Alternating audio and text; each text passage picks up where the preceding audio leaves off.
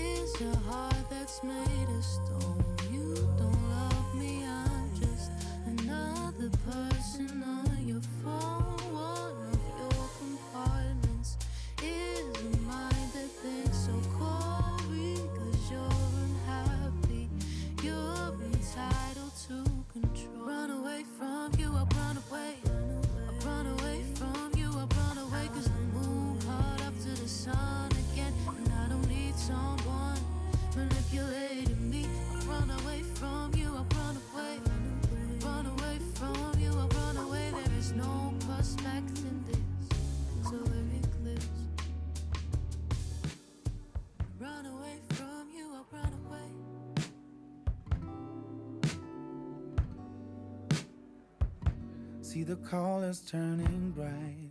I don't. Every morning till the night will fall in 1,000 points of light that show my way.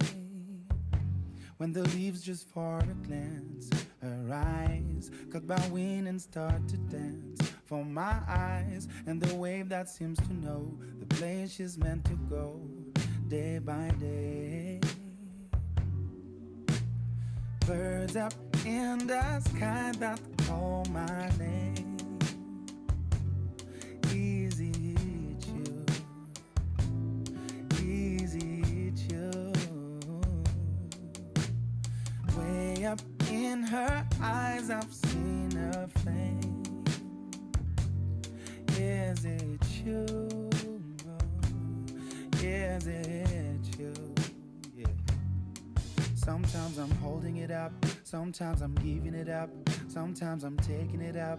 Feel like I'm breaking up everything I've always seemed to try. And I raise my head into the sky. Sometimes I'm holding it up, sometimes I'm giving it up, sometimes I'm taking it up, until I'm waking up to melodies so warm inside my head, carried by the wind beside my bed. Birds up in the sky that call my name, wanna help me smile and breathe again. Raise my head up high. Could it be you I hold inside? Could it be you that covers my way? Oh yeah.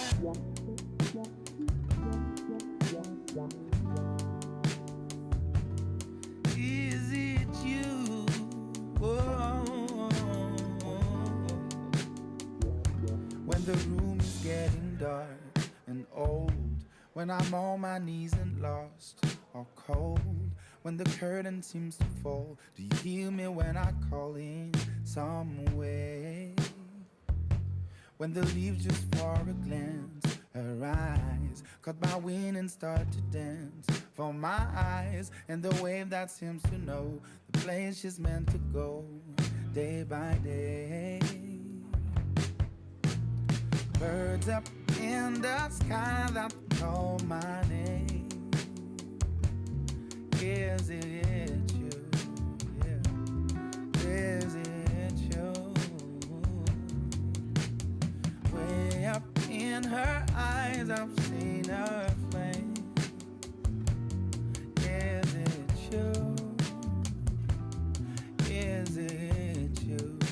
Yeah.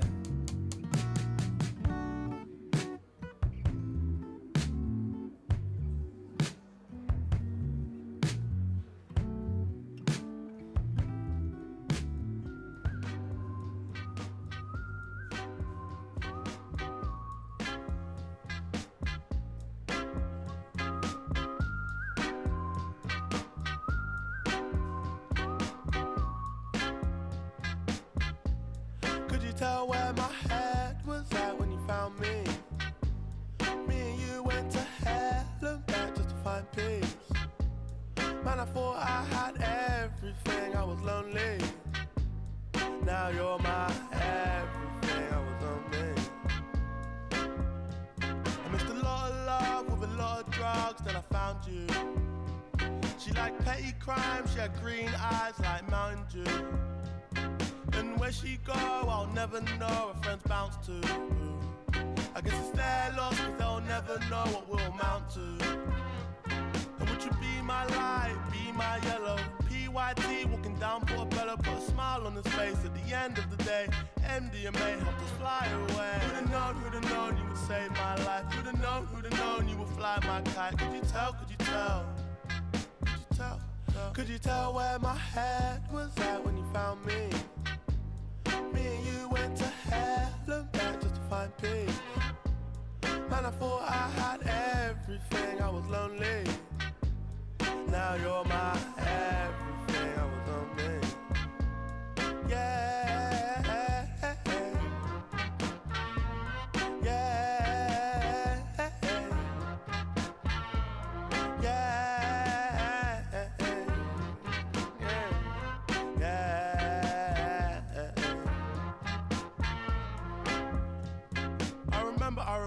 was all alone. Late night you would call my phone just to check if I was blessed, cause you knew I was low. Head gone rolling off the throne. I remember we was in the park. Late night made love on the grass, got my head in the clouds counting all my stars. In my ear said the world was ours. Went to hell and back just to heal my wounds, cause it gets like that. Wrong side of the moon, no Tutankhamun, you're my Cleopatra. No side thing, don't need a backer. Need a real one, don't need an actor. A lost one's faith, think you want a BAFTA. Come and be my girl. Yeah. Could you tell where my head was at when you found me? Me and you went to hell and back just to find peace. Man, I thought I had everything, I was lonely. Now you're my everything, I was lonely. Yeah.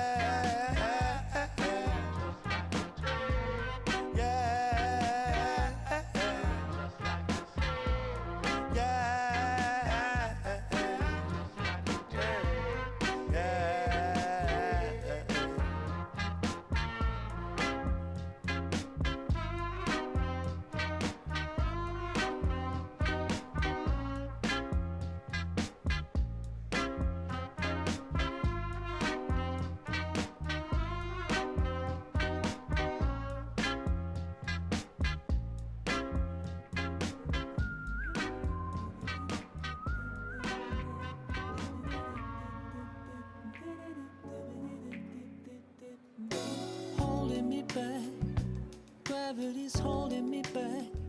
I want you to hold out the palm of your hand. Why don't we leave it at that? Nothing to say when everything gets in the way. Seems you cannot be replaced, and I'm the one who will stay. Oh, oh, oh. In this world, it's just us.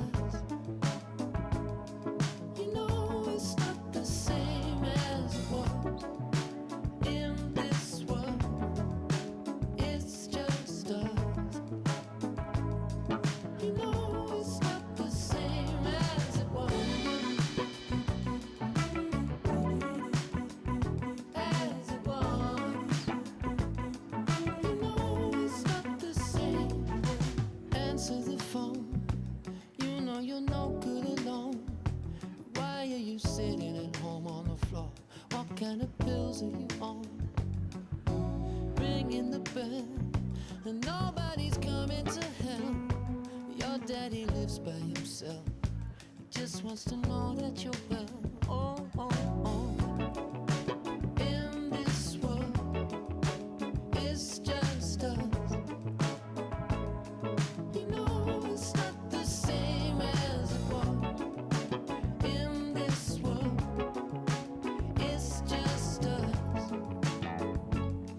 You know it's not the same as it was. As it was.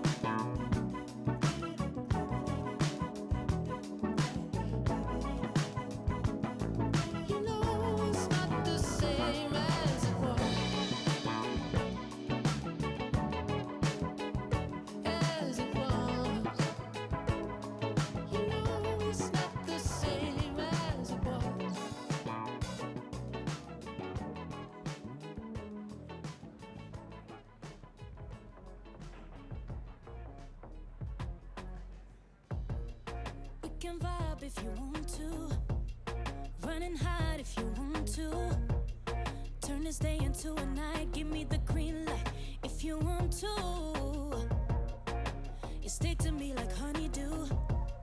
Do whatever feels good to you. We can own the night. Turn on the lights if you want to. If you want to.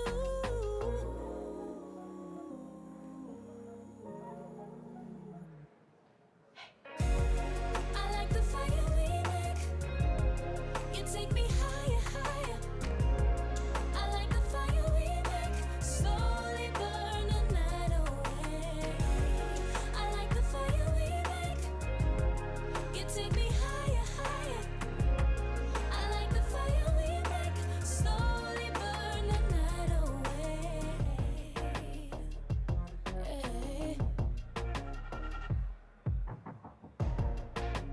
Funny how you blow my mind. You drive me crazy, but it feels right. Nobody loves me like you do. Tell you the truth, you were always meant to be mine. Ooh, keep pushing this fire. Dangerous, our desires. We can skip the base, build the flames. Don't leave me this way. Keep them growing higher. I like the fire we make. You take me higher, higher. I like the fire we make. Slowly burn the night away. I like the fire we make. You take me higher, higher. I like the fire we make. Slowly burn the night away. You distract me and my feelings.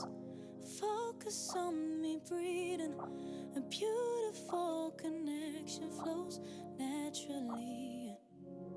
Will you sweep me off my feet and catch me falling deeper? Pull me closer when you think I've had and had enough. Fire, fire. Us against the world now. Fire, fire. Bring the fire, we go all out. Fire, fire. You give me all the love I need. Unravel me, oh. Fire. No more second guessing. Fire, fire. You're my curse, it's a blessing.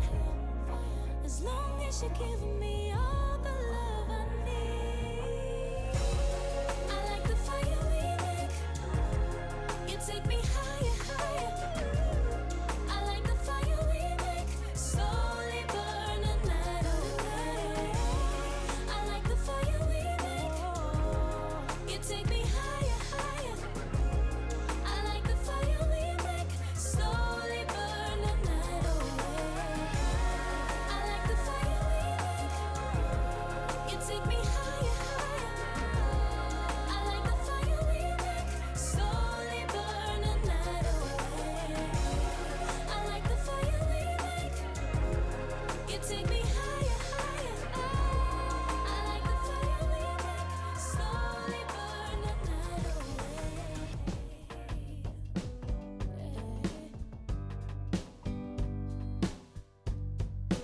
We all fall down.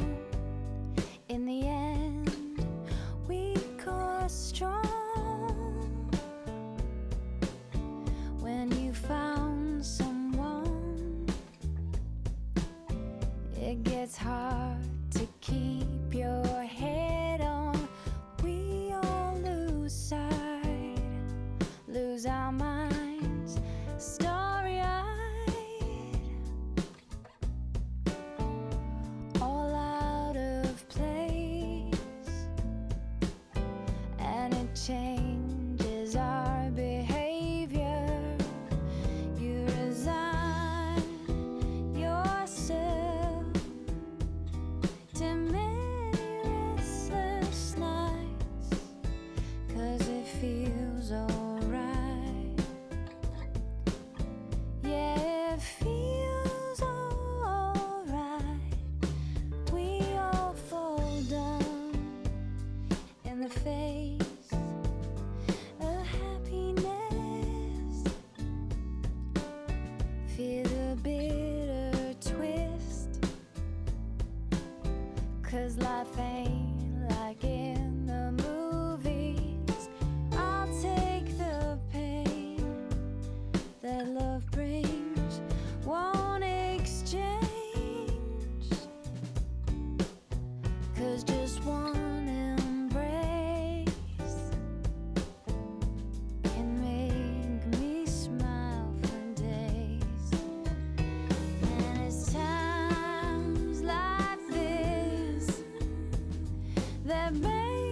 feel alive. It feels alright. Yeah, it feels alright. Don't you know?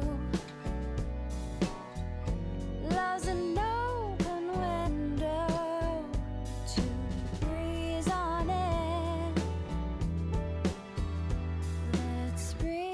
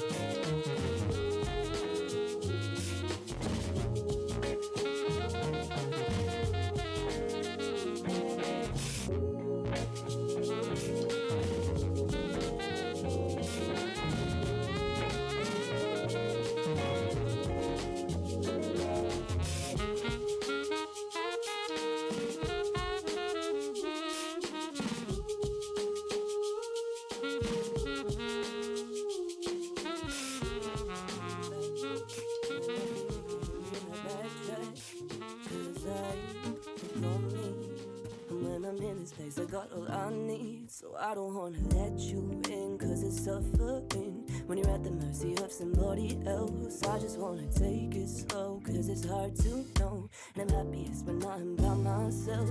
Cause I fall hard and I don't wanna get hurt. I'll keep you at a distance, I'll wear your sweatshirt. I fall hard and I don't wanna get hurt.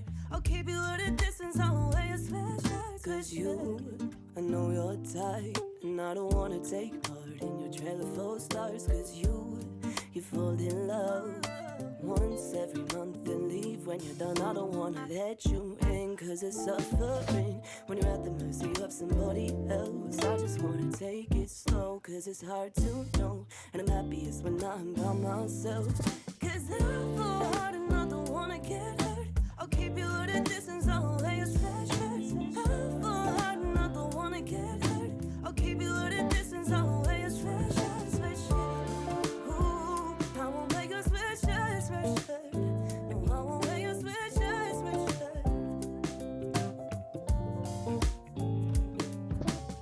Despite my hesitation, reservation, mixed vibrations, I feel something real with you.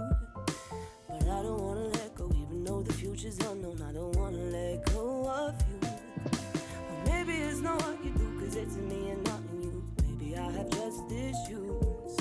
So tell me all the words I need to hear, so I can drown my fears and really be here with you.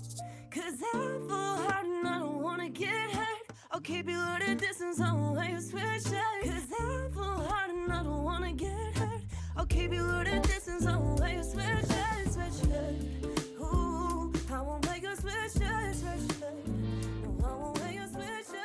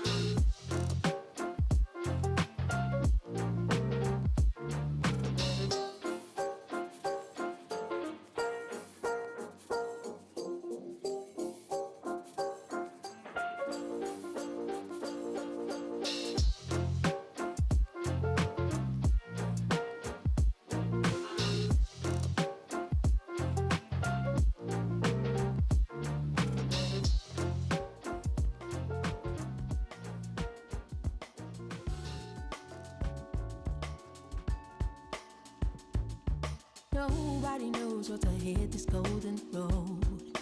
Lead the way and guide me. Eventually I'll find it. Nobody knows of the gems the inside holds. Show the way, don't hide it. Eventually I'll find it.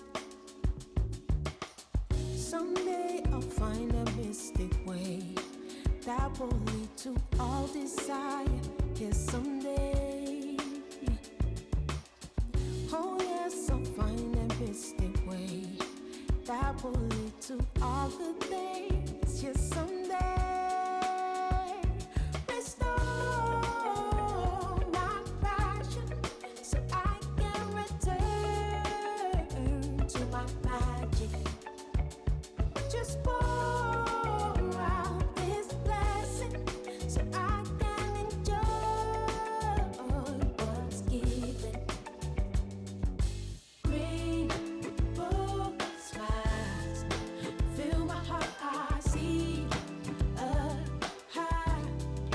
Do you hide the moon there in the sky? Love the mystery of this feeling, the mystery of just being. Taking in these rainbow smiles behind the clouds, but still you shine. You will leave me somewhere. I'll wait till you arrive. Love the mystery of this feeling, the mystery of just being.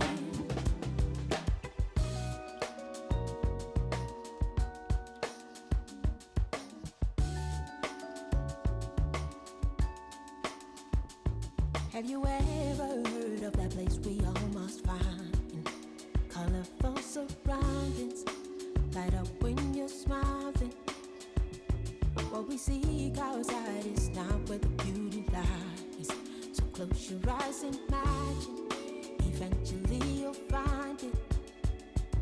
Restore my passion so I can return to my magic. Just pour out this blessing so I can enjoy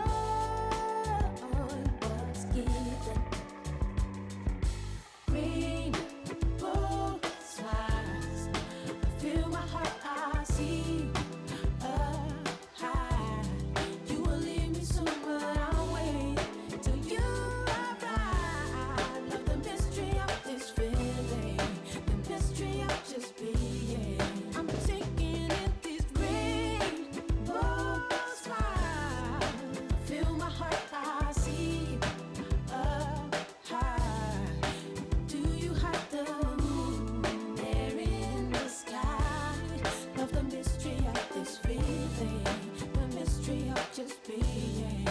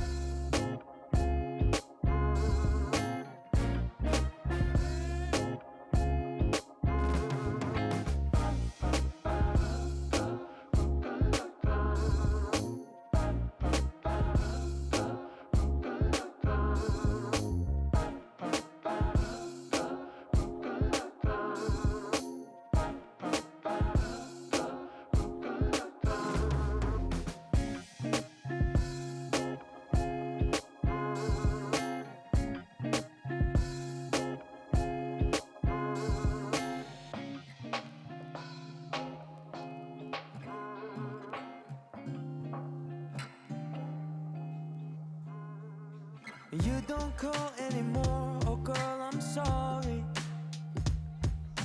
But I don't like how you're always trying to solve me. I know you think everything is obvious, but just because you're alone don't mean I'm driving up.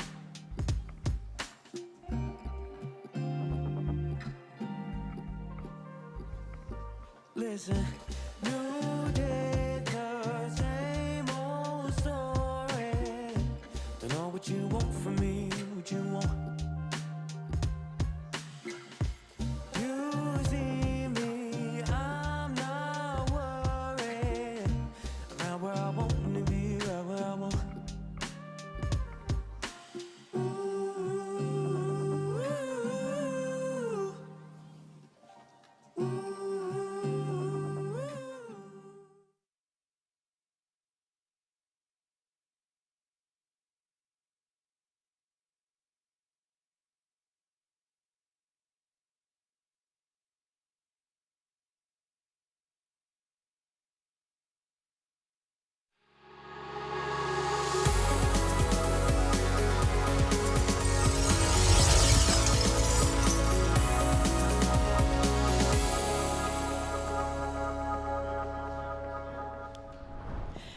Good morning and welcome to the European Commission Annual Conference on Technical Support.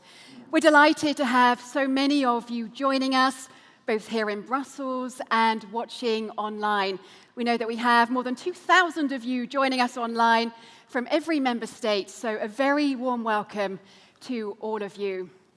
I'm Naomi Lloyd, Euronews TV journalist, and it's actually my third year hosting this event, so it's truly a pleasure to be back with you all. This year's event is Reforms with an Impact. Together, we're stronger. And this morning, we're going to be taking a look at the successes, the achievements of the EU support for reforms within the member states and how you've all worked together to bring this about. Then we're going to be looking into the future to see how we can take this cooperation even further, make it more impactful, more effective, more user-friendly, more citizen-focused. You get the idea. This afternoon is when we kick off the TSI rollout. We're going to be revealing the priorities and the flagship projects. And you might have noticed something a little different on the agenda, breaking with tradition, and that's the live podcasts. This is a new creative project from DG Reform. It starts here today. You get to be a part of it, and you'll hear more of that later. Now, we don't want to just be talking at you from the stage. We want you, and I know you've started already, busy networking in the coffee breaks and lunch, and we want to hear your burning questions as well. For those of you watching online, the chat is open. Do put your questions in there as we go along, and we will do our best to put those to the panelists. Now, without further ado, to open our conference, we have this message from the European Commission Executive Vice President Valdis Dombrovskis. Here it is.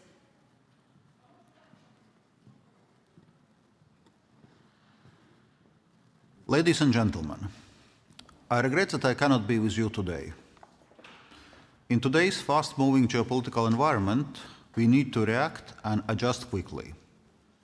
That means building resilience to cope with future shocks, defining new priorities, raising the quality of people's daily lives, and improving the landscape for businesses. Changes like these require reforms, particularly to address the green and digital transitions and to boost competitiveness. We need reforms to unlock potential and to make the most of innovation and new technologies. But reforms are not always easy. They require time, expertise, and public acceptance. As policies become more challenging, we often see that member states suffer from the lack of know-how and capacity, above all in public administrations. This is where the technical support instruments shows its real value. It is a unique arm of EU support. It provides appropriate expertise, tailor-made according to the request, to help with designing and carrying out reforms. And it helps to boost economic and social convergence. Over the years, the TSI has proven to be an indispensable asset for member states to navigate through uncertain times. For example, it adapted quickly to their needs during the COVID-19 pandemic and the EU's response to Russia's unprovoked attack against Ukraine. This program is very close to my heart.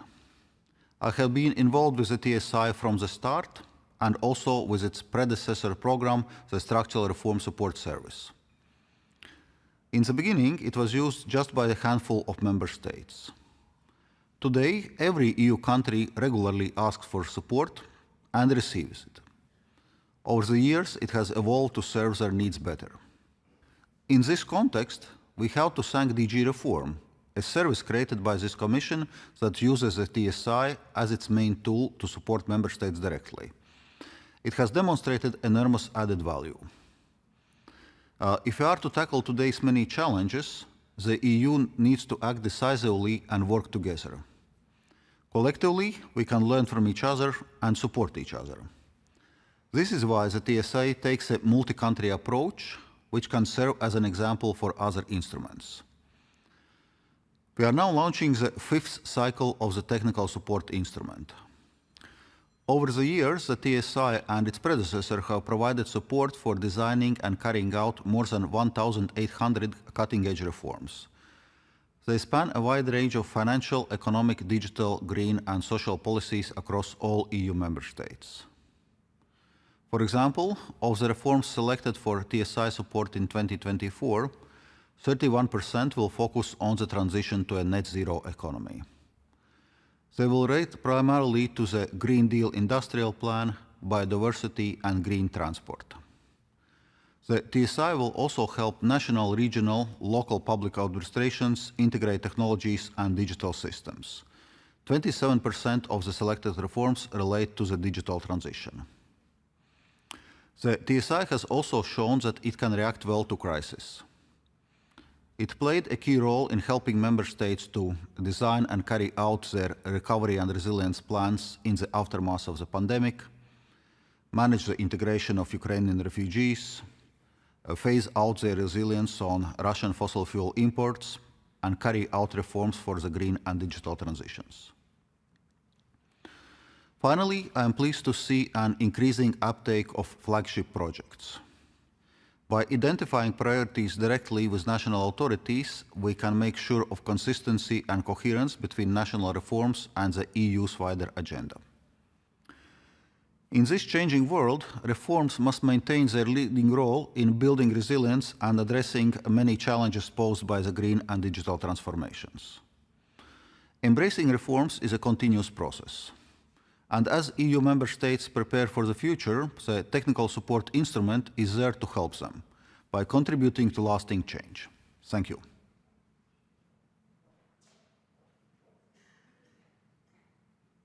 To the Executive Vice President for opening our event.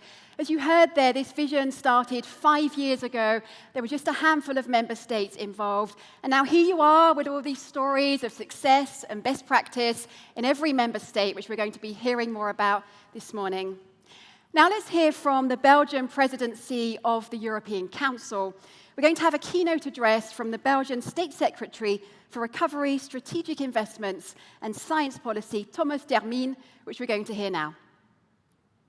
Good morning, distinguished guests, dear Commissioner Ferreira, Member of the European Parliament, Ministers, State Secretaries, Director General Mario Nava. Dear ladies and gentlemen, I'm pleased to address today's conference. It's a real pleasure to be with you, though on video. Reforms with an impact are powerful allies for European unity and prosperity in these particularly challenging times. Today, Europe is facing the consequences of Russia's unprovoked and unjustified military invasion in Ukraine, just as our economies were recovering from the pandemic. We are compelled to make strategic choices to protect social cohesion, to preserve democracy, and to promote competitiveness. Greening and digitalizing European economies is indeed more important than ever. Impactful reforms shaped the Europe of today, and they will also shape the Europe of tomorrow.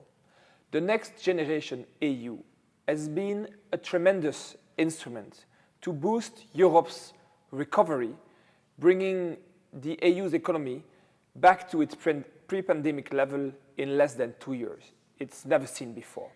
It helped Belgium to deliver immediate support to the sectors worst hit by the lockdown, to reach a consensus on necessary reform, and to roll out the largest national investment program since the 1970s. Across the EU, the Recovery and Resilience Facility succeeded in averting a tenacious recession. The winning combination of ambitious strategic investment and smart reforms has boosted our recovery. The RRF, coupled with other forms of EU support, provided an opportunity to advance necessary but sometimes difficult reforms linked to the green and digital transition, innovation, mobility, or to support the sustainability of public finance. It hasn't all been easy. The instrument was new and had to deploy firepower in no time. Many national administrations have struggled to meet the administrative requirement. Most member states, including Belgium, my own, has welcomed the assistance of the Commission Technical Support Instrument to put in place the structures and mechanisms needed to facilitate the implementation of the recovery and resilience plans, including the relevant monitoring and audit processes and the implementation of the famous do no significant harm principle. 23 member states, including Belgium, have benefited from this type of support. In addition, all 27 member states have used TSI support for implementing thematic reform included in the RRP. In Belgium, for example, TSI expertise has contributed to the development of a hydrogen value chain. It also provided capacity building for building national authorities to conduct budgetary spending reviews. Moreover, 17 member states have used TSI to identify reform and investment in the Repower EU plan, and that has contributed to the development of significant chapters in their plan.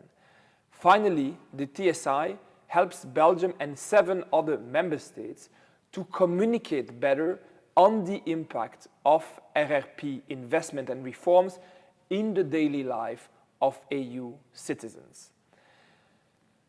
Greater delivery of EU policies and instruments is indeed very crucial for the future of the EU.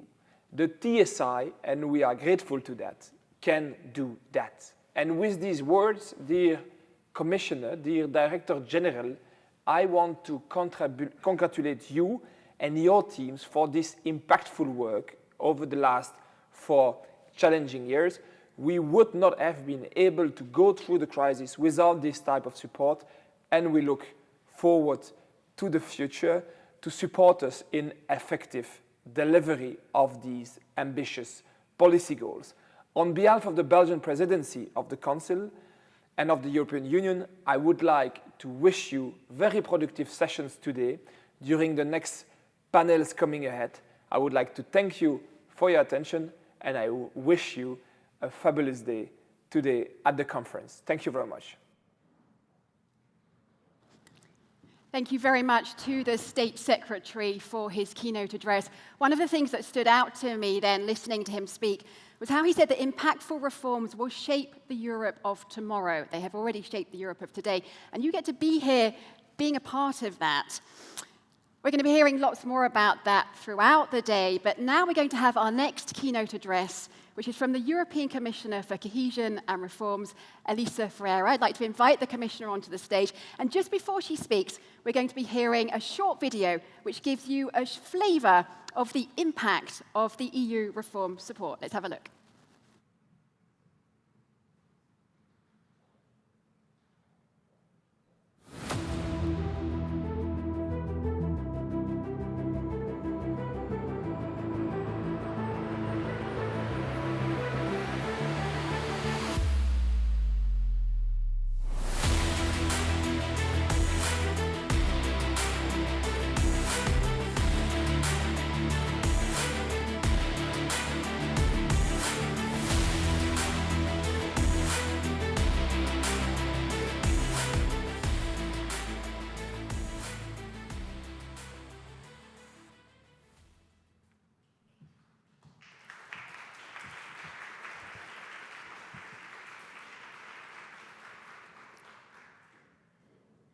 Well, good morning to all of you here and to those that are following us through the digital means.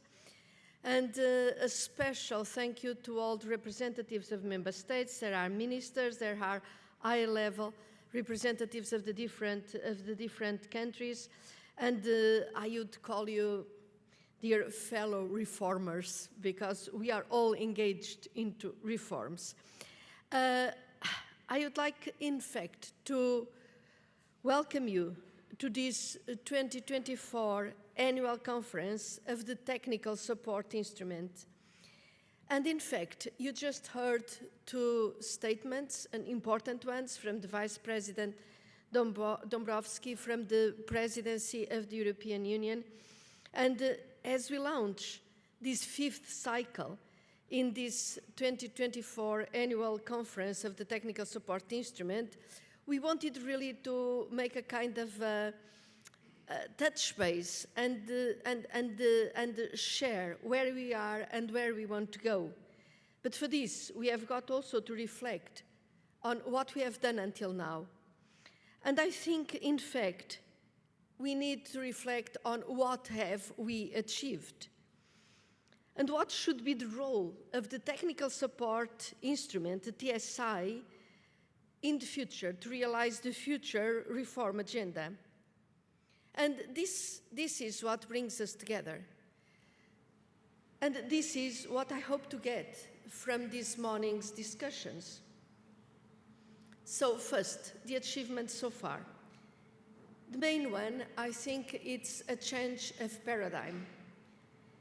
As Europe faces many challenges, from direct security threats at our borders, and unfortunately they didn't go away yet, to fostering economic competitiveness, social cohesion, the Green Deal, the energy saving, all the energy agenda, the climate agenda. In fact, member states, and we are always asking member states, they need to reform, they need to adapt, they need to keep up with the changes, and to deliver a fair, green, and digital transition. So we are putting so many demands, so many requests on member states and on their administration, while ensuring at the same time that, in fact, and this is the core of our concern, of our work, ensuring that public administrations are fit to deliver all this and what will come. Reforms then are essential. They are at the core of our everyday agenda. They shape our future. We cannot change today's problems with yesterday's methods and recipes. This should be uncontroversial. However, for many years, reforms, notably structural reforms, they had a very, very bad reputation in some parts of Europe because they were associated with a method that was based on top-down injunctions and painstaking, merely fiscal adjustment programs. So when we talked about reforms in some of the European economies, it was not a very positive idea, and it was forcing things, changing things that countries didn't understand and didn't want, at least with that dimension at that rhythm. Over the last years, the work of DG reforms and of the TSI, and I want here to thank Mario Nava and all the senior staff of DG reform because they managed this incredible success of destigmatizing the sense of reforms, but not only changing the perception, they changed the content because they managed to turn them into a much sought-after instrument to modernize administration, to promote economic development, social welfare. And this was possible only due to a different culture, a different method, and a different kind of interaction with member states, which I very much support and I embrace. European inspired, but nationally owned. So it is a process that is on demand. Instead of imposing and sanctioning, it's a system that goes into the member states and replies, answers, gives an answer to what member states want to do. It is in fact also a process that became a bottom-up process, not a top-down, and in a spirit of cooperation and not confrontation. So the TSI filled the gap for a tool at the European level to help member states implement the reforms they need to build administrative capacity and to exchange best practices across Europe. And over these last few years, the TSI has demonstrated a remarkable ability to help member states effectively embrace change, respond to challenges, and react to crises. The wide range of TSI reform projects in all 27 member states, and during this meeting we'll be able to see in reality what this means. But they demonstrate that reform needs and opportunities exist everywhere. We just saw the testimony of a central developed country of Europe, Belgium. And in fact, they needed support and they appreciated the support that was given. And this demonstrates, in fact, that reform needs are not a stigma on countries. They are a maturity approach, and they have got to be adapted to different circumstances. But they have proven to bring real value added to all, not matter in fact their size, their wealth, or geographical location. In this short video, you saw that until now, 1,800 different kinds of supports, of reforms, let's call it, but cutting-edge reform projects have been implemented since the start of the TSI all over Europe. In the spirit of embracing change, the TSI, in fact, just to make a small summary, has supported 18 member states as they prepared their territorial just transition plans. All these around 100 areas in Europe that need support to manage a transition from a coal-based kind of economy into a more future-oriented and more sustainable kind of economy. And this is not an easy one. The transition to a carbon-neutral economy is necessary, is inevitable, but every region, every country must find its own path, its own recipe. And it is in this process of discovery and implementation that the TSI has been helping. For example, the TSI helped, and just as an example, the Slovak authorities to make a plan to phase out coal with concrete steps and goals which still ensured a fair transition in the regions that were concerned. The TSI was also instrumental in helping all member states design and implement the recovery and resilience plan. And we just saw the Belgium speech on that in the aftermath of the pandemic. And in the wake of the Russian aggression against Ukraine, the TSI supported those who welcomed refugees, as well as helping to reduce dependence on Russian fossil fuel. These are just a few examples, but they illustrate what Vice President Dombrovskis was saying, that in fact the TSI has shown an incredible flexibility, a capacity to adapt and to respond immediately to the needs of the European countries and regions, including the successful work of the Public Administration Cooperation Exchange. I like it very much. We call it PACE. Often it is referred to as an Erasmus for civil servants. And member states have highly appreciated, it's a very popular program already, even if it is a recent one, the peer learning opportunities and the exchange of good practices between different civil servants from different member states, or the many projects supporting the green and digital transitions from biodiversity, the Green Deal, the green transport, to the use of artificial intelligence in key sectors of public administration, or the many social projects from measures to tackle brain drain to the provision of early childhood education and care facilities. The red thread that runs through these 1,800 diverse reform projects is the strategic nature of this partnership. The European Commission supporting member states, responding to their requests and to their reform needs, adding value in a world of limited resources. And a recent example of this is TSI support that led to the introduction of the Baltic Financial Index.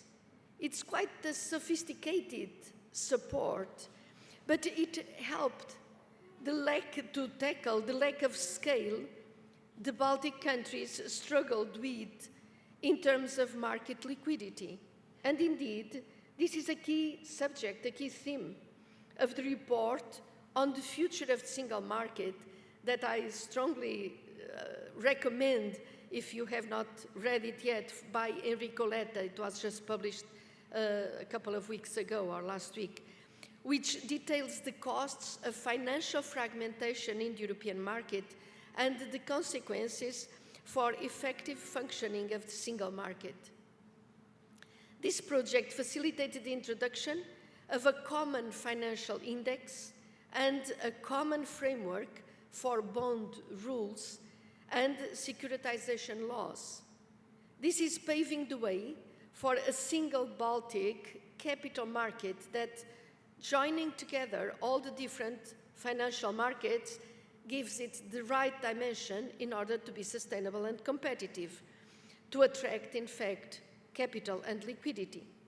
And today we'll hear many more excellent examples.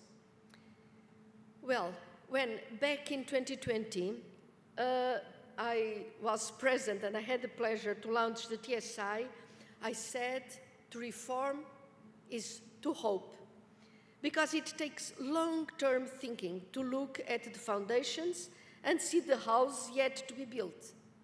It takes good governance, responsible decision-making and foresight to embrace change and to build resilient and future-oriented public administrations. Excuse me. And this is what reforms do. They lay solid foundations for progress in every field, from competitiveness to a successful green and digital transition, to the reform of public services, delivering a better life for citizens. And this is what we must continue to do in the years ahead. Continue the method, continue the culture. That doesn't mean stagnating. It's adapting, it's improving. But there are core aspects of this project that were successful and they need to be kept. But we need, in fact, at the same time, to be able to expand the political focus and resources allocated to this policy too. So today, I am keen to hear from you. I want really to listen from your impression, your experience. How do you see the future of reforms? How can the TSI support you even better in the coming 5 years? And in particular, how can we better promote cooperation, especially the successful multi-country, multi-region approach, since peer learning is the best learning, and of course, once again, and also here, together we are stronger. So I look forward to our discussions this morning and to hearing from your experience, expertise, expectations for a better future for Europe, which means a better future for all of you and all the European citizens. Thank you very, very much. Thank you.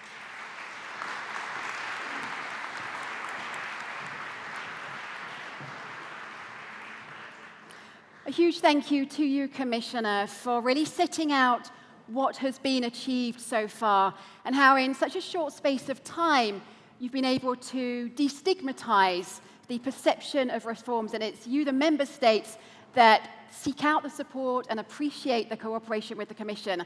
The Commissioner will be joining me back on stage at the end of the morning for a panel discussion and a chat, so I look forward to that. So, the scene has been set. It's now time for our first panel conversation, which is about the impact of EU support to member state reforms.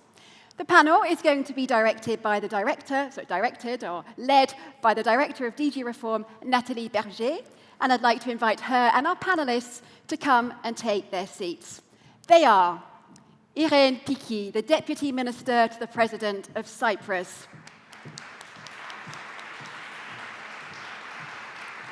Bojan Fraz, Vice Governor of the Croatian National Bank. This is my order. Juran Drop, Polish Vice Minister of Finance and Deputy State Secretary. And joining online from Germany is Kerstin Scholl, Director General for European Policy at the German Ministry of Economy and Climate Action. A very warm welcome to all of you. Now, just before you begin your conversation, we're going to be seeing a short video which shows the real-life impact of the EU reform support. Portugal is a country that has been badly affected by wildfires. Portugal put in a request for support to develop an action plan.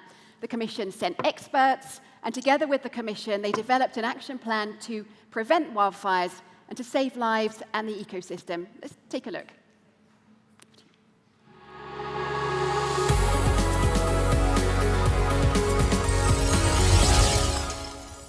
The focus of this plan is prevention. We have understood that fighting fires is very relevant, but it's just the tip of the iceberg. What is really relevant is all the work that has to be done throughout the year and in the long term. This is what we are implementing now in these pilot regions with the support of DG Reform.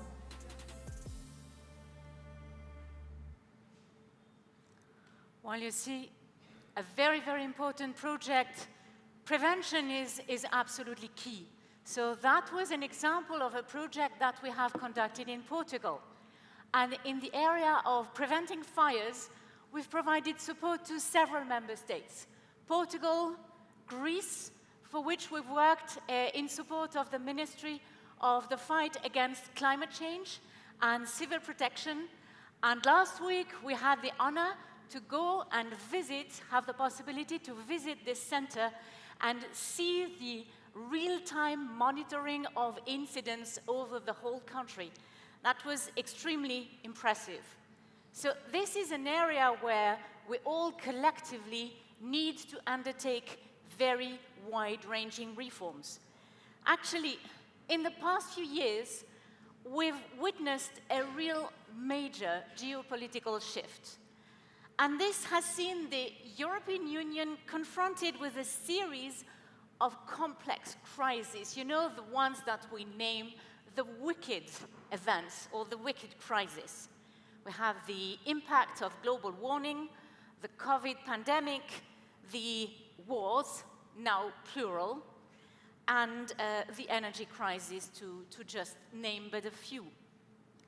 Now, while these crises pose some very significant challenges to the European Union, to the member states, to the regions, to the cities of Europe, and to their citizens, there is also to take from this to seize opportunities to drive change, to drive reforms, and we can get to change through important, ambitious reforms. The European Union member states have undertaken very important reforms to build some well-functioning and resilient institutions, to implement the green and the digital transition, and to strengthen their social protection system. In the European Commission, in DG Reform, through our technical support instrument, we have supported the member states over the last years to deliver and to implement reforms with an impact. There is a magical number, over 1,500 reforms delivered in the 27 member states to the benefit of the public administrations and then of the users of the public administrations, businesses and citizens. We've provided support to implement the most crucial European policies, including Next Generation EU, the National Recovery and Resilience Plans, the EU Green Deal, the health policy, the integration of the Ukrainian refugees, and the application and the implementation of the sanctions against Russia. So now, this morning, we're going to talk about the impact of such reforms. And I would like to start with Minister Piki. Irene Piki, Cyprus is one of the first member states that benefited from technical support, actually already before the instrument, before 2017, I think since 2013. And this support, we believe, has helped implementing some very meaningful and impactful reform, for example, in the area of justice. Now, how did these projects impact the lives of the Cypriot citizens? Thank you. It will work. Hello? Yeah. Can you hear me? Great, thank you. Thank you very much for the opportunity to be here and to be with you. And to everybody, I understand they can hear us and see us also from abroad. I mean, I've been one of the first persons, probably a veteran of the program in my various capacities before joining the government and becoming a deputy minister. I have been since 2014 involved in projects under the TSI and its predecessor. And I can really say that it has changed, firstly, what the commissioner said, the way we see reforms in my country, but also it has really assisted, I think, in the growth and the resilience and the recovery of the economy through the various crises. First through the adjustment program, and then through the COVID crisis, and of course now the wars, the two wars, as you mentioned. Cyprus has received more than 100 projects. I think we're the 5th highest in terms of projects we have had through TSI, and more than 27 million euros. If I could touch on 3 specific areas, I mean, we've had assistance, technical assistance in energy, in environment, in insolvency framework, in public administration reform. But if I could focus on 3 areas during my intervention to show you how it has really affected our economy and the life of actually people in Cyprus. First, with the judicial reform, as you mentioned, DG reform assisted us with setting up a plan, a deep dive into our justice system, and 21 measures were initially recognized. Just to name a few of them, the civil procedures rules, new civil procedures rules that have really speeded up the way that court cases are being dealt in courts and helping us reduce the backlog in the court system. Another reform on the way judges are appointed, the promotion, the criteria, so making a much more fair and transparent way to select and to promote judges. And also setting up an anti-corruption strategy. That was very, very important. It resulted in 3 pieces of legislation, a whistleblowers law, a lobbying law, and most importantly, the setting up of an anti-corruption agency in the country. So all these reforms have really helped and improved the life of citizens in Cyprus. Moving on to the more economy sector, competitiveness, DG reform assisting us in formulating a growth strategy, a new economic model for the country. That was completed back in 2022, together with a partnership between the private and the public sector, which was very, very important. It had as a result, having a clear vision for 2035 for the country that runs through political cycles. This is very important for us. I mean, our administration took office on the 1st of March 2023. We completely endorsed this new growth strategy. And this strategy also prepared the grassroots for our resilience and recovery plan. So I'm very proud to say that out of the 300 actions in the growth strategy, 100 of them have been included in the resilience and recovery plan, and they're being implemented with specific milestones and targets. So this has had a great impact on our economic diversification, and the competitiveness also of the country. If I can give one last example, it's a new project. We're starting now. We're preparing now the terms of reference. And it's very relevant to what I'm doing now as Deputy Minister to the President, responsible for the coordination of policy formulation and policy implementation. So it's a new project. We're starting now with a new cycle of the TSI for preparing the institutional framework to have a secretariat for coordination and formulation of policies in the presidential, under the presidency. It's something we did not have in Cyprus so far. It's very useful in order to be able to implement policies and to coordinate the government program, and something that will really help to enhance and speed up the effectiveness of the public administration. So this just as an introduction. Thank you. Just as an introduction, with a huge panegyric of many reforms stemming from justice, citizens, anti-corruption, economy, many reforms getting introduced in the National Recovery and Resilience Plan.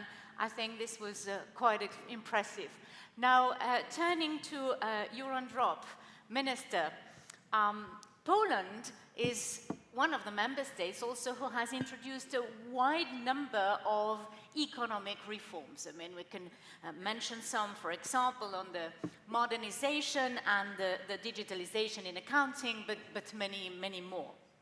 And the reforms that you have undertaken link to the policy priorities in many areas, and for example, in the digital transformation of governance and public administration. Now, in your view, looking at all these reforms undertaken in Poland, what has been the added value of the support brought by the European Union, and of course, particularly by our technical support instrument in your country? Minister. Yes, thank you for this question. Actually, I would like to start from a broader view, because the reforms, as Commissioner Ferreira mentioned, nowadays they are associated somehow with challenges, negative issues, while for my generation, for people who were teenagers in the 90s or late 80s and who lived in the eastern countries of Europe, the reforms were something badly needed. And I would like to hark back to the events from 1989, 1990, the reforms for Poles, for the Czechs, for Romanians, they started then. And the major reform was moving out from the centrally commanded economy into free market, where the financial markets and financial instruments play the role. And you know, it was 35 years ago, and I remember the heroes from my childhood. These were, you know, Prime Minister, Minister of Finance, Balcerowicz. So the reformers were the good people. And actually, after 35 years, we are reaping the benefits. There was a long way, and in this way, we were supported by instruments were not called TSI, they were called differently, but in the 90s, the structural funds, various support from the institutions were provided for the countries that joined the EU exactly 20 years ago, in 2004, 1st of May, so the anniversary is like in 10 days' time. And for me, it's the event of my life. I remember I was on the bridge between Germany, Poland, and actually the Czech Republic in the corner. And it's something I will remember forever. And it's also something which defined my well, my life, my career. But it's something which started then, and we are 20 years later, we have different challenges. We are much more integrated as the EU. But we also need reforms, maybe not such broad as it was 35 years ago. But this is something which we need to carry constantly.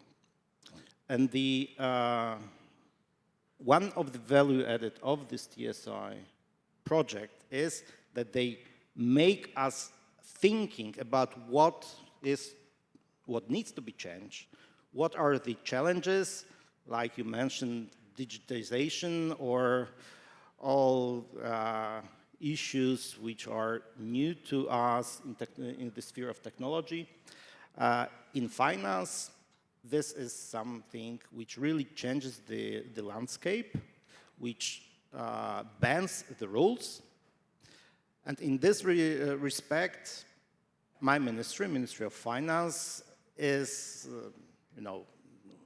running analysis, implementing new laws, and the TSI support is quite useful. And as I arrived to my post 4 months ago, I asked the people working there what we should do and what is in the pipeline. And many things are related to this TSI support, which is, well, was like this, small scale, demand-driven indeed, service-oriented and fast-paced. And this is a major advantage of such instruments, that they can be very flexible, the decisions are made, and then the process starts. And from the point of view of beneficiaries, money is flowing. So we have the resources to improve the working of our administration. On many fronts, as you asked, Poland, and especially my ministry, runs a lot of projects related to financial markets, accounting standards, or fighting the so-called gray zone and such stuff. I think well, these are technical things, and the whole day today is devoted to this. But from this, the very broad perspective, the opportunities provided by this money to conduct very targeted reforms, it's really appreciated. Thank you, Minister. So we heard that the instrument is rather reduced in budget, but has a huge leverage effect. Simple, flexible, contributes to the regional social cohesion, the economic development. And thank you so much for having taken us back to these years that prepared actually the conduct of all these very, very impactful reforms. Now, turning to Bojan Fras, Vice Governor, during this Commission's mandate, the European Union has put emphasis on supporting the Member States to design and implement their very ambitious reforms agenda. And the Minister previously was referring to the crucial moment, of course, of accession to the European Union, all reforms that help candidate countries to prepare for accession, and then all the reforms that come afterwards. Now, could you share with us your views on the extent to which this reform support that you received helped you carry out reforms that maybe you would not have tackled otherwise in Croatia? Thank you. Hello, everyone. First of all, thanks for giving me the opportunity on behalf of the Croatian Central Bank, Croatian National Bank, to address this audience. A great honor. Also, I would like to thank on behalf of the other central banks of the EU to give us an opportunity via me as its unselected delegate also to present the views of the central banks in relation to the TSIs and reform projects. So, unlike my fellow panelists, I do not come from the implementation, coordination, or design of the TSIs. Rather, I come from the receiving end of the TSIs because the Croatian National Bank has been the beneficiary of several TSIs over several years. And before going into the specifics of the TSIs that we were happy to receive, I think that I should remind the audience that Croatia is the last member state country that have joined the EU. That has been more than 10 years ago, and has been the last that has joined the Eurozone and Schengen area. That has been since the beginning of the last year. So you would probably, I mean, it wouldn't surprise you to hear that basically the convergence over the last 10 years has been the buzzword, or has been the unspoken mantra of our efforts to get closer to the standards of the EU, and now also in relation to the Eurozone and Schengen. So ultimately, convergence is all about reforms. And I think that Croatia has made a considerable progress in this regard over the last 10 years or so. I mean, we have significantly improved the GDP per capita ratio in relation to the EU average. Also, we have been basically outliers in relation to the GDP growth over the last couple of years. We have exceeded not only our peer group of countries from Central and Eastern Europe, but also the average of the EU. Unemployment figures, all those figures that we as central bankers like to quote and mention, have improved considerably, including also the credit rating, public finances, and so forth. So just to mention one, joining Eurozone or Schengen area have been great exercises in convergence, because many reforms have to be carried out in order to achieve the objectives of those joining. So finally, we have been very agile in drawdown of next generation facilities. And consequently, Croatia has been quite devoted applicant, even almost as Cyprus, with over 120 projects financed by the TSI, or Sectoral Reform Support Program, as its predecessor, in the total value of 41 million euros, covering broad range of areas, some 10 areas. We have also taken part in 13 multi-country projects. Now, the question is, would all that be achievable without the TSI push?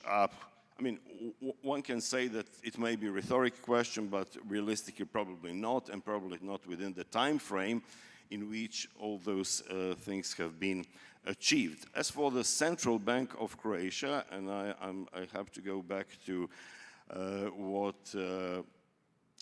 Commissioner Ferreira has mentioned in the beginning, central bank seem to be a bit delicate creatures in that they have to maintain their independency from, in particular, from the executive branch of power. So, coming back to Commissioner's thought about bottom down or bottom up or top down reforms, this is exactly something that we as a central bank have benefited substantially from. Namely, if, for example, the certain reform is instituted in a country, even through a TSI mechanism, say from the government downwards, we would have a problem with that, because we have to be independent from the government's instructions and so forth. So the ability for the central bank as such to be able to select its priorities, its reform priorities, apply for the TSI independently from other branches of the government and of the state, has been really crucial in that. And we have happily used this opportunity. We have taken part in 6 projects over the years, 5 TSIs and 1 from 2019 SRSP, including also 3 flagship projects. And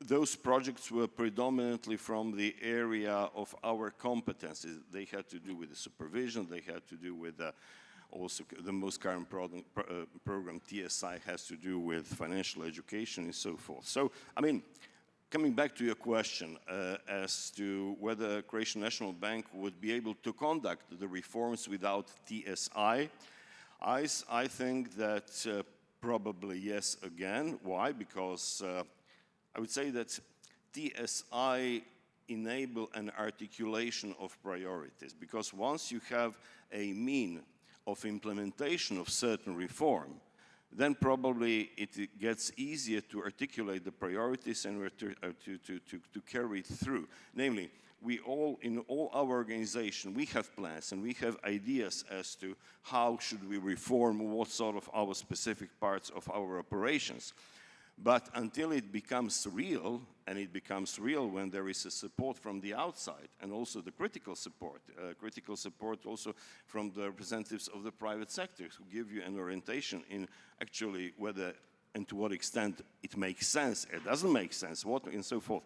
So I think until that happens, TSI, specifically those reform plans remain just some very nice wishes. Anyhow, I think that TSA have accelerated internal communication in designating the reform goals onto the level of our small organization. I mean, small in relation to, to the whole of other branches of government in the member states and also in Croatia, of the Croatian Central Bank. So thanks very much for this. Thank you very much, Governor.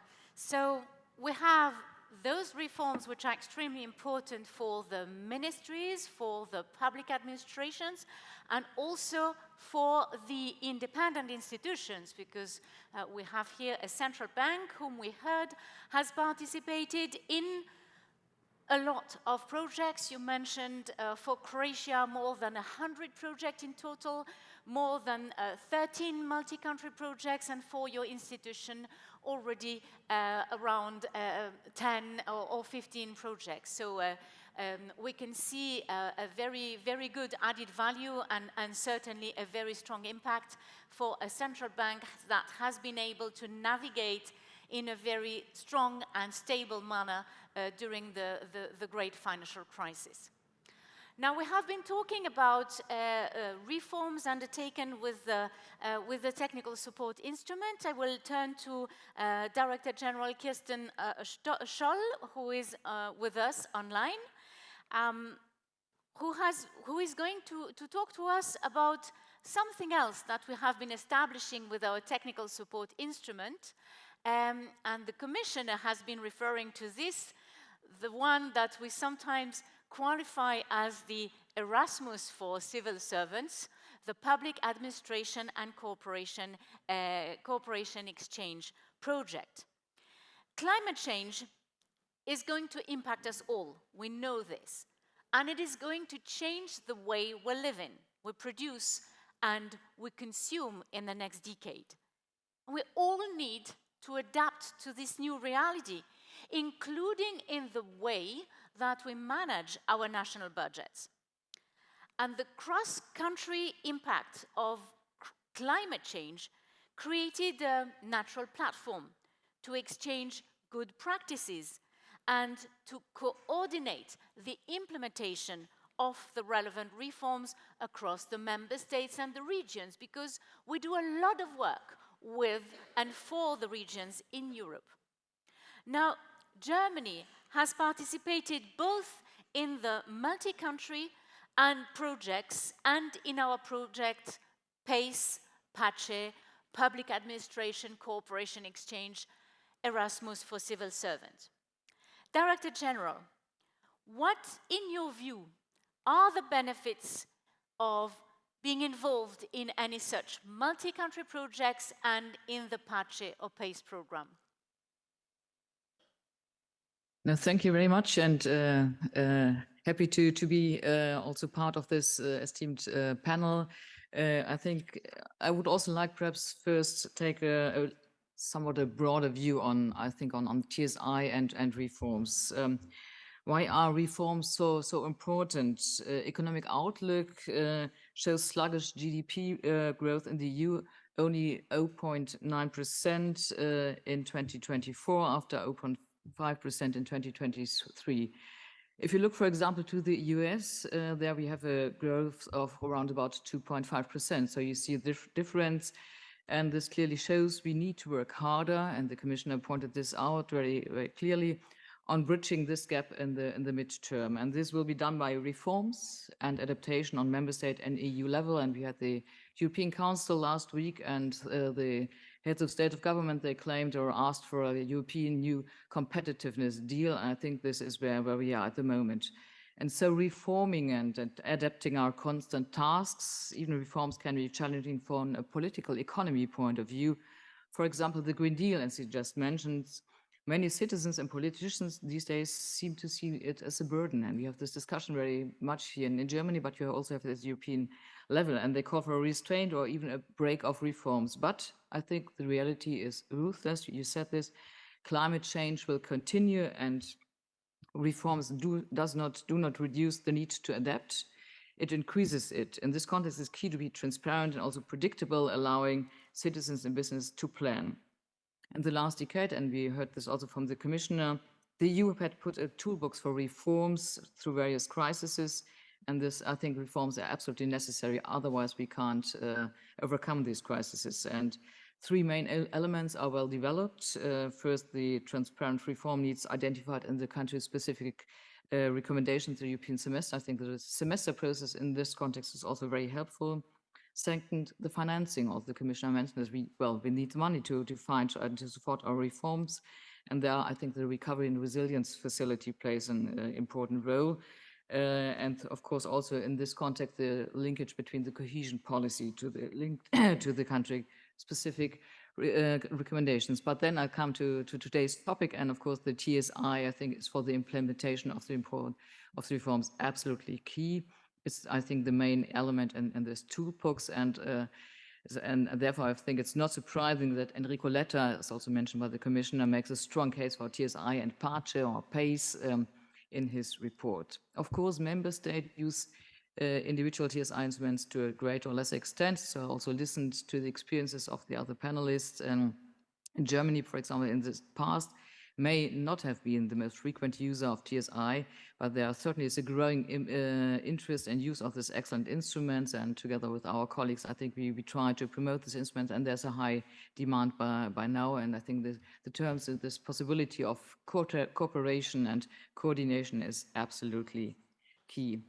Turning to your question now, more specifically on climate change, I think every reform has a real problem at its core. Climate change, as mentioned before, is particularly important because the need for reform is so massive and comprehensive and unavoidable. And we have been tackling climate change here in Germany with determination, and the Commission has this done as well with the Green Deal. And again, I think the Green Deal and the competitiveness deal, they have to go hand in hand. And this is where I think PACE comes into place.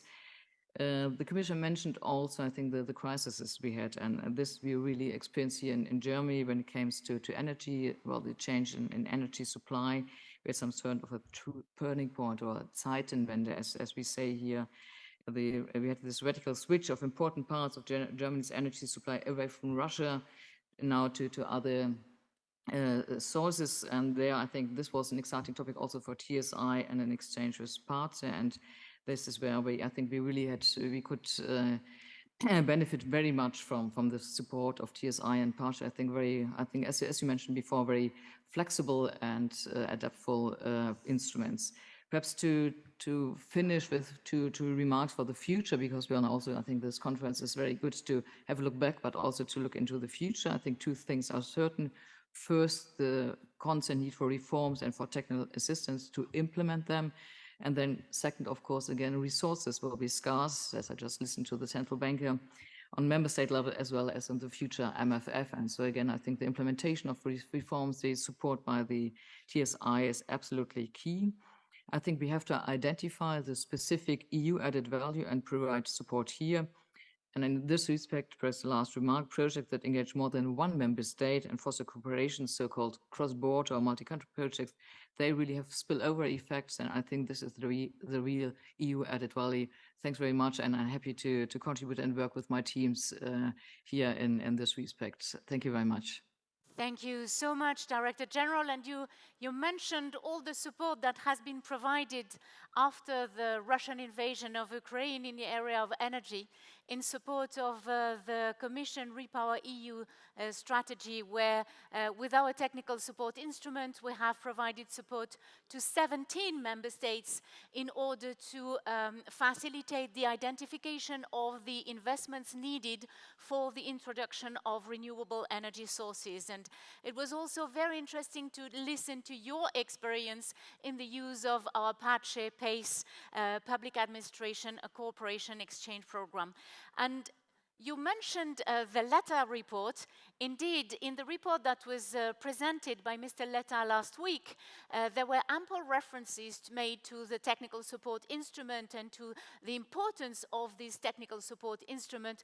And we have seen Mr. Letta calling on the recipients, so the member states, the parliament, etc., to strengthen the technical support instrument so that the technical support instrument can even further support the reform agendas of the member states.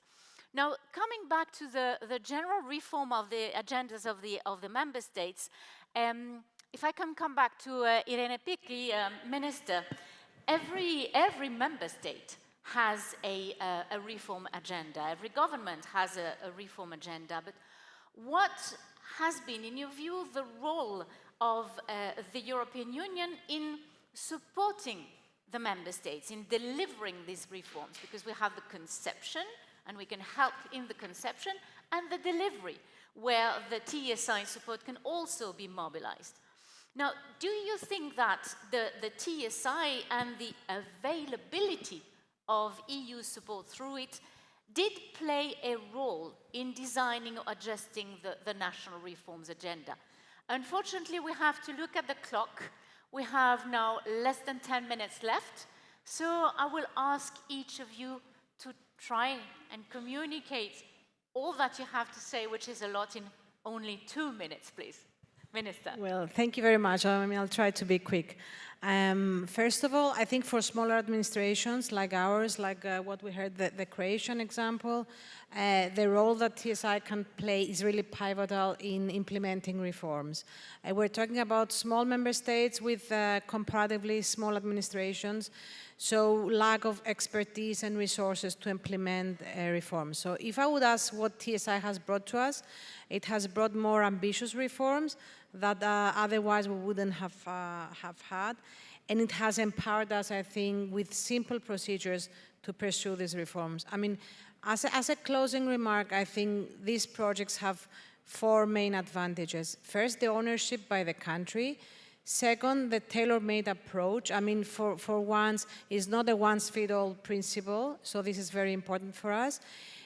Bringing in expertise from other member states, it's very important. It's always good to learn for those that they're ahead of you. We shouldn't be ashamed to do that. So bringing all this expertise from other member states is very important. And lastly, the EU seal. I mean, the EU seal that these projects have, they give them more gravity in the member state and in the entire ecosystem of the country. And this, I think, is very important. Thank you. Thank you so much, Minister. Euron Drop, Minister, any reform is a continuous process, and obviously it takes time to deliver the tangible and the visible results up to the daily lives of our citizens. Now, after almost 5 years since our technical support instrument was launched, numerous reforms having been supported in your country, what do you think, what do you consider has been the real impact of such reforms in Poland? Well, unfortunately, I have to mention that the RF mechanism was stalled for Poland. So the real budget, the billions, they were not flowing into our economy as it was into other.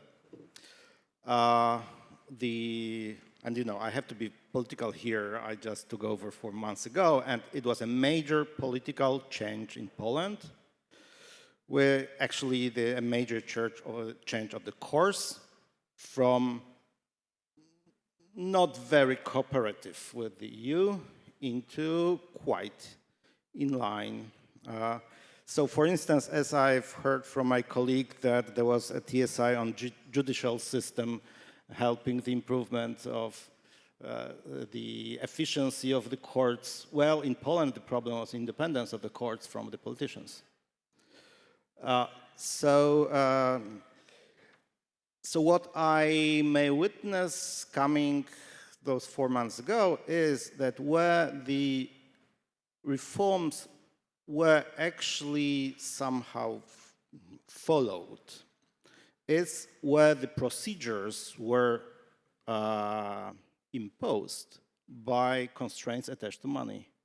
And actually the TSI is, you know, it's European money, the logic behind disbursing this money is European one. You have this transparency, accountability, even though with flexibility.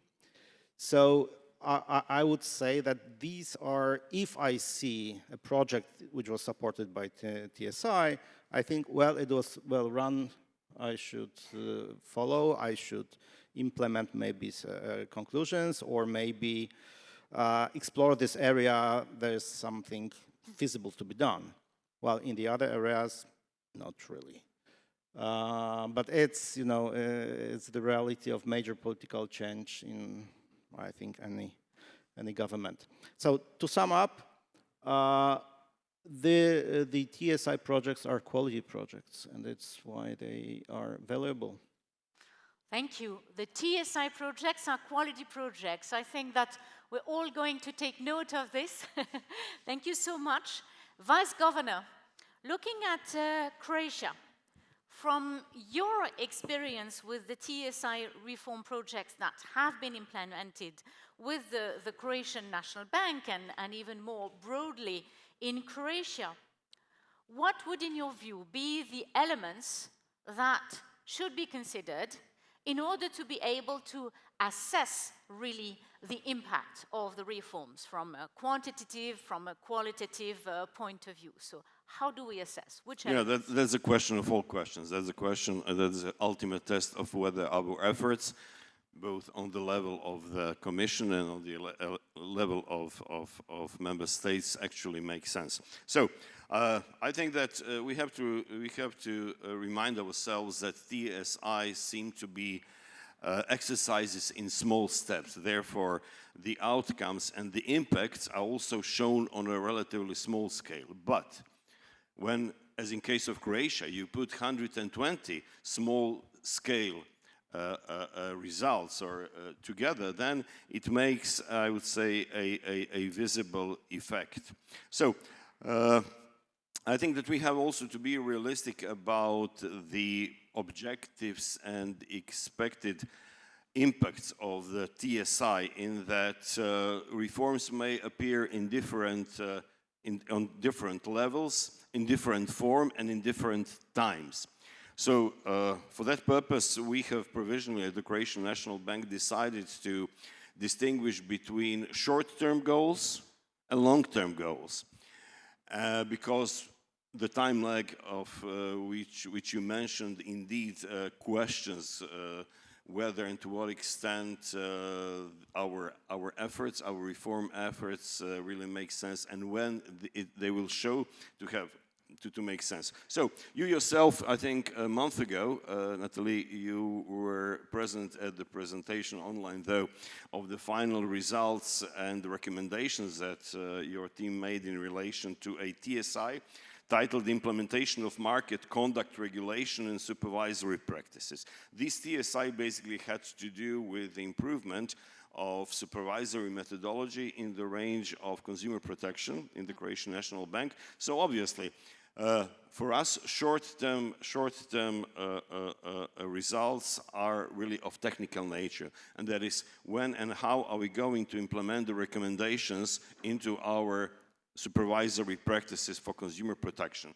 Long-term goals or impact, if you wish, are sort of more substantive, and it is about creating safer and more stable financial environment for consumers. And that's fine, but for that final impact, we'll have to wait for years. And then what we decided was to make a little trick.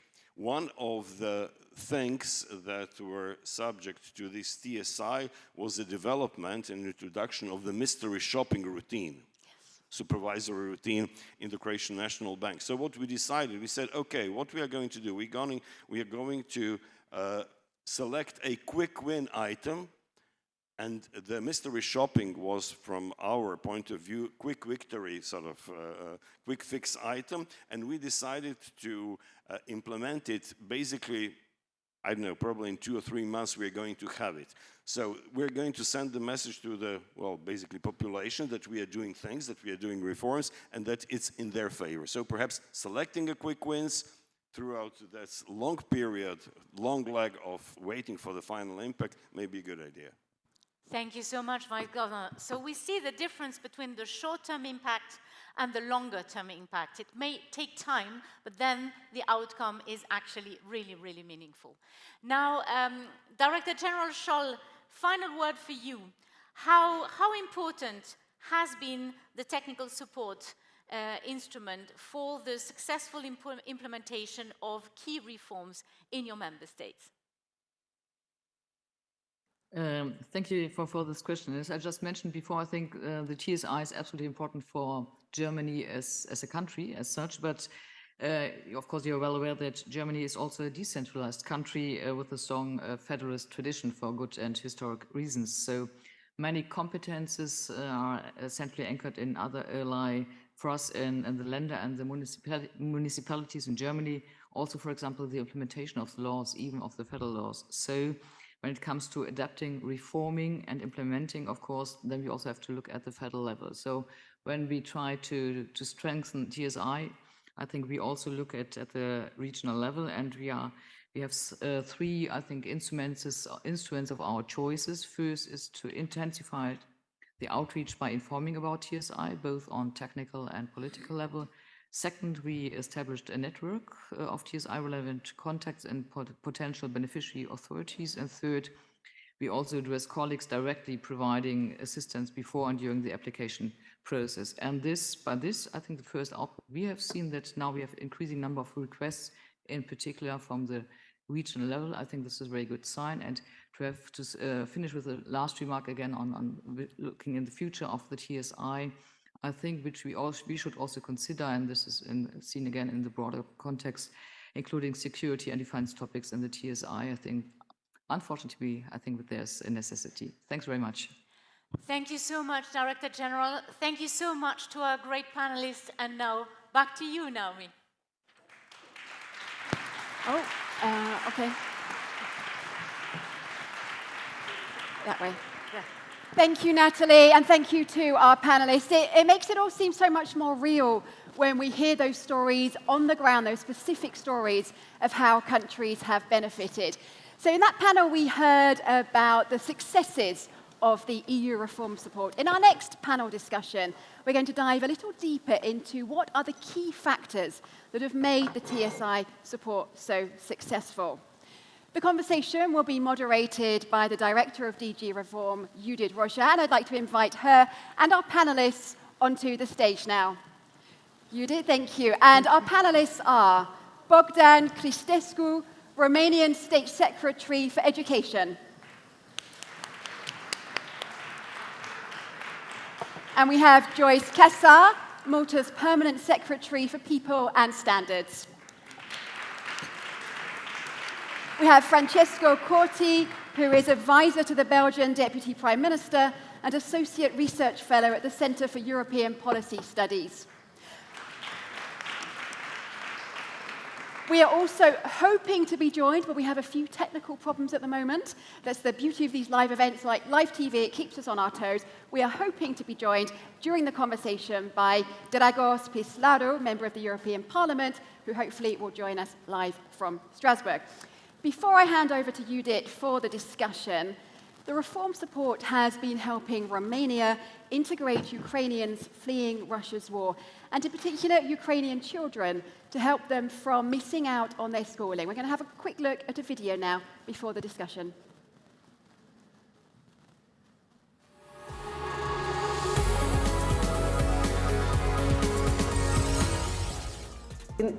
The beginning was very difficult, challenging. People had to come several times to bring another document and another document. Оскільки моєму синові потрібно було оформляти документи про інвалідність, я відвідала багато установ і насилу зрозуміла, з чого почати. The municipality of Cluj has been accelerating the use of digital tools. All the local authorities involved have, in fact, worked in close contact with Ukrainian users to tailor these digital tools to their needs. The objective of the Cluj municipality was to encourage Ukrainian refugees to use a wide range of digital services in order to access Romania's education system and labour market. V-au plăcut lecțiile? Da, mi-a plăcut că am făcut lecția mai pe tablă, smart, și că am făcut pe telefon, mi se pare un pic mai distractiv și înțelegem mult mai ușor. Că este un lucru în echipă și fiecare se ajută între ei.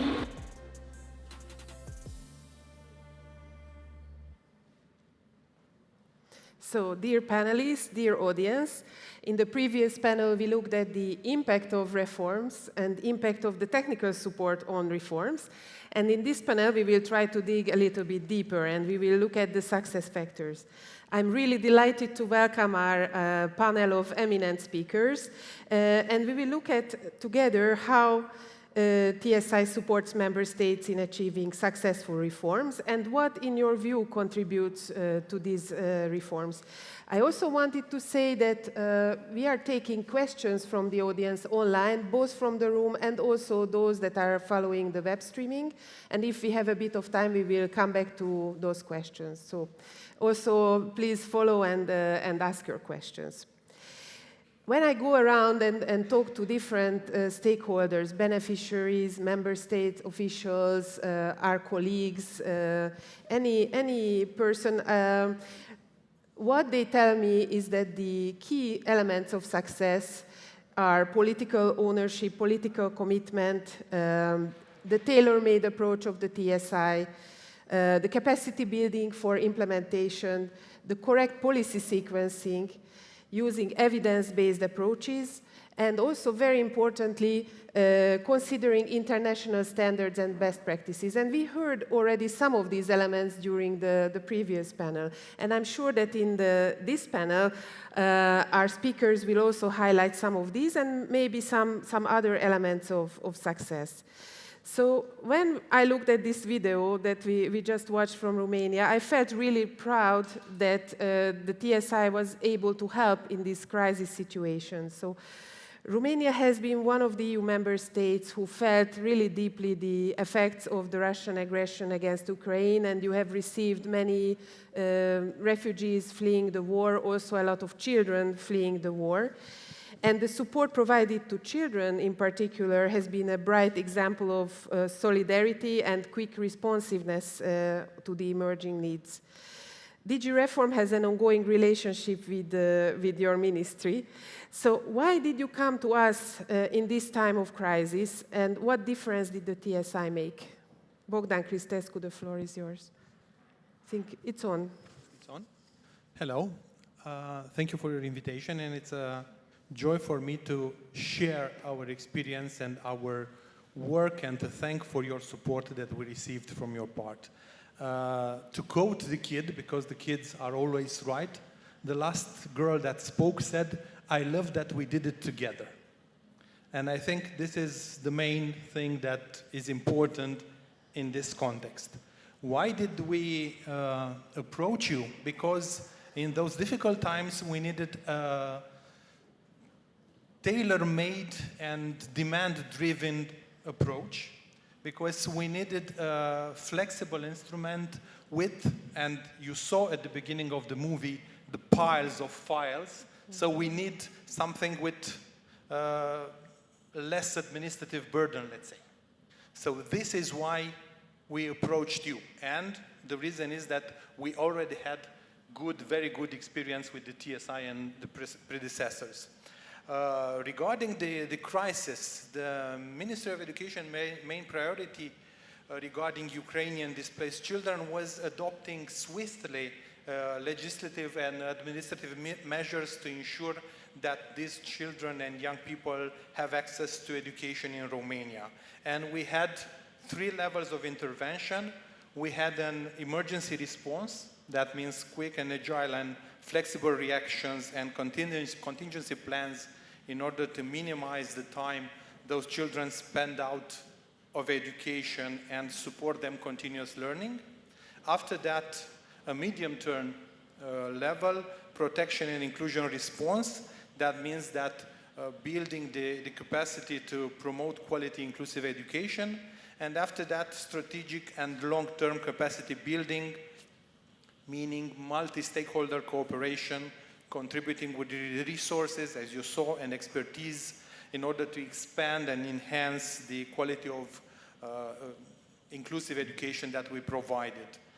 In the end, in numbers, because I'm a math teacher, more than 40,000 Ukrainian students are in pre-university system right now, and more than 1,000 university students are in Romania and they are continuing their education. Thank you very much. These numbers are impressive, and also the message is doing it together. It's very important. Good to listen to the children. Acting fast, finding the balance between short-term, quick action, and also looking ahead in the long term and together with the stakeholders. So already in the first, we got very important messages. So now I'm looking at the screen and I see that Mr. Pislaru managed to join us from Strasbourg. So very warm welcome to you as well. You were rapporteur in the European Parliament for the TSI regulation in 2020. From that time, and from your current perspective as the chair of the Committee on Employment and Social Affairs, what is your assessment on the success of EU support to member state reforms? Has the TSI fulfilled its initial purpose? First of all, good morning, and thank you very much for having me. Hello, dear Judith. A big thanks to you and your amazing colleagues in DG Reform for making this happen from the legislation to reality. Please allow me to greet Secretary of State Bogdan Cristescu, Permanent Secretary Casar, and Francesco Corti. It seems that I'm meeting Francesco very often, this time after he had been a quintessential for the La Hulpe declaration that we are cherishing together as being an important act in order to promote the European Pillar of Social Rights. Coming back to, indeed, your question, dear Judith. Indeed, I mean, for me, it is really nice to share my thoughts on this first instrument that I negotiated as a co-rapporteur of the European Parliament. And we have 4 years that have passed since we were discussing with DG Reform how to make best use of the TSI in face of these new challenges. At that time, it was the COVID-19 pandemic. And then we created, if everyone remembers, a very strong link in between the TSI and the Recovery and Resilience Facility, ensuring that the TSI will support member states in drafting the recovery and resilience plans and supporting the implementation of the measures that are dealing with the objectives of the RRF. We are here talking about a major innovation at EU level, putting a structure of pillars, putting the combo of reforms and investments. And indeed, this was really unheard of before, a measure of solidarity instead of austerity. And it was really, really important how to push it further.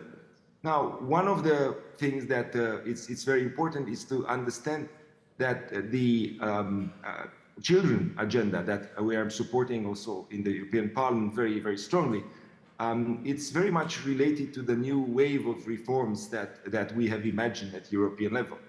And again, we have the European Child Guarantee that it's indeed just a recommendation, but it's a very complex reform that we are demanding the member state.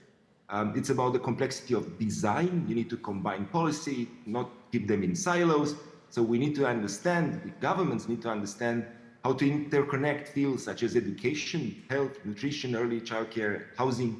And the second level of complexity is related to the implementation of the action plan that needs a decentralized approach, cooperation between local, regional, and central authorities.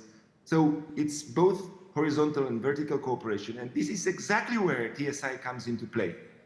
The European Commission, through the TSI, supports the member states in this kind of complex reform, and it's doing it very, very well, I would say. I think clearly that TSI has fulfilled the initial purpose and extending as well that. So I've given you one example in the area of protecting the children and investing in children, but there are many others that we can reflect in this conference or respond to questions. So thank you very much for having me and for giving me the opportunity to discuss with you. A very warm hello from here from Strasbourg for the last plenary of this legislature in the European Parliament. Thank you.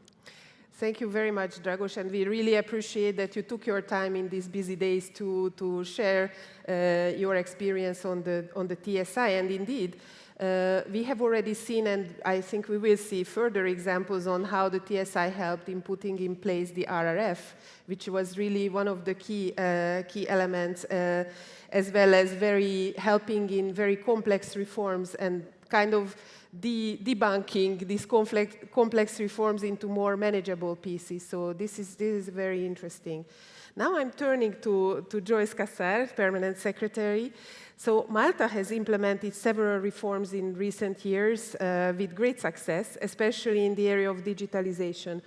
Could you give an example of such a reform that was put in place with the help of the TSI, which has also created a positive change for the people in Malta? And what are, in your opinion, the success factors for implementing such reforms? Thank you for having us. I must say that Malta has overall, in the past years, including the previous MSRSP, held a number of projects, like 80, which were supported for Malta. A number of them were on digitalization.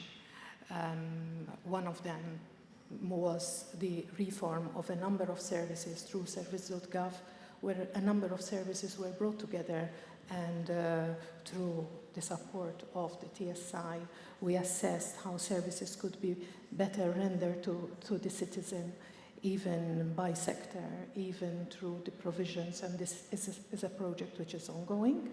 And once we had identified the various sectors, then other projects and other funding which has contributed to simplifying. It is about simplification. It is about bringing cohesion in all the services we give. For that is how the citizen may benefit at its best from the services we provided. And in the current years, we have also looked at the justice reform, which includes the digital justice strategy, whereby both court users and the entire population of Malta will benefit from the digitalized system, whereby people may access the requirements when it comes to the judicial services, to court services. That is also one. It is tangibly evident. It is ongoing.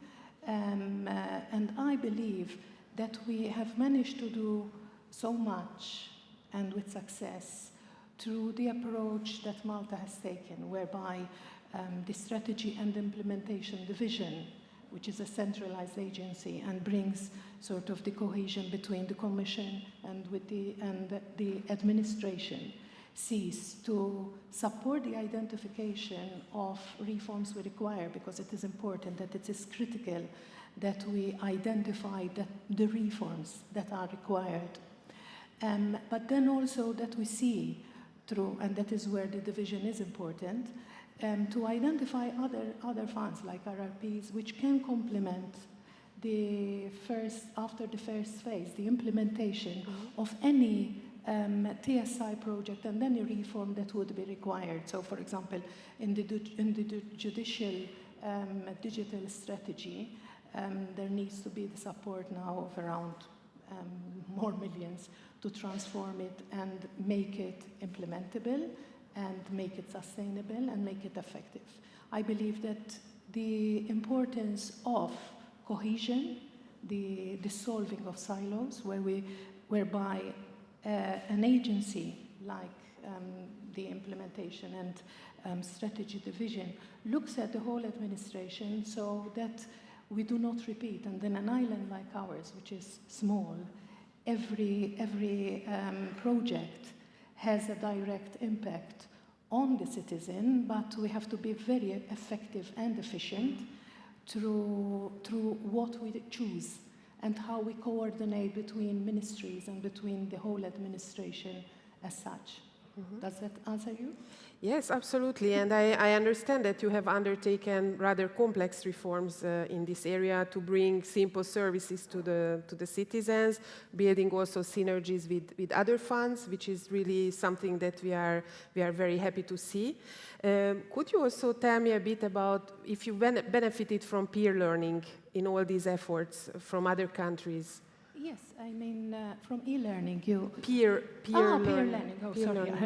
learning. Of course, I mean, I attend DG Reform and UPAN, and so I have some of my staff that attend DISPA.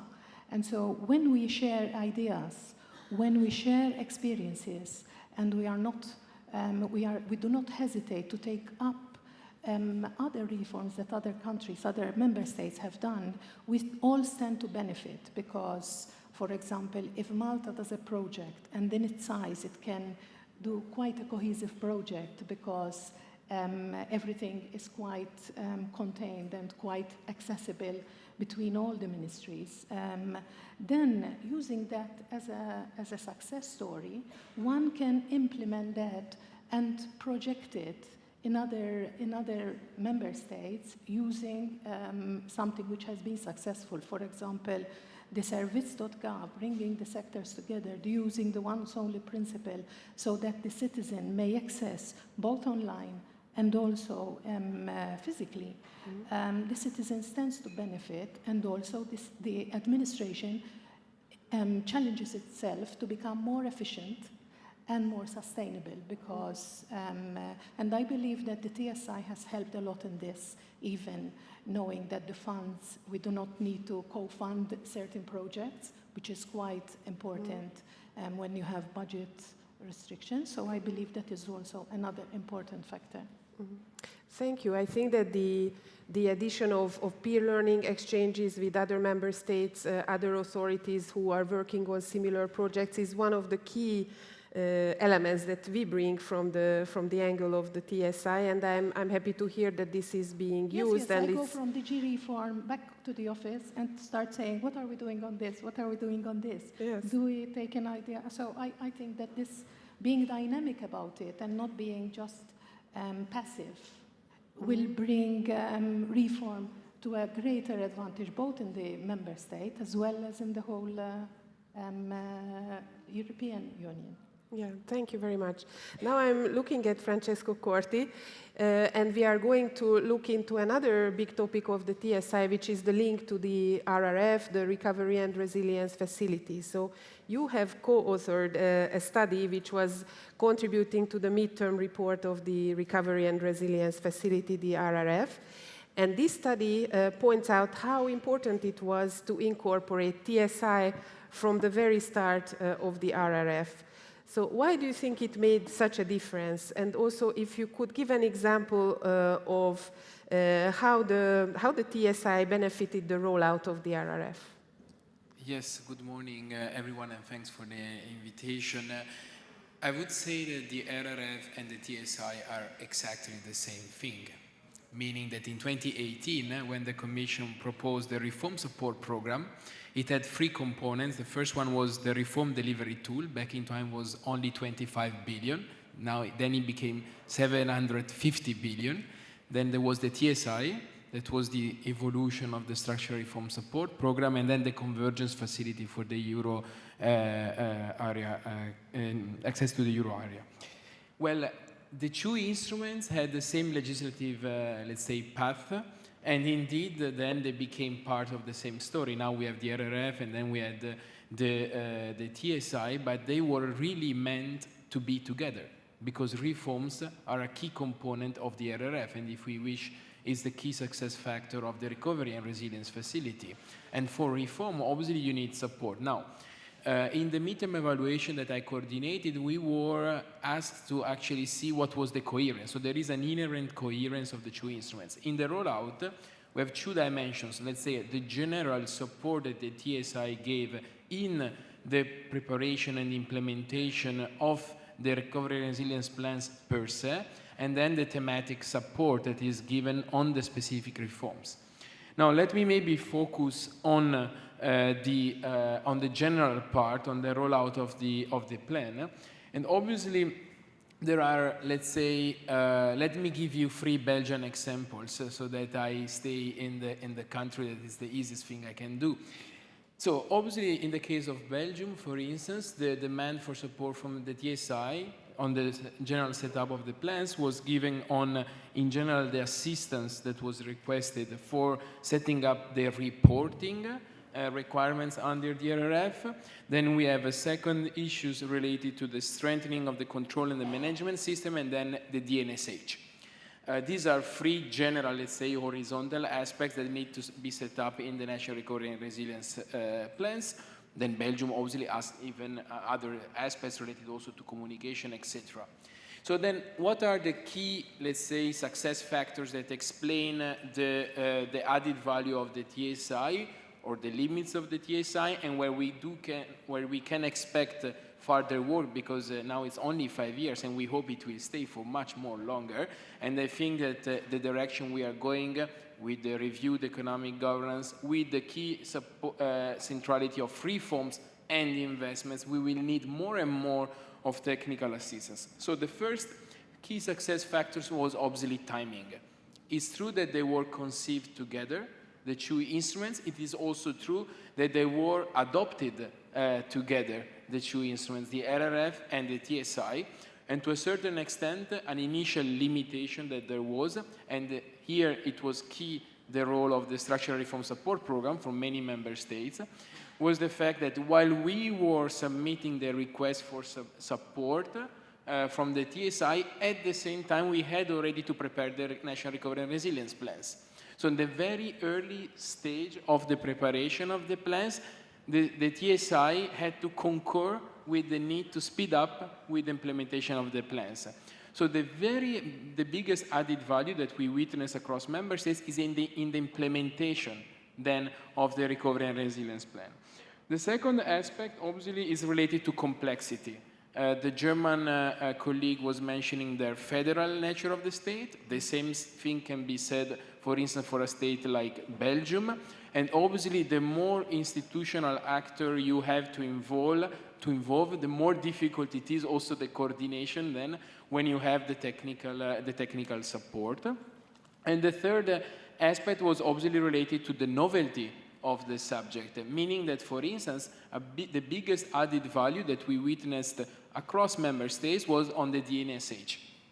This was, let's say, a big challenge for a lot of public administration, how to implement the do not significantly harm principle, and where the added value of the TSI was recognized as being even higher. To a certain extent, what we witnessed across member states is that there was a mutual learning between the contractors, the Commission, and the member states themselves in how to set up this DNSH requirement. But where the TSI really played a role, the more innovative was the subject, including the DNSH as an example, the higher the added value of the technical support instrument. Mm-hmm. So timing, novelty of the subject, complexity of the issues are the 3 key factors that, from a general horizontal perspective, do explain the contribution and the added value of the TSI on the recovery and resilience plans. Thank you very much. And it's a good reminder that actually time-wise the 2 instruments were conceived together, and there is a good connection between them. And actually in 2021, 2022, we had a lot of requests from the member states to support their structures, to build up the system, how to deal with the Recovery and Resilience Fund. And at the same time, we also had lots and lots of projects that were linked to specific elements of the plans, and also some horizontal aspects such as the do no significant harm. And now what we are seeing gradually, because the RRFs are coming towards their end, is that this relationship is slowly decreasing, and the TSI still is going very strong and supporting the reform agenda of the member states, beyond even, of course, the RRF. So now I'm coming back to Dragos Pislaru. So you have already talked about the child guarantee, and we know that it's very close to your heart. You were one of the strongest supporters of this mechanism in the European Parliament, and you chaired the working group on child guarantee. And also on our side in DG Reform, we have supported the child guarantee very strongly with a flagship in 2022. And we are giving support, technical support to 11 member states. So I have two questions. What is your perception on the importance of political commitment to the success of reforms in this area? And another one, which is a little bit different, what is the added value of the TSI compared to other available EU funds in this field? Thanks. Thank you very much. I already zoomed in hastily, let's say, on the child guarantee from the first intervention. Let me zoom out a little bit before responding you precisely, because I've heard Francesco, and again, as a co-rapporteur on both the TSI and the RRF, I would like to just, create a little bit of a perspective here, if you allow me, very, very briefly. So we started the whole thing with the RRF, and indeed, right now, with the new economic governance framework, where reforms and investments are part of the structure in which we look at the semester. I mean, that's the reality that we should look at right now. The reality before TSI, RRF, this governance structure was that about just 1/3 of the country-specific recommendations were implemented by member states. And indeed, you need more or less a carrot and a stick to make things happen, I mean, to put it in a metaphoric way. So the stick was supposed to be the country-specific recommendation and the European semester, but there was no carrot instead. So right now, we are having a logic where basically we are putting investments, or either giving a fiscal adjustment path or giving European funds like the RRF. And then with this conditionality, we can move the agenda further. The whole process here is, and purpose is, to have an ever closer union, to advance the union objectives. And then why member states would say, it's difficult or it's complicated, because of two reasons, yeah? One is money, the other thing is expertise. So lacking money or expertise were the two usual suspects that were brought into discussion as rationale. And EU right now has an increased budget through the RRF, and it's actually going to provide support, hopefully in another form in the future as well, and TSI provides expertise. So TSI right now, it's going to be a structural thing that would be at the core of the reforms and of how European Union is evolving. And right now, let me zoom in on the child guarantee, because this is very important. Child guarantee is a very clear example where you have a recommendation. So you don't have the legislation to then go on infringements if member states are not going to implement things. But it's a crucial reform, taking out 5 million children out of poverty and providing access to education, to prevention in health, nutrition, having healthy meals and housing. And these are crucial things in investing for the future. If you neglect or ignore the next generation, the early childhood education and care, then you are doomed. Your perspective to fulfill the ambition of green transition, digital transformation, you will not be able to deal with that. So what the TSI is doing right now with the support in 11 member states, TSI has supported both the design part, how to provide those action plans that were requested, Porto and the child guarantee, and that was a complicated process. It took about 2 years for the member states to come up with the national action plans. And then you have the implementation, which is, again, as I mentioned in my first intervention, dealing with a lot of complexity so that you have strong policy across the spectrum, across the board, across country, so that will ensure that. Just to conclude, because from the Parliament perspective, you asked me even before and right now as well about the value added and how I see the fulfillment of the objective of TSI. We will have in February 2025 the midterm review. And as a member of the Parliament, directly involved in the design of the TSI and RF, I can tell you very clearly, right now, DG Reform, it's doing amazing thing, but you do not have enough resources. The resources that you have at your disposal are fewer than they are needed.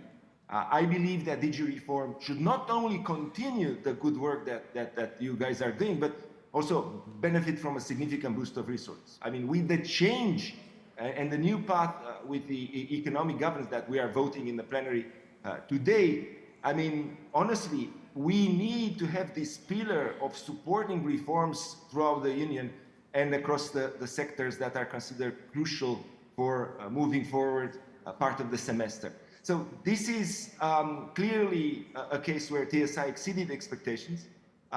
Clearly, you can look at the demand. If something is successful, you have a lot of demand on it. And if you compare 2017, there were about 122 projects. And right now, we have almost 3 times more. And there's a line there for member states that are asking support. So my conclusion on that, the child guarantee is just an example of how the TSI is able to go beyond the RRF, even if I put there in the RRF also a pillar on children and youth that is financed about 50 billion across the Europe. But to go beyond and support on quintessential reforms, be that on the social, economic, or any other part of EU policy. So chapeau bas for what you've done. I think that this is a crucial instrument and pillar of how the Union can advance. And I will be really looking into the review and how the Parliament will look into that in order to allocate more resources to support member states for the reform agenda. It's a crucial thing. Just investment, just providing resources is not enough. So the new agenda with conditionalities and reforms and investment, that's the way forward. And I was really honored and privileged to be part of these reforms of the agenda and to represent both the Econ Committee and the Ample Committee as a chair in the European Parliament. Thank you very much.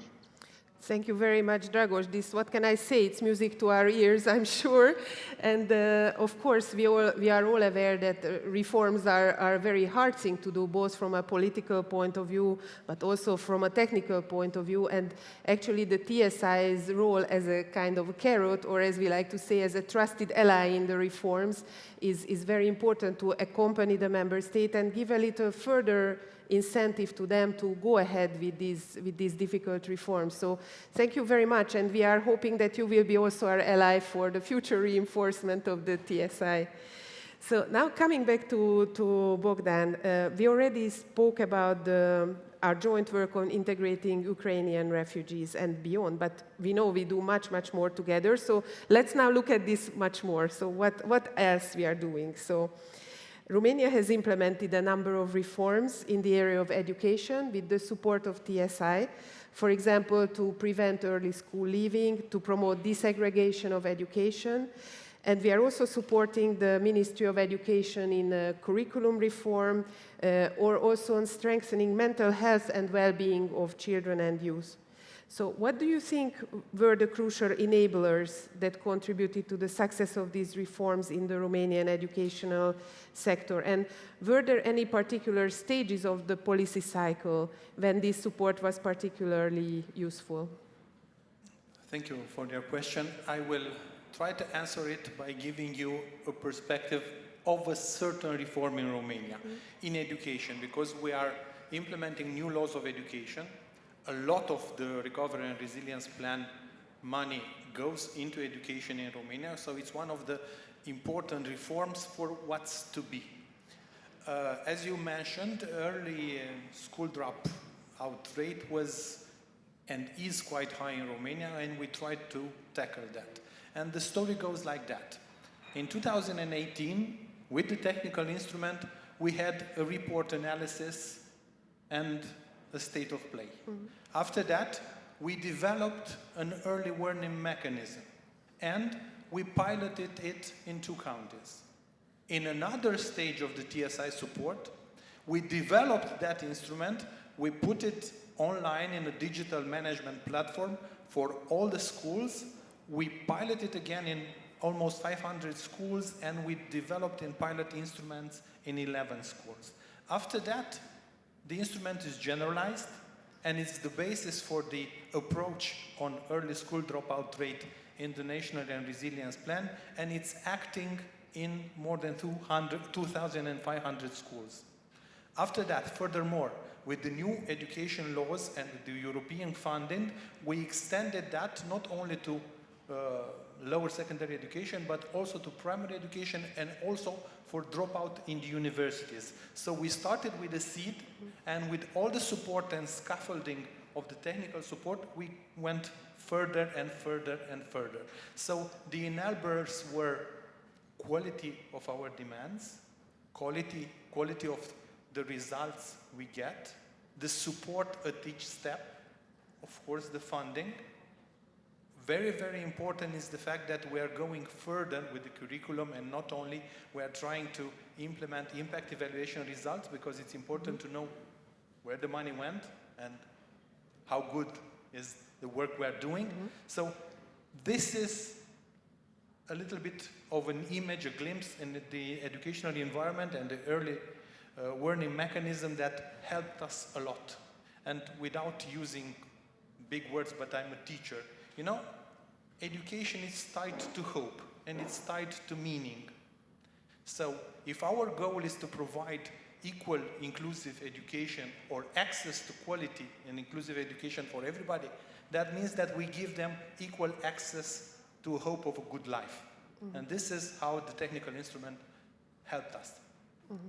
Thank you very much. I mean, this is a fantastic example of how reforms and reforms supported by the TSI have a direct impact on the lives of the children and young people in Romania. And I want to congratulate you, because these results are indeed very impressive. And it also shows that the TSI can be there from the very beginning and build it up over different phases of support and accompany until the completion, if there is ever a completion. But we are there to support all the way.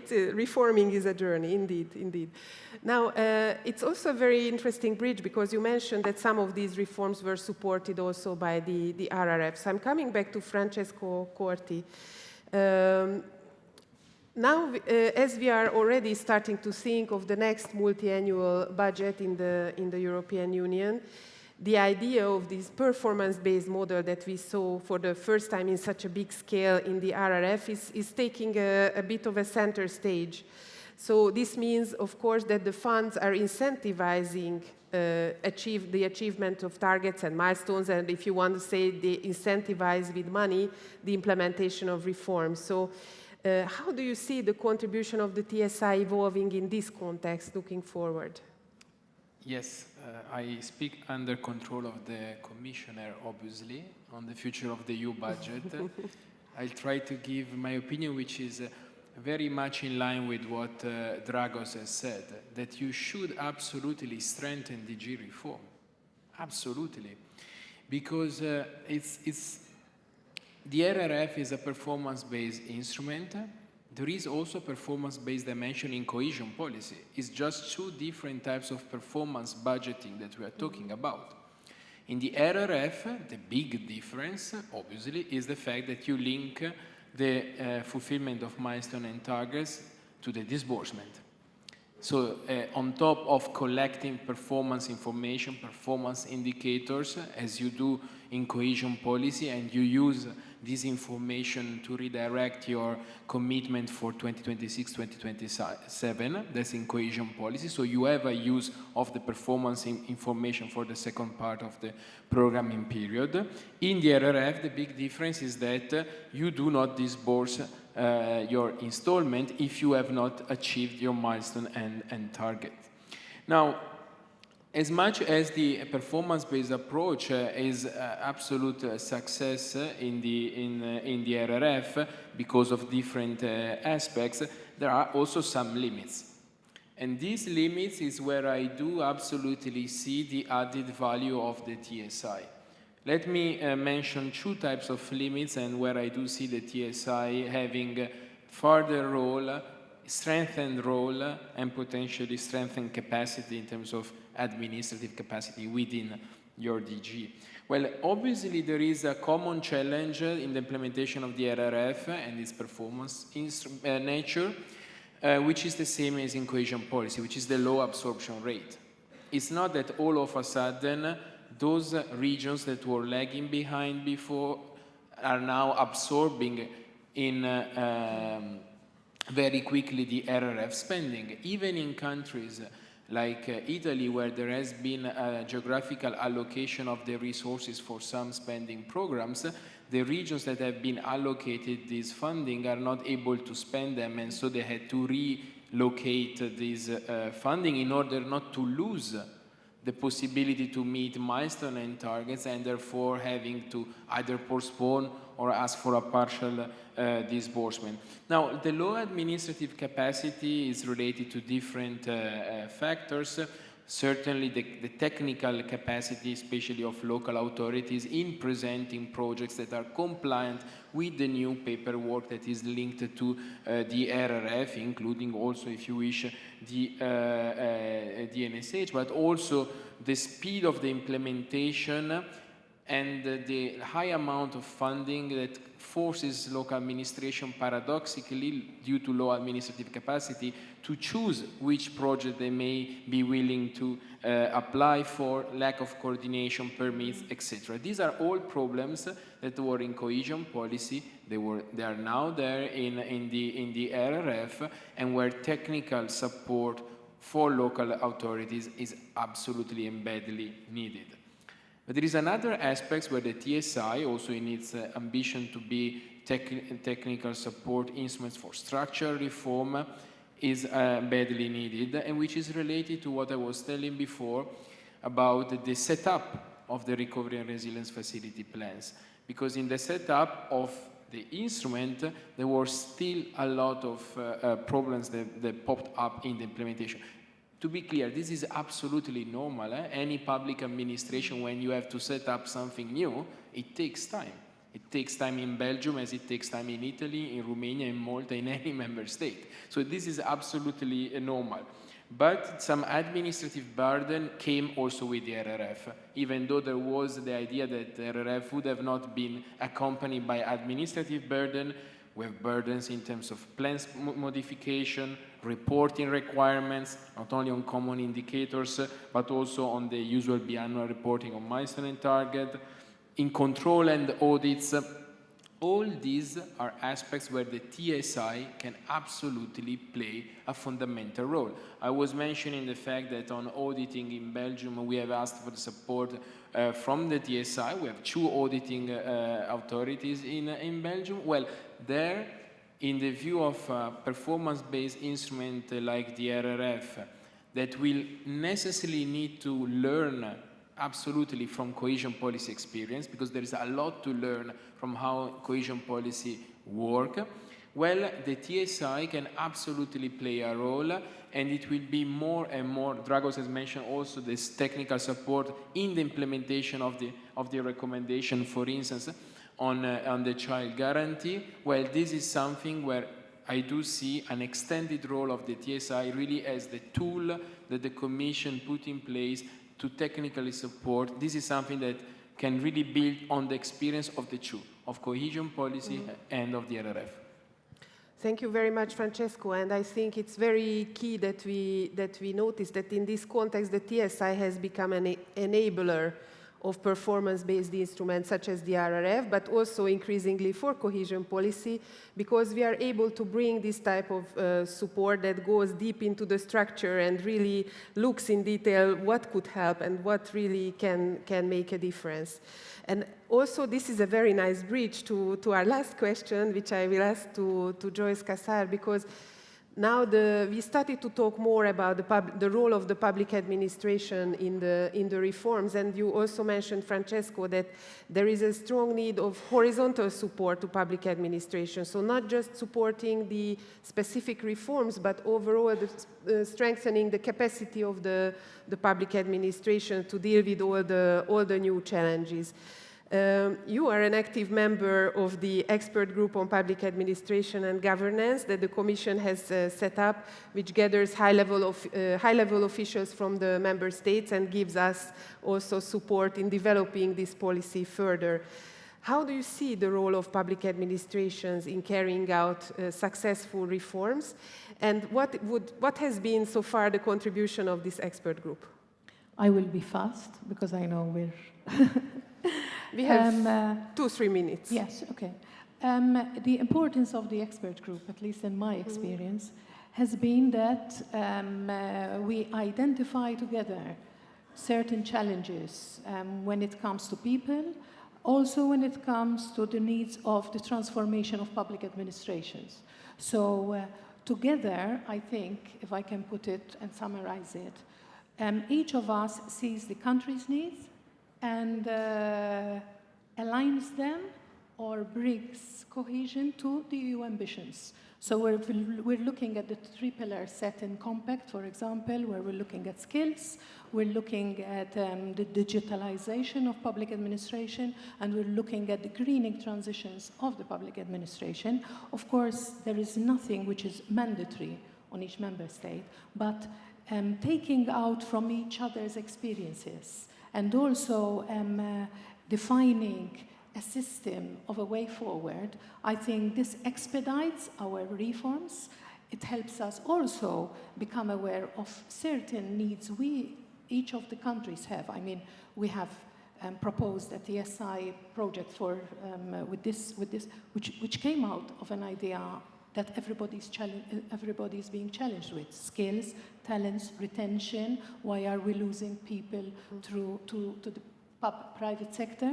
So if we understand what we actually have, and if we together support each other, I think that the G expert group and bringing cohesion between the experts and inputting each without hesitating of sharing ideas, I believe that the DG expert group and then its interactions with others like DISPA, I said before, or UPAN, I believe that we can be more effective in the transformation of each public administration in each country with each diversity, because Romania is, of course, different to Malta, and so is Italy. So I believe that these experts in the group bring in a resource that will enhance the work that is being done by the DG reform, and also can be an eye-opener on certain aspects which might, I mean, we're not full and perfect in each of our roles. So the contribution of others makes us more strong and helps us even identify areas which we need to move on towards becoming more cohesive with all that EU has as an ambition. Is that short enough? Yes, thank you. Thank you very much. And we are exactly on time. And I would just like to thank you for this amazing discussion. And yeah, thank you.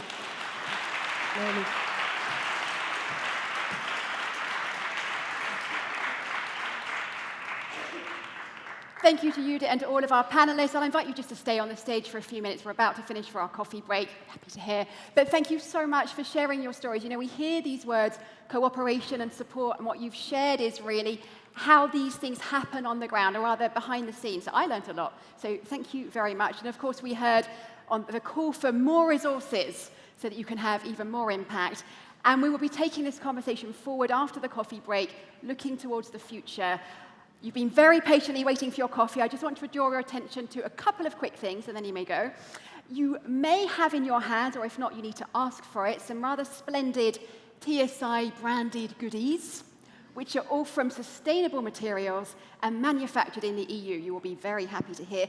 This, for example, might look like it's plastic. Oh no, it's not. It's made from sugarcane waste with a bamboo top. So enjoy your goodies, and then if I can draw your attention just to the back for those of you in Brussels, we've set up a photo booth where we would love you to take your selfies, your group selfies, your selfies with souvenirs, and put them on X. Let's create a bit of a buzz on social media, hashtag TSI conference, and mention our X handle at EU_reforms. Okay, time for a coffee. We will be starting at 11:35 sharp. Have your coffee, network, take a selfie. We'll see you back here 11:35. Thank you.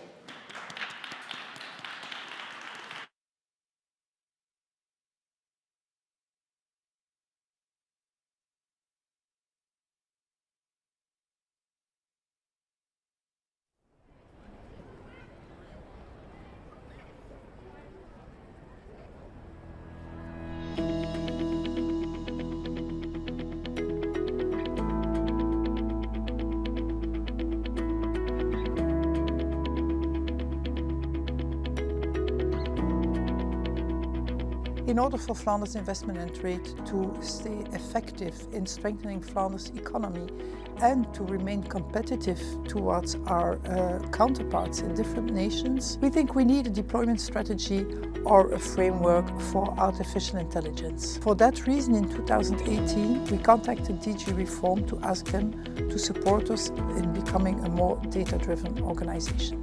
Artificial intelligence is key for innovation. It makes the economy more agile, more dynamic, greener and more digital. That is essential in order to recover from the COVID-19 pandemic. The recovery plan of Europe is an incredible opportunity to expand artificial intelligence all across Belgium and Europe.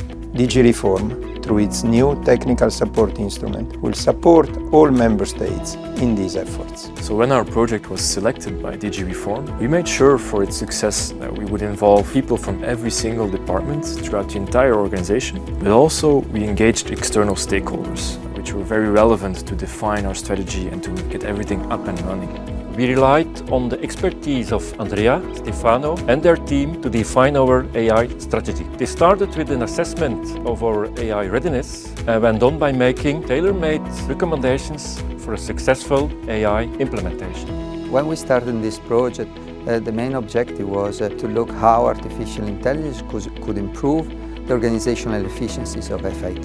Working with FIT was a big pleasure. We find them as a very dynamic and innovative organization and with a strong mindset which makes them prioritizing towards continuous improvement. We take a look at their daily operations and the business and we help them finding the best AI solutions and approaches to help them moving forward. Digitalization is rapidly changing the way we are doing business. This stresses the need to be able to act quickly, precisely, in an agile way and with the right expertise. At FIT, we believe that AI can play a significant role in becoming a more data-driven organization. This includes a shift to the latest technologies, modernized services and improved efficiency. We are very grateful to FIT for the excellent collaboration and the commitment to this project. We are delighted that on the basis of this work, FIT has decided to making artificial intelligence adoption a strategic priority and has initiated the implementation of key recommendations. FIT will therefore leverage artificial intelligence for innovative products and services in order to promote international investment and trade of namely Flanders-based enterprises. Such an important transformation stands to disrupt an entire organization. And having experimented with AI in the past, we quickly realized the need for a sustainable approach in the form of an AI strategy to implement our ambitions that were very high. AI has the potential to bring unprecedented changes to both private and public bodies. When adopted correctly and ethically, it has the potential and the power to solve many of the challenges that those organizations are facing nowadays. Among many other things, this helps them in having modernized customer interactions and optimal business operations. For FIT, becoming a data-driven organization is a very important answer to the many challenges we are facing in an ever-changing world with a growing competition. By implementing an AI strategy, we as FIT can create a targeted approach in digitalization. This enables us to support the needs of companies with international ambitions better than ever. This initiative makes thereby an important contribution to strengthening economic recovery and resilience and promoting the digital transition of Flanders and beyond. All these challenges are shared across Europe and its member states. This project is therefore an important inspiration for all European member states. So for us, it's to not only have a big impact within our own organization, but also to inspire both the public sector and the private sector on the potential of AI. So in essence, we made sure to develop our AI strategy in a replicable methodology. So it establishes links between data, IT systems, business processes, but most importantly, people. AI is set to impact many jobs, and for us at FIT, this is no different. So we looked at training programs and how we could upskill our own people to optimally thrive in an organization where AI is omnipresent. Today, embarking in an AI journey is not as difficult as we could think about. There are methodologies available for private and public organizations. Today, what is difficult is to remove the fears of people that AI could be a threat for their jobs. I hope that this will serve as an inspiration for other bodies, other organizations to do the same approach and to have a structural way of approaching AI and a concrete way of approaching AI. It is inspiring to see how much artificial intelligence can improve public administration. It's about innovation, about quality, about efficiency. I believe structural reform will benefit enormously from data-driven strategies. And I'd love to come in a 2 years time frame and seeing how AI has impacted not only this organization, but also all the companies that it serves.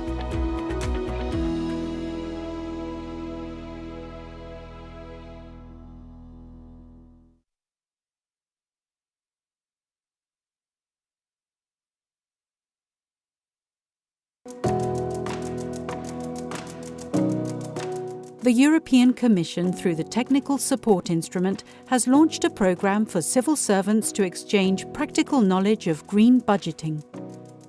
In Paris, the French Ministry of Finance hosted representatives from Ireland, Spain, Austria, Portugal, Poland, Hungary and Slovenia to discuss green budgeting practices.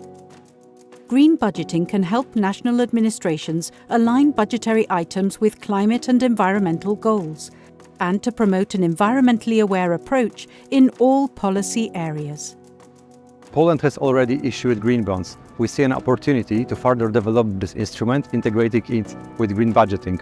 Networking with representatives of member states that have already implemented green budgeting allowed us to gain knowledge and motivated us to move forward. The French model serves as a true inspiration for all of us. Throughout this exchange, we've had the opportunity to explore various public administrations that all collaborate together, implementing innovative measures and actions that converge towards a shared objective.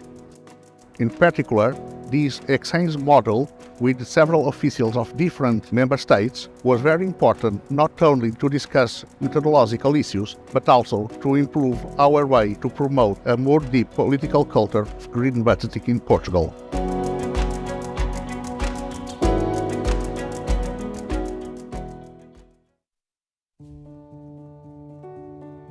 Across the European Union, climate change, massive urban development and pollution are threatening coastal areas, which are essential to nature, to our society and to local economies.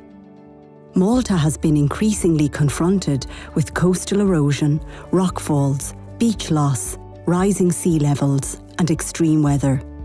To address these challenges with a comprehensive strategy, Malta has requested the technical support of the European Commission.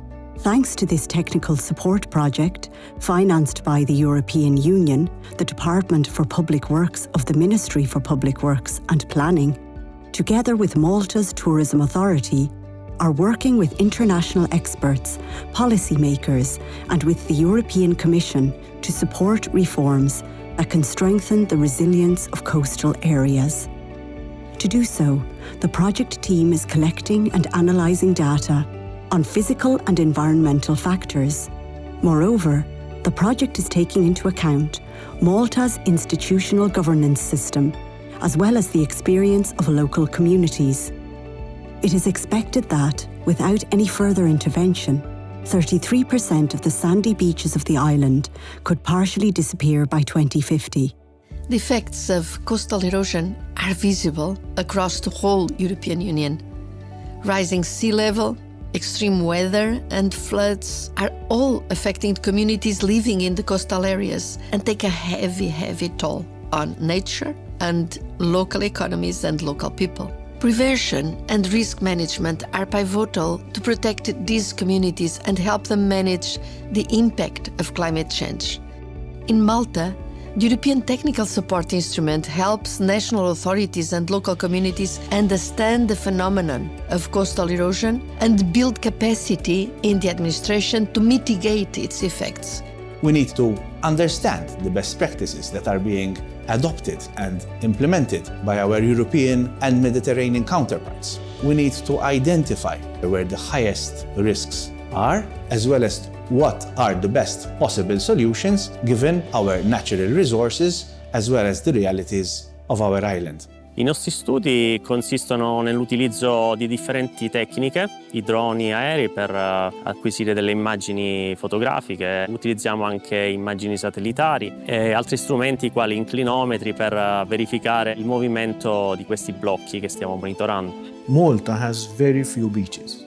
We cannot afford to lose the few beaches that we have. Tourism is by far the most important part of the economy of the island. Per esempio, la torre alle nostre spalle, quando è stata costruita, si trovava a una distanza di sicurezza rispetto al bordo. A causa dell'arretramento naturale della falesia, abbiamo la torre che si trova a ridosso del bordo. Thanks to the support of the European Union, this technical support project strives to ensure the safety and prosperity of future generations, while preserving the beauty of Malta's coastal landscape. I would like to thank DG Reform for the opportunity of having this instrument to be able to get the necessary expertise for the running and hopefully successful conclusion of this project. This project is an example of how the European Union continues to support member states in their efforts to achieve important reforms that improve quality of life, the health of our planet, and bring sustainable growth.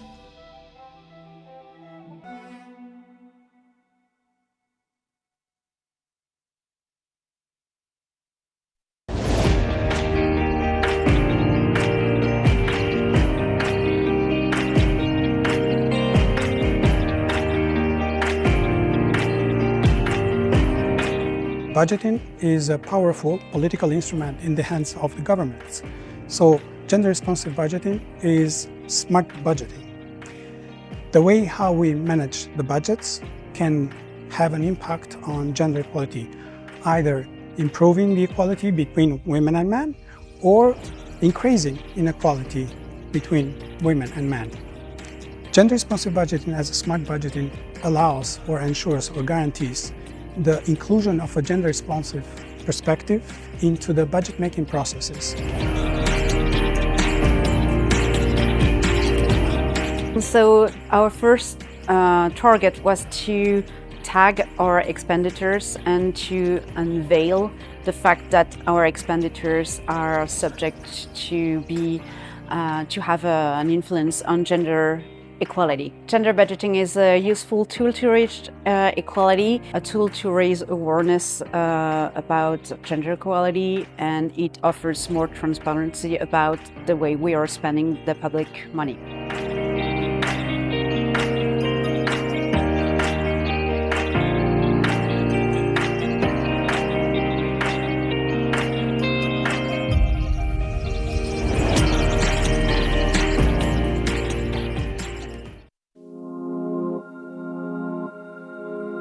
Climate change has been a key factor in increasing the risk of wildfires across Europe.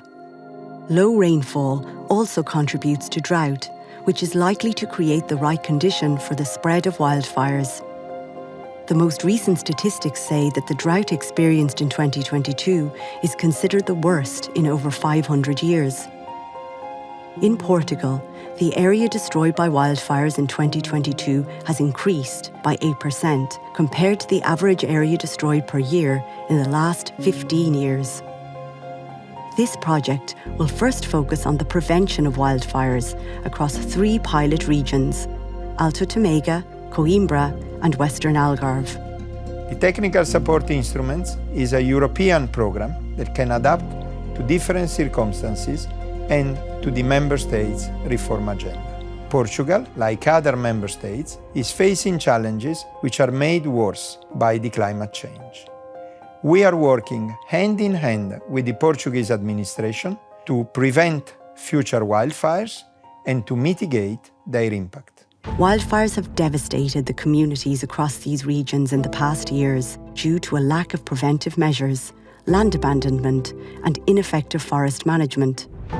Besides providing expertise, this technical support project will bring together national and regional administrations, the Forest Service and experts to ensure the continuous exchange of information and best practices.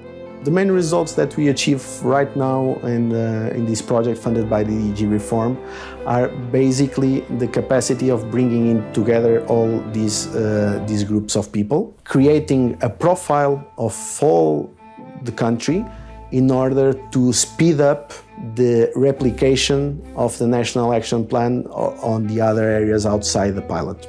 Based on the lessons learned from the 3 pilot regions and in line with the National Action Programme, the project will be progressively implemented in other regions in order to protect people's lives, forests and farms. The focus of this plan is prevention. We have understood that fighting fires is very relevant, but it's just the tip of the iceberg. What is really relevant is all the work that has to be done throughout the year and in a long term. This is what we are implementing now in these pilot regions with the support of DG Reform. There are 2 types of prevention. You will have what we call the linear areas, where it's basically making ways so that, for instance, when fighting the fires, firefighters can pass through these areas without being blocked and can reduce the risk for other areas that are not yet burned. But with mega fires, you can have actually these lines that we are talking about that can be surpassed. So that's why these big islands with other types of agriculture, vineyards or chestnuts production or olive trees or grazing will have much larger possibility of preventing the fires and reducing the risk of this mega fire surpassing from one area to the other part of the forest. Os trabalhos que nós fazemos de prevenção no inverno nas matas, depois no verão é uma mais-valia para nós, é muito importante porque depois também nós usamos como uma faixa para depois também conseguirmos travar um incêndio, não? Porque ele chega aqui e também morre ou fica pelo menos com muito menos intensidade e nós já conseguimos nos chegar mais e é mais fácil fazer depois o combate. The Technical Support Project in Portugal is part of the efforts of the European Commission to tackle wildfires at European level, which include the RescEU firefighting fleet, which can be deployed in case of emergency in the member states, and the use of satellite imaging to monitor the wildfires. This project will contribute to build resilient forest and rural areas for the benefit of all citizens and of the generations to come.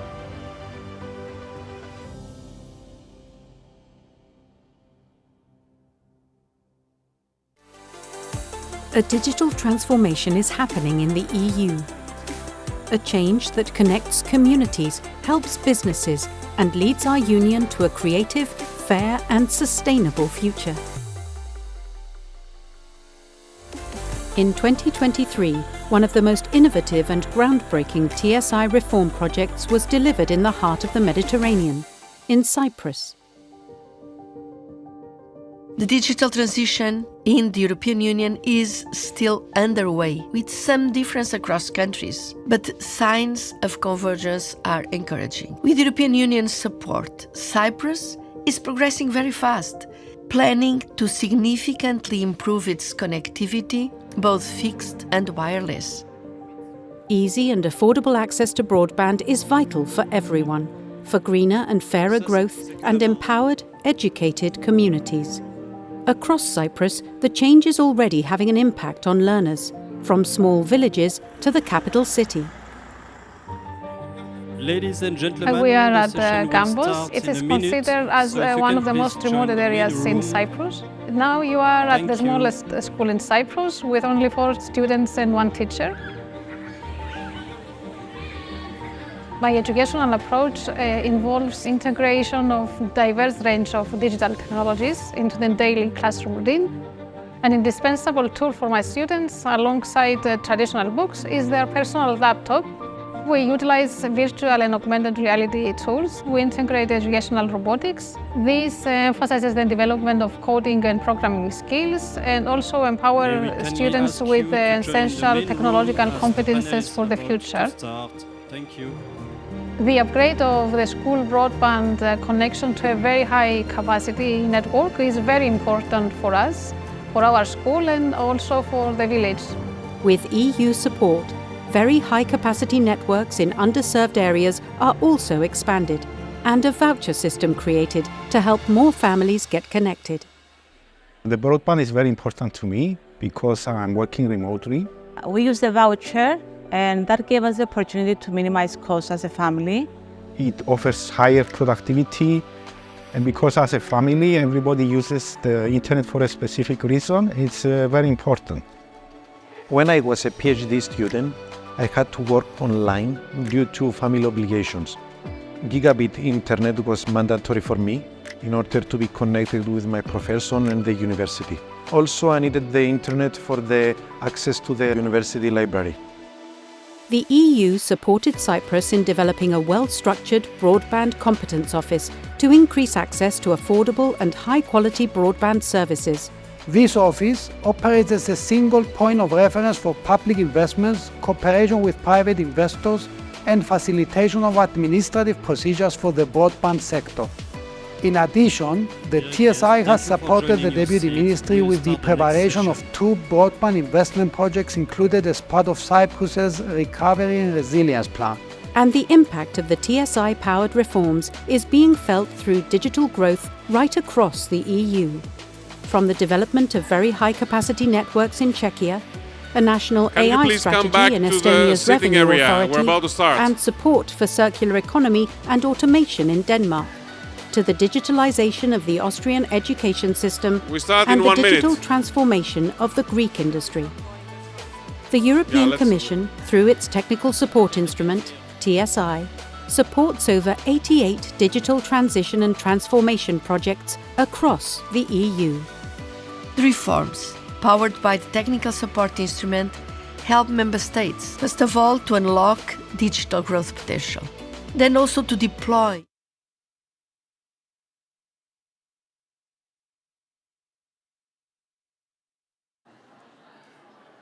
on the screen and in...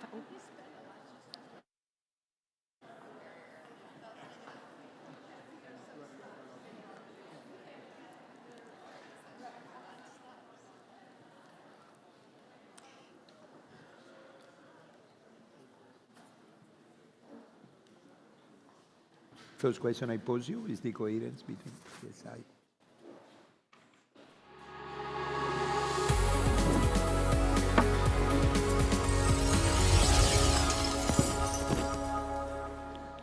Welcome back. I hope you've enjoyed your coffee, done some networking. I saw some selfie photos being taken over there.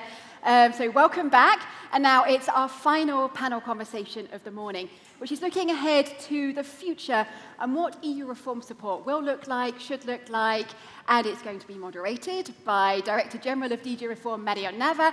I'll introduce you quickly to our panelists. We have, of course, the Commissioner for Cohesion and Reform, Elisa Ferreira.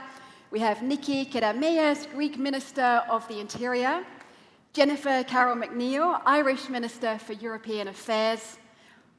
I hope I'm doing this in order. We have José Luis Escrivá Belmonte, Spanish Minister of Digital Transformation and Civil Service, Pavlina Zevkova, Czech Republic Deputy Minister for European Affairs, and last but certainly not least, we have Emil Boc, who's former Prime Minister of Romania, Mayor of Cluj-Napoca, excuse my pronunciation, 5 times in running for 6, I understand, and also Chair of the Commission for Territorial Cohesion Policy and EU Budget Committee of the Region. There we are. So just before the conversation gets started, we are going to take a look at another video showing support to Cyprus to expand the internet broadband network across the entire island and even in the most remote areas. Let's take a look.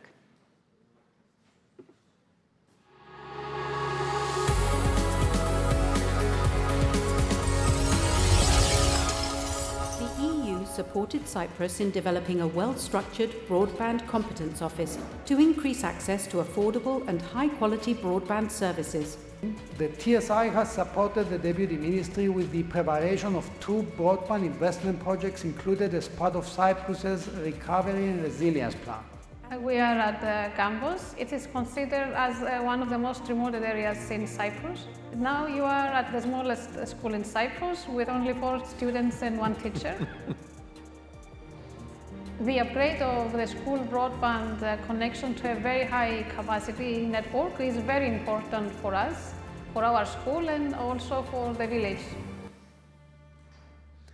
Good morning, everybody, and thank you for being back so promptly after the coffee. We have a stellar panel here, so I will not lose much time, but I tell you what is the objective of the panel now. The objective of the panel is making the bridge between what you heard till now. What you heard till now is that I believe the TSI has been very useful in all countries, in most circumstances. We have been helping, you have seen the examples, they are very different and disparate. We have been helping very many areas of economical and social life of people. But as the saying goes, what got you here will not get you there. And the purpose of this panel is really to look at the future and to understand for the future, let's say for the next 5 years, let's say for the next commission, which type of TSI, which type of support do we need. So this will be really what we want to look at that. We have several background documents, let's say. The letter report for sure is one, and the various statements you heard on the panel before are others. So with that, and with no necessary any further introduction of the stellar panel, let me start with my commissioner, Commissioner Elisa Ferreira. Elisa Ferreira has been a fantastic commissioner, the dream commissioner, but what we want to ask her is exactly about this, how she managed to put together the 2 sides of her portfolio, the cohesion side and the reform side, in a way that came out, I would dare to say, so well and so coherent as we have heard. And what is your advice for the future, to continue like that? Well, thank you very much, and thank you to all of you. I wouldn't like to take a lot of time because we have real stars here in this panel, and so we want to listen to them. But I think the question that you are putting is a very, very important one. Why? Because when we look at Europe, we see lots of differences across Europe. And one of the purposes of cohesion policy, which is really the long-term instrument that is supposed to foster convergence, we have the responsibility of managing, between 300 and 400 billion euros in 7-year periods. So the success of the convergence policy, of this cohesion policy, is what guarantees that we can keep together. Because for the future, if we don't bring all the regions, everybody together, sharing the benefits of the European Union, we are going to have fragmentation. And fragmentation, even politically, kills the European project. So, but to deliver this, and in fact in the previous panels, we understood that, and I'm not going to quote who said what, because it's the ideas that matter, but someone said convergence is reform. And now I know that it was the German Director General that said, we are concerned, because we are a federal state, on the quality of the implementation of the policies. So cohesion policy is a place-based policy. It is with cohesion policy that the last enlargement, so the one that started in 2004 and then 2007, 2013, managed to bring all these countries from an average of more or less half the European average in terms of GDP per capita to over 80% of the European average. This is a real enlargement of the market. It's good opportunities for the people that live in those countries, but also for those that supply goods to new clients, investment in those countries. So it's a win-win strategy. But there is an issue that needs to be addressed, is some of this growth is made with lots of imbalances inside the countries. And if these imbalances are not tackled, what happens is that the growth stops, because the dynamic poles, they start suffering from over-congestion, and their capacity to increase the value stops. So rebalancing, creating several poles, but for this, we need, at the regional and local level, people capable of defining strategies, of putting things in hierarchy, of delivering. And so this is why I'm always campaigning in the sense of when you give support, and in fact I have the dream team in DG reform, but that in fact we concentrate on bringing quality to the administration at the central level, but at the regional and local level as well. Because if we don't do it, we'll have bad uses of the funds that are available. They will not deliver. So what the value added is to move the discussion from quantities of money to quality of what are we doing with this funding. The funding is needed, it has got to continue. We see a lot of success. And to finish, just two other aspects.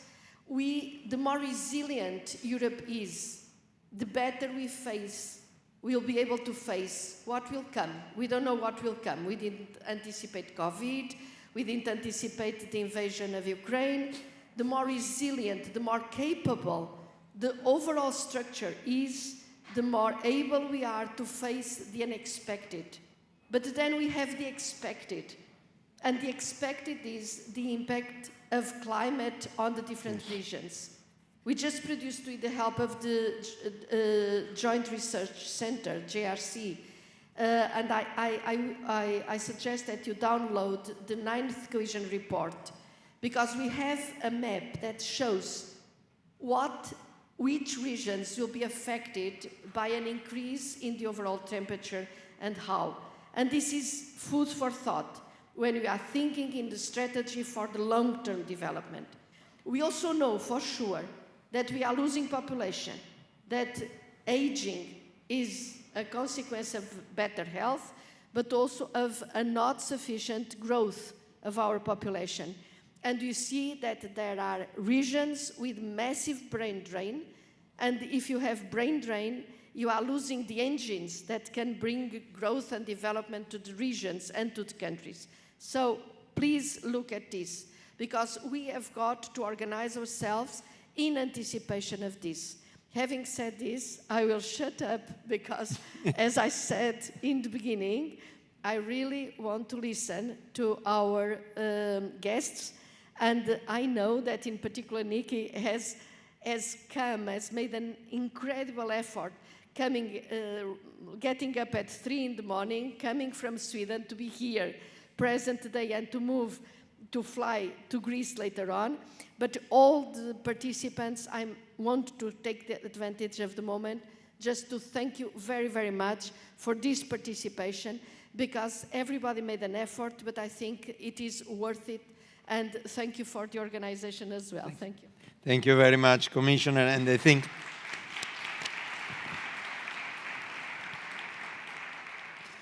think your message is on the old places, making sure nobody is left behind was possibly also captured by the video. The smallest school in Cyprus, which is a particularly, you see Irene Piki here, is a particularly beautiful place, and that's what we really try to do.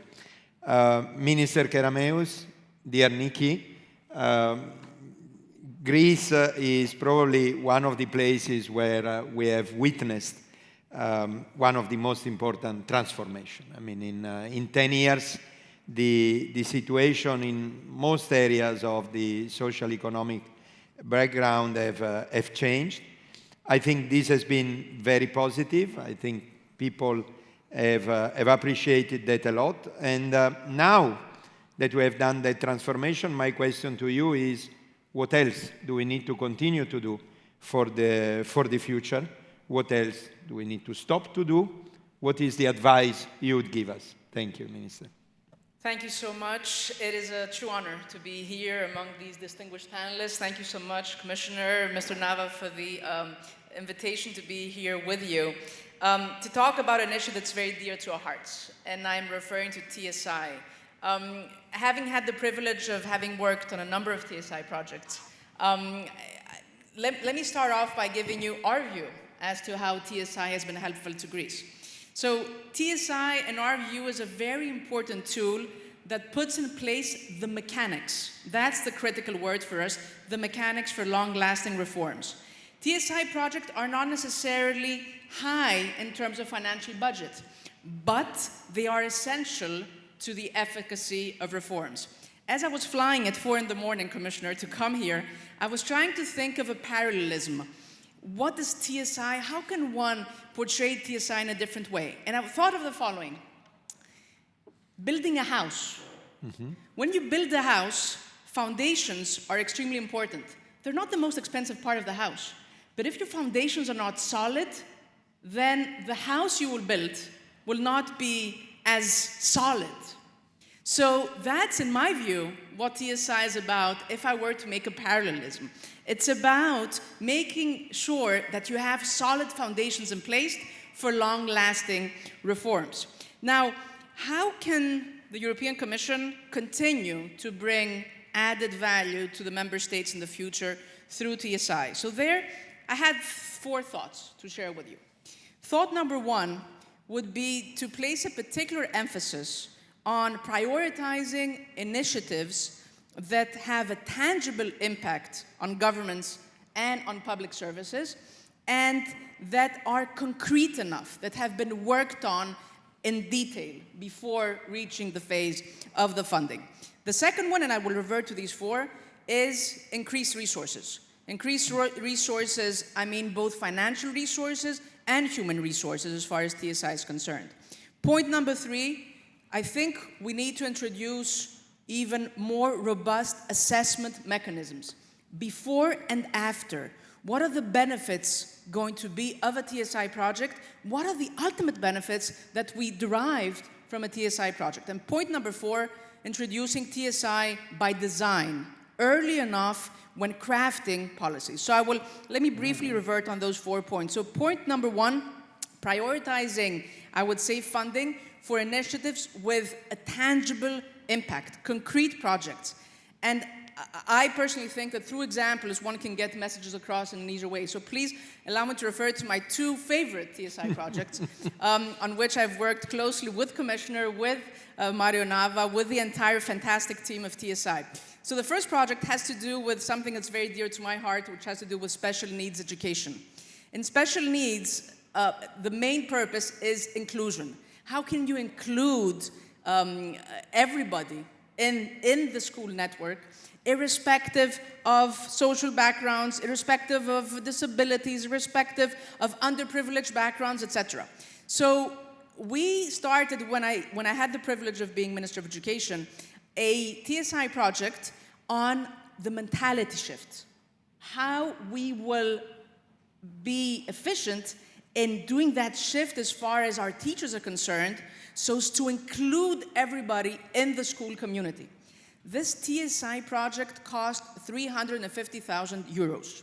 Greece spends roughly 50 million euros per year to hire special needs teachers.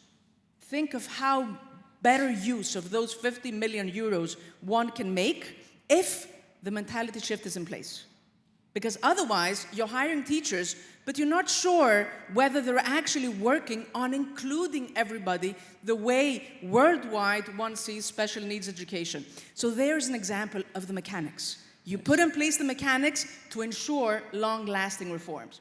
Example number 2, one we are currently working on, artificial intelligence in evaluation of civil servants. Evaluation of civil servants is a very thorny subject. It's been discussed throughout decades, both in Europe and beyond Europe. A very difficult subject, quite frankly. Greece has put in place a system pursuant to which target setting is critical in evaluation. So at the beginning of every year, supervisors within the public sector set targets for the year to come. We came to realize that some civil servants did not really set targets. Rather, they described their competencies. To give you an example, somebody who's in charge of processing demands of citizens would put in the target for 2024, processing demands of citizens. No, that's not a target. That's a description of what you're supposed to do. But imagine receiving 100,000 targets. How do you go about it? There's where TSI comes into play. TSI helped us in building an AI tool which filters more than 100,000 targets. And it gives feedback to the supervisors, and it tells them, is the target measurable? Does it have quantitative figures, qualitative figures? Is it time-bound, etc.? The most important aspect of this project, in my opinion, is the mechanics. What do I mean? The educative factor. The fact that it educates civil servants, it teaches them how to become more specific, how to aim higher. Another example of how TSI is all about the mechanics in a much broader objective, which is how do we make the public service better? How do we serve citizens in a better fashion? So that's point number 1 about, I would say, prioritizing projects that have an impact, and a significant impact, that are concrete enough. Now, are all TSI projects successful? No is the answer. I want to be blunt. Not all are successful. Why? Because sometimes certain projects have not been worked that much before reaching that funding phase. Hence, my suggestion of really focusing on concrete projects that have been heavily worked on at the member state level and that have a big impact. Point number 2, increasing resources, both financial and human resources. I know for a fact that many TSI projects don't make the cut. I know it for Greece, for instance. That does not mean that they're not worthy, but there are constraints. And it's really a pity to not be in a position to benefit even more from this fantastic, truly fantastic tool. Point number 3, increasing robust mechanisms as far as assessments are concerned. What do I mean? When even crafting a TSI project, to push member states to put down what are the anticipated benefits. Yes. What do you expect to get in concrete terms out of that TSI? And then to come back later, after the fact, and to see, have we delivered on that? Have we obtained those concrete results that we were looking after? And point number 4, and I will close with this, TSI by design. I think we've reached a point where we need to incorporate TSI in the very conception of reforms. At the very beginning, at the inception phase, when we put in place, when we craft reforms, we need to think of TSI at that very moment so as to ensure that the foundations, the mechanics of any reform will truly be long-lasting. Thank you very much. Thank you very much.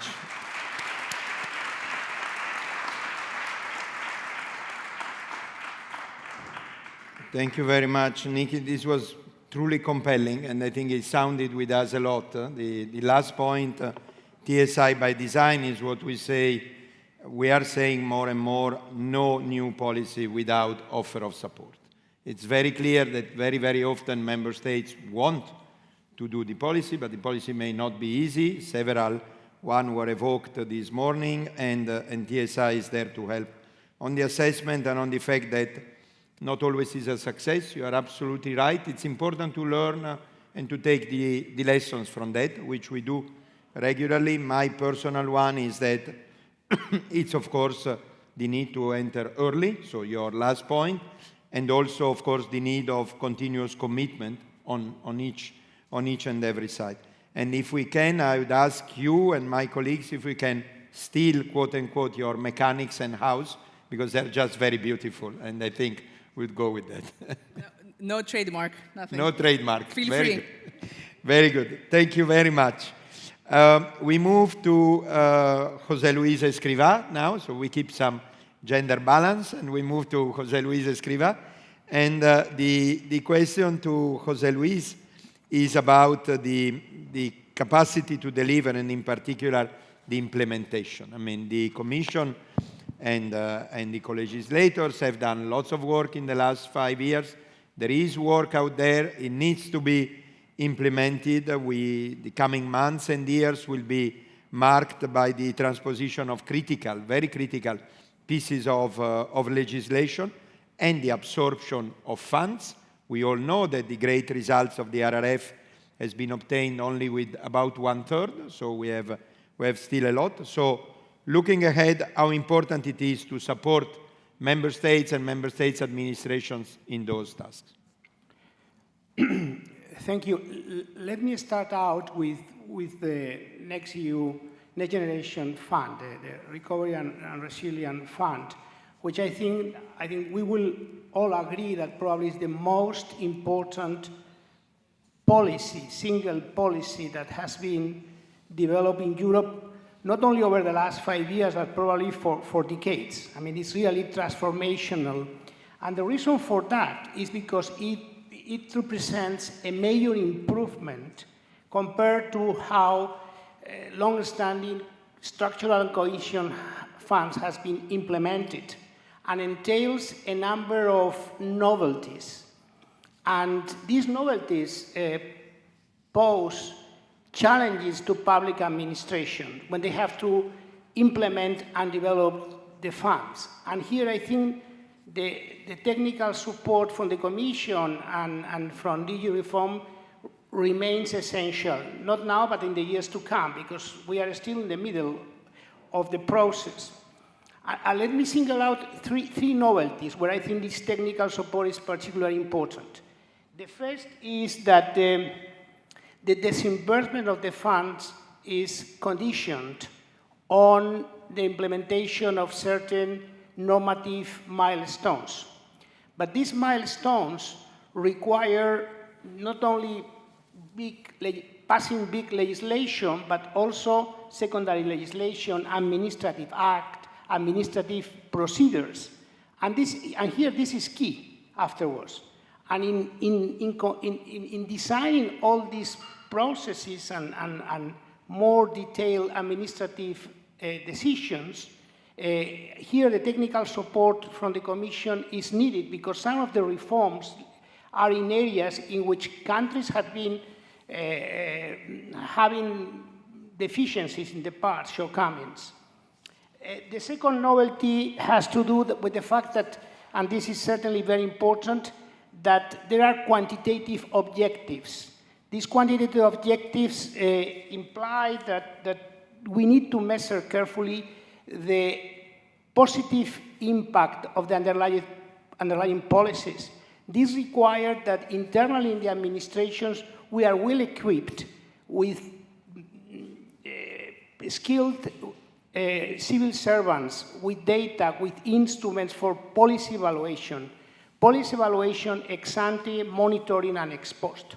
And here, again, member states require support, because this is really new, or to some extent new, certainly in some areas. And the more we do on policy evaluation, the more we do in reinforcing our administrations in systematically having a clear idea whether the policies are really having the impact, the positive that we expected or not, and trying to fine-tune if needed. This is essential. And again, here, I think you can be of very much help. And the third area, which there is a novelty, is that in implementing the funds, it's not only or primarily through grants, but also through loans. This is undertaken in order to foster a public-private partnership, in order to amplify the investments associated. And here, I think, again, while in some public investment banks there is some expertise, in the horizontal in the administrations, these public policies and development requires further reinforcement in terms of gain of skills, of procedures, whatever. I mean, this is for me also very, very, very important. And here again, you are supporting us, but we need more support also for venture capital. There are quite a number of new things, because for some countries, the loans that are associated to the recovery fund are very high. And very, very shortly, on other policies I have been personally involved, probably I would like to single out what we should not do in further development. I mean, a number of legislation have been passed, very, very ambitious one on migration policies. I think that we should avoid or should refrain from having a only focus on security-related approaches. I mean, here we need to reconcile in these migration policies the fact that we need to still enhance the single labor market, which still has a number of shortcomings. We also need to be able to attract high-skilled workers in Europe. The aging of the population is going to require more foreign workers. So we need to promote that migration is done through legal and lawful and regular patterns instead of the one we have. But we should not refrain from having skilled workers, because we badly needed that. And there is competition in the world for this talent. Second policy, I think, is AI and the regulation that has been passed European for the AI. I think it's very important that we also focus in on risk. It will be key in the years to come, the absorption of these disruptive but very impactful instruments in our SMEs and in public administrations. I take for granted that for big corporations, they will do it on their own. And finally, in third area, I think we should refrain from something, is on all what has to do with the green and digital transitions. What we really need is large European companies with the capacity to engage in the huge investments and long-term planning that is needed. And here, competition policies in Europe, and in particular from the Commission and a specific decision from DG.com, are really posing hindrances to having these companies in Europe. It's sometimes a very short-minded policy, short-sighted, but doesn't take the long-term view that we need, and Europe really badly needs these strong firms in order to support these transitions on digital and green that are really badly needed. Thank you very much, Minister. And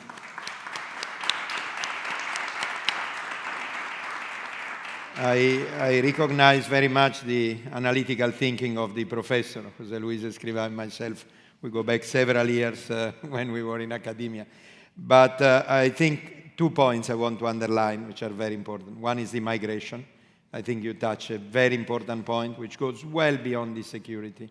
Goes, of course, on social matters. Our pact, the one that Council and Parliament have approved last year in December, basically opens up to that. But even our demographic toolbox, if you remember, is made of 4 components, and the component number 4 is migration. I think that is obviously an issue. And the other one is AI. Clearly, AI creates disruption, but that's not why we should not face it and embrace it.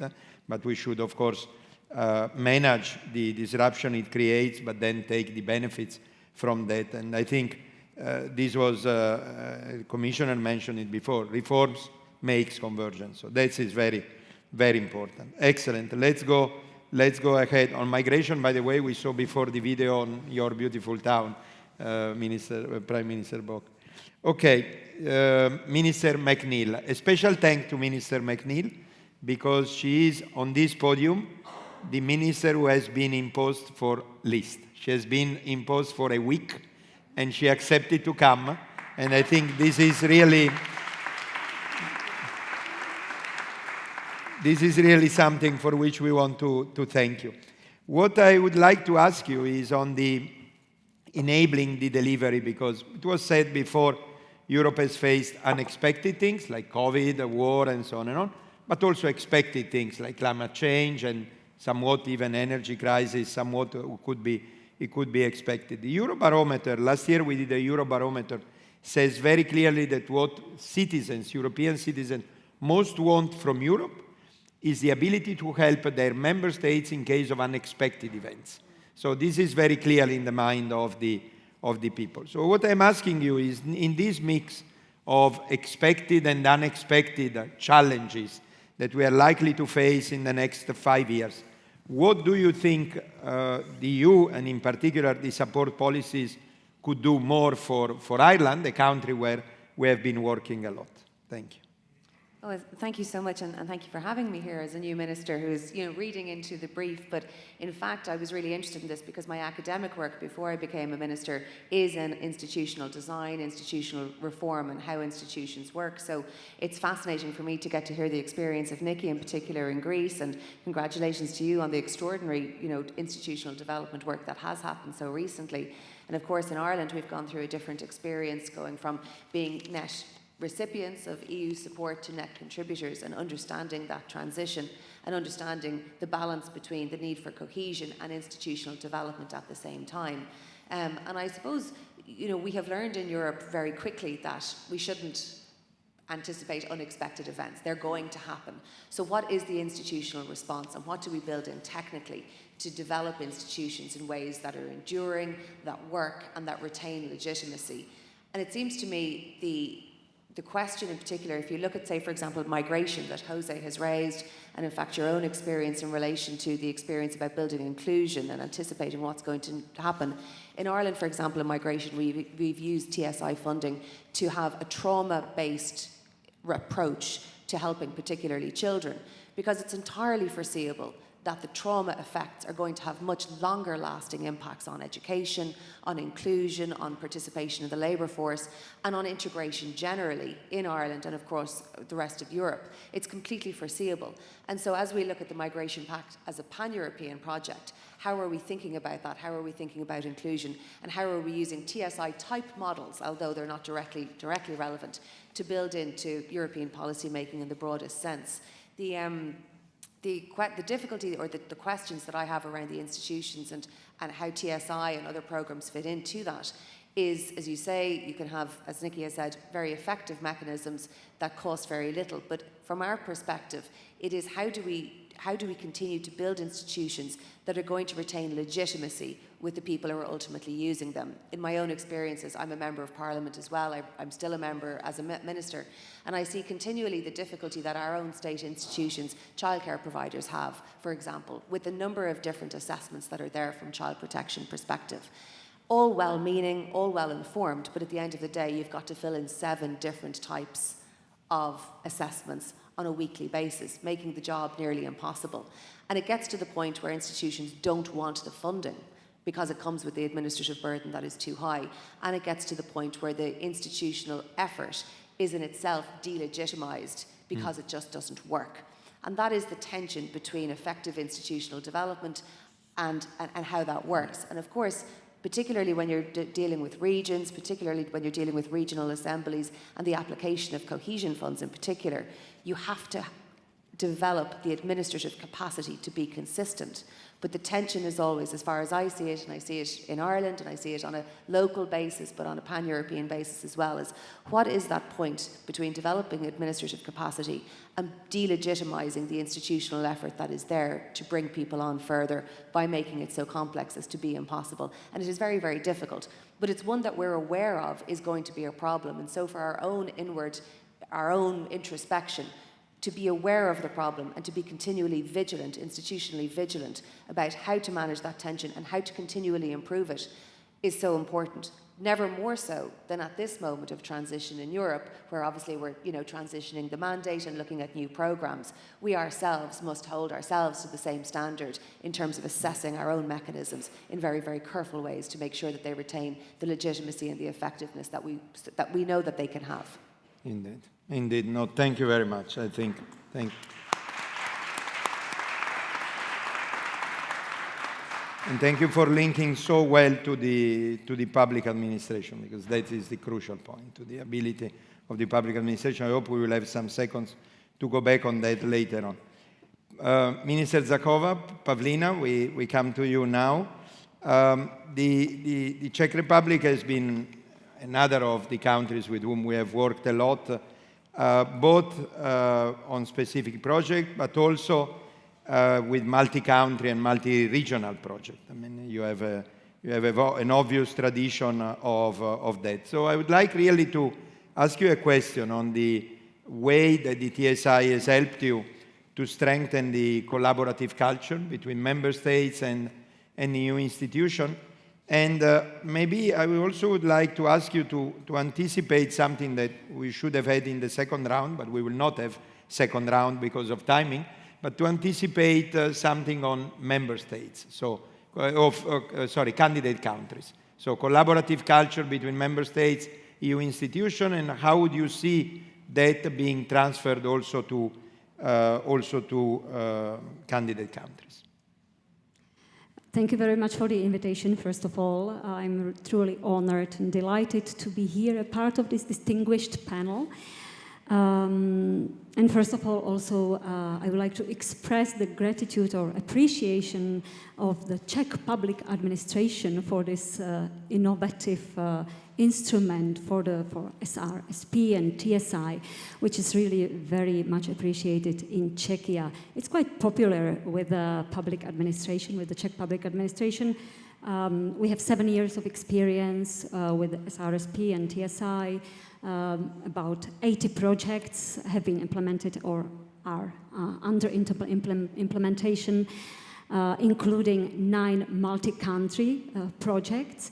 And it is a very popular instrument, as I said, in advancing and facilitating reform effort, because it's simple. We have heard it already in the first panels, but I still feel the need to underline this. It's simple, it's flexible, it's fast, it's tailor-made, targeted, and it's also quite comfortable for public administration, because let's say our colleagues in the ministries, they don't have to bother with public procurement in this case. They don't have to go into discussions with their budget departments about co-financing, and also the risk of let's say audit and some corrections is making it all simple. So thank you very much. As regards your question about multi-country projects. Yes, Czechia has been part of 9 of them already, and these multi-country projects, they make sense in areas where more member states face common challenges quite naturally, and these multi-country projects, of course, are value added because they are economically efficient. There is one contractor. They allow member states to learn from each other, and these projects also help to define EU solutions, common EU solutions. And here I would like to give you an example of a Czech project, which was actually an inspiration for a multi-country project. It's a project which Czechia submitted or applied for in spring 2022 in a dedicated call after the outbreak of the conflict between Ukraine and Russia. And this project concerns implementation of sanctions against Russia in the financial sector. It's about the identification of individuals who are real owners who have effective control of companies which are subject to the sanctions. It's about lowering the risk of circumvention of these sanctions. And this project was put on the table by Czechia. Then it was joined by 2 other countries, Latvia and Malta, which we were very glad for. And after the implementation, which took place in 2022, 2023, also during the Czech presidency, which helped Czechia to take the lead in this project. After that, it even inspired another follow-up project suggested by DG Reform about implementation of EU sanctions. So here, this project shows that TSI can really be effective in putting up EU solutions through these bottom-up initiatives. It provides space for member states to come up with solutions which can be inspiration for other countries as well. Going forward, these multi-country projects should be definitely kept, maybe even expanded. But not only these bottom-up projects, but also, let's say, the top-down projects which are proposed to help implement major EU policies, EU priorities, to help prepare for new funding programs. Like there have been several projects like that, helping with the just transition territorial plans, or the preparing the repower chapters. Or social climate fund, etc. So I think that this should be a part of the reform effort, or of any instrument which would facilitate reform and technical support to the member states also in the future. You asked also about how to promote collaboration among the member states. Well, here I think the collaboration is present in all TSI projects by definition. Collaboration either with other member states or with the EU institutions, with the European Commission, during the very intense preparation, consultations, how to best design the project. So the collaboration, the collaborative element is there, it's inherent. But here I would like to mention also the project PACE, which was already mentioned several times today, which I find very useful for the public administrations to again get inspiration, bring it home, and put it forward. And I think spending a week in another country can give you really a great inspiration, and can give you an inspiration to develop a real proper project for a real proper TSI project afterwards, which would be, let's say, then implemented in a long run. And my final comment on your question about the candidate countries and their involvement. Yes, of course, we should not limit our help and our support in reform implementation to the member states. The candidate countries, they have a lot on their plates. They face huge challenges as regards reforms. So I think the support should also be provided to the candidate countries. Here, I think, as regards the multi-country dimension, multi-country projects, here the member states which joined, let's say, the most recently, which is not recent anymore, but these member states, who joined, let's say, 2004 and after that, can help a lot, because there is still some institutional memory of what it was when we were entering the EU.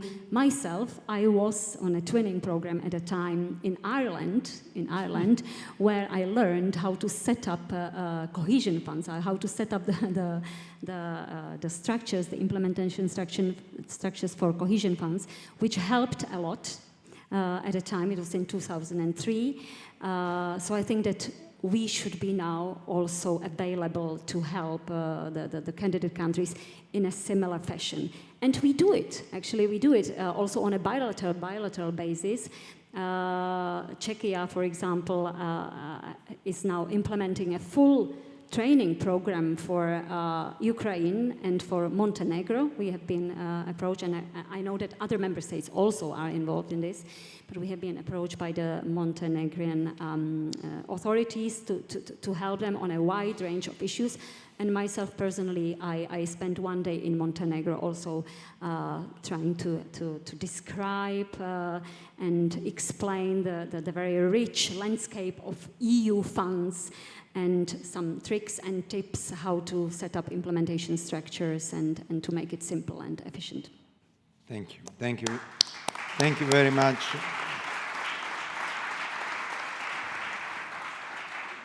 Thank you very much, Minister Jakova. I'm really thankful to you for many things, but two in particular. One, you have told all of us how often the multi-countries are made. You said it very clearly, the one on sanctions. We launched the idea, you started with that, 2 other countries joined. Very, very often the multi-country, I would say, is endogenous. It comes from countries coming together, understanding they are like-minded on a particular issue and they want to do it. And then the second point I'm very grateful to you is for the support to the candidate countries. As we know very well by now, the TSI regulation, to which Dragos Pislaru referred before, only allows use within Europe. So what we can do, the maximum we can do, is to have the candidate countries as observers without that implying a disbursement of fund. But I believe these politically, of course, can be changed at some point if there is the will. And it's interesting because we are posing these questions and till now there is quite an opening to that. And we need to be clear. We have just seen a few weeks ago the Western Balkan facilities which went there. So there are, I think, possibilities that need to be explored. But thank you very much for the encouragement. And then last, but certainly not least, the chair of the Territorial Cohesion Committee, Mayor, Prime Minister Emil Boc, the Commissioner Ferreira opened up talking about the importance of the regions and the different levels. You have seen in all our videos and examples, we truly try to go down to the region. You have been chair of a European committee, prime minister of a country, mayor of a town. You must have seen differences between the different levels. Tell us all what the differences are, what we need to do in order to make sure that our support is effective at all levels of governments. First of all, dear Commissioner, dear Ministers, ladies and gentlemen, I would like from the very beginning to thank you to the European Commission and especially to Commissioner Ferreira for inviting us, for inviting the European Committee of the Regions to have our voice to be heard, because always Commissioner Ferreira never forgets about the local and regional authorities because they are part of our ecosystem of collaboration. And now, Mr. Nava, you said in the previous intervention that sometimes the local and regional level is secondary when member states are designing reforms. It's true. I would love not to be true, but this is true.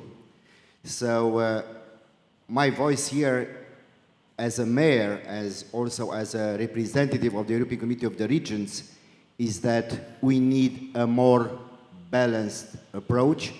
We need top-down member states reform, definitely, with the support of the European Commission, the European Union, but we do not have to lose the sight of the bottom-up perspective in order to be successful. Also, Commissioner Ferreira used to quote sometimes Anna Karenina, and I liked so much her approach, you know, from the audience. The quote is the following one: all happy families are alike, and all unhappy families are unhappy in their own ways. So yes, member states are unhappy, but we at the local and regional level we are unhappy in our ways. So if we pay attention to each other, I think we may find the best solution. Also, from the experience, I would like to tell you that when we are implementing a strategic policy of the European Union, like Green Deal or digital transition, or a very complex project, money are not the first and the only problem. They are not the first and the only problem. And here the technical instrument is coming in place, and I strongly support what everything was said here. And Mrs. Minister from Spain made a comparison with the house. I strongly agree, exactly the comparison how the technical instrument is working on the ground. But exactly is the case with the local and regional authorities in Europe. Our house in Europe is based on the foundation, which are the local and regional authorities, the walls, which are the member states, and the roof, which is Europe, which is the European Commission, our Europe. So again, my message is bring all of them in consideration. I was Prime Minister. I understand that sometimes you need a strong reform from national level, but never forget to take into account the local and the regional perspective. You know, from the other perspective, it's so important for our common European project. Because if you bring the local language, you bring the citizens as a part of the reform. Otherwise, people will say, you know, Brussels' fault. They are doing everything wrong. We would have done differently. But when you are part of, you are in, definitely it's easy to explain to the people the concrete results and to show why Green Deal is important. Because we, at the local level, we can show the level of pollution, which was 1 year before, what is now when you did a lot of reforms in the area. So from that perspective, I strongly, strongly recommend to take in consideration the local and regional level. And Mr. Nava, your question was much future-orientated. And I know the concrete situation, and I strongly support. But let's make a small proposal. This proposal would be to do more peer-to-peer learning, especially at the local regional level. Why? For example, when I'm facing a challenge or a problem, definitely someone in Europe has faced the same issue, the same challenge, and how many chances, how many odds are that someone else in Europe has faced the same challenge? And having in mind that we have 19,000 local and regional authorities, there are good odds, there are many chances that someone definitely faced the same issue. So this wealth of experience must be put in practice, as you already did, but I would emphasize more. And if we may allow, I would strongly recommend also for a collection of the best mistakes and to have a technical support of not to have the best mistakes in area, because sometimes I met mayors from all over the Europe. I said, I did that wrong, and if I knew it, I did the same. I say, if we would have knew it before, maybe we would avoid it to do that. So also learning from mistakes, I think it's a good example to move forward. And I think we need to capitalize in this area. So my message is, again, nothing about us without us. Thank you. Thank you.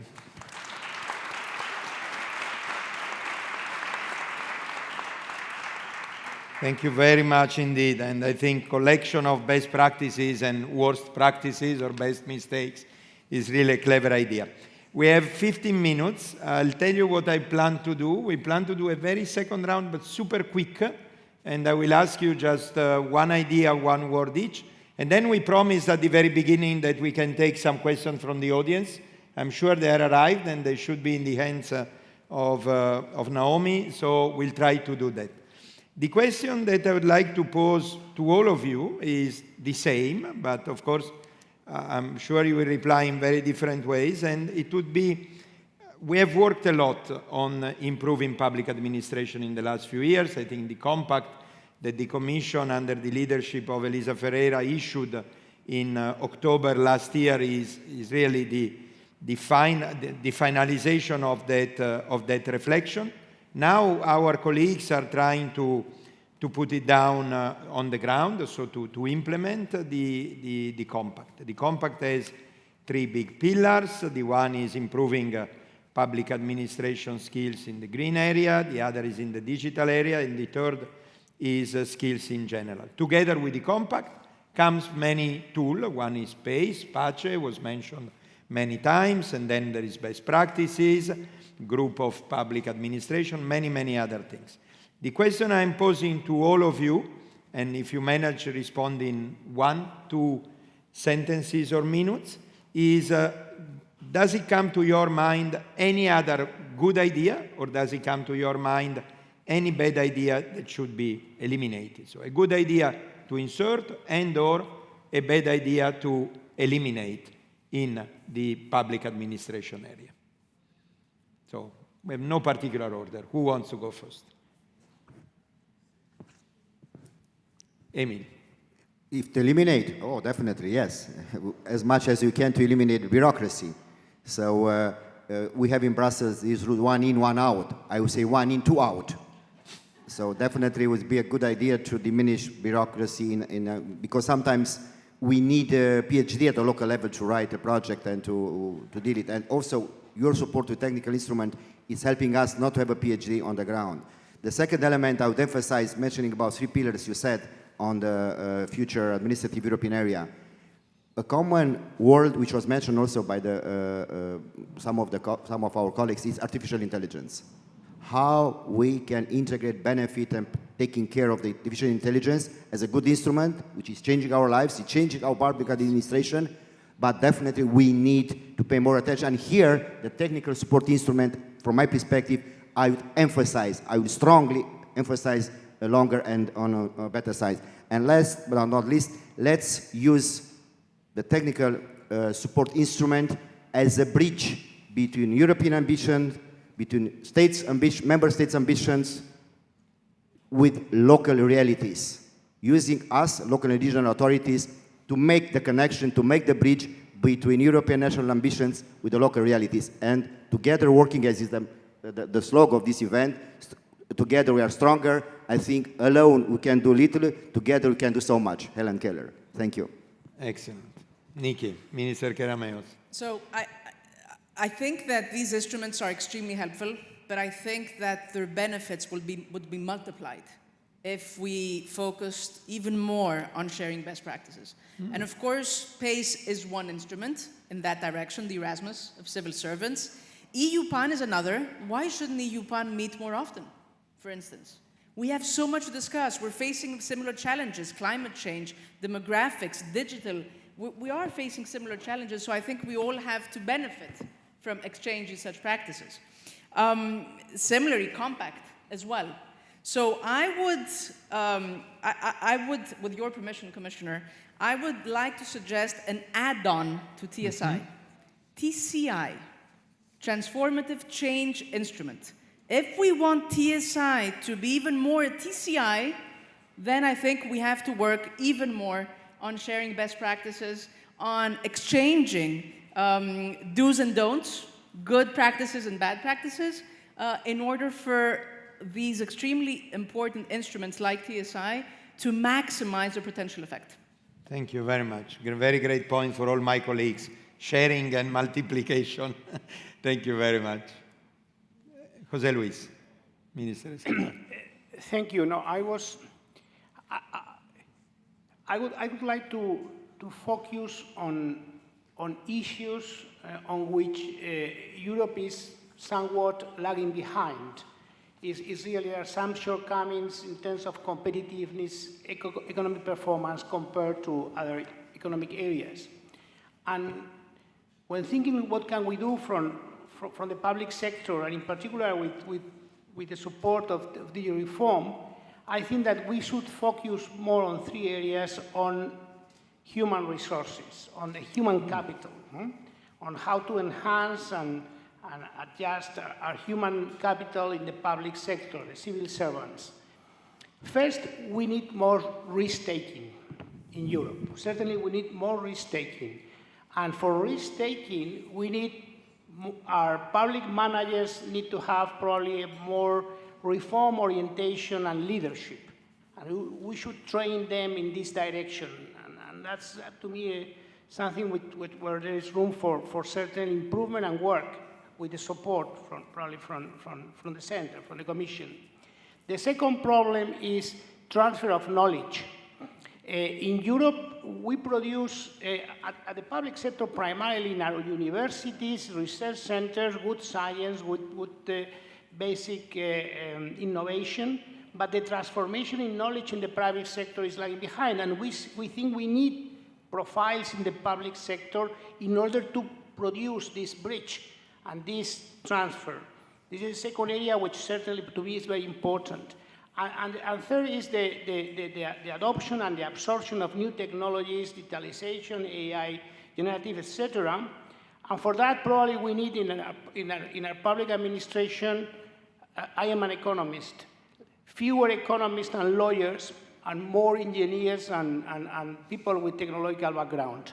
And probably we need to work on that, how to do it. Yeah, I was thinking when Nikki was mentioning mechanics, we need probably engineers and mathematicians and these kind of people. Very good. Pavlina, Minister Jakova. Yes, so among the areas which we could add under compact, I had a similar first thought as my colleague on using AI, looking more at AI.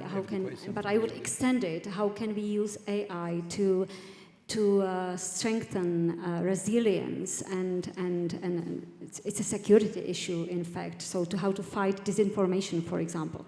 So this, I think, would be very useful. And if I may, another one, I would suggest also more focus on the single market, on elimination of barriers in the single market, because we speak about it all the time, but this goes to a very nitty-gritty, detailed issues where I think more cooperation among public administrations would help. As regards areas which we should avoid, yeah, also here I echo my colleague, administrative burden, definitely. And if I may go beyond compact, and if I try to think what we should avoid in TSI going forward, I would say we should be careful in applying the performance-based principle, which is now seems to be very popular, and I see its merits, but I think that we should be careful in applying it too strictly to the reform area, because the fact why member states they are keen on the TSI is that they are like voluntarily suggest reforms, and they are determined, they want to implement them. The current experience with the RRF is that if a reform is linked to possible sanctions, very high sanctions, there will be low motivations by member states to come up with any reforms and to make commitments to reforms. So I think the reforms should stay really voluntarily. There should be like some kind of soft push, but we should be careful in using strictly performance-based approach to reform agenda. Very good. Thank you very much. Jennifer, Minister McNeill, last word to you. Thank you, and I appreciate it may not be within scope, but as you transition and look towards the future, if there was one thing I would try to do differently, it's to create incentives for expedited delivery on key projects of urgency. And what I mean that in all of our administrations, there are important projects, most important being climate and the delivery of renewable energy more than anything else. But in every department, in every policy area, there is slowness and inertia for different reasons. Somebody being overwhelmed, a minister or a senior civil servant being overwhelmed with work on one space, something getting a little forgotten over here, somebody else not prioritising or not realising the urgency. In my own department, in the Department of Finance, my job before this one, I tried to place a macroeconomic security imperative on the delivery of renewable energy projects and to insert the Department of Finance into other areas to deliver that and to use the links with financiers for renewable energy. Why is capital moving from Ireland to Denmark, or from Denmark to, why is that happening? And what are the small but urgent blockages that could make things more easy? So if you could create an incentive for a state to have 1 or 2 policy areas where you were incentivizing expedited delivery, somebody who was attached to a department with the exclusive purpose of finding stupid or silly blockages or things just going a little too slowly, whose only purpose was to look at them objectively and drive forward the urgency of the key projects, particularly climate, whether it's the connection of private lines, whether it's just the small little things that never get seen within a department, but that can actually make an enormous difference. And they're just too small to be seen, and things move too slowly for them to be caught. So it's a sort of it's a constant watchdog of just expedited delivery on urgent projects. That would be my dream in public administration. Thank you very much. And I think my colleagues have taken notes. This was extremely precious for all of that. I would ask you a big round of applause, and it's time to leave the floor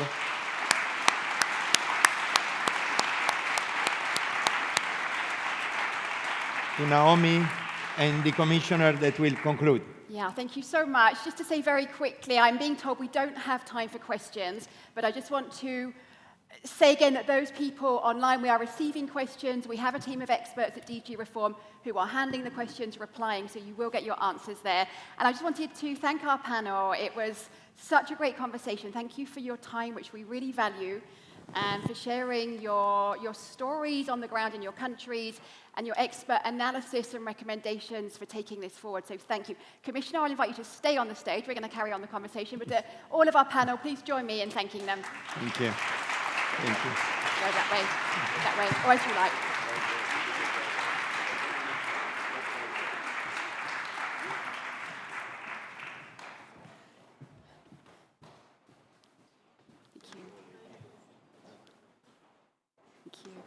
So, Commissioner, I get to sit in the hot seat now, which is very exciting. You have been with us all morning. You were there at the beginning of the conversation, being a part of the conversation, following the conversation. The title of this event is that Together We're Stronger, and we've heard it in all of the panel discussions, how the EU support has helped in creating this collaborative culture at all levels and with EU institutions. I mean, it's undeniable, the positivity, the stories, the examples.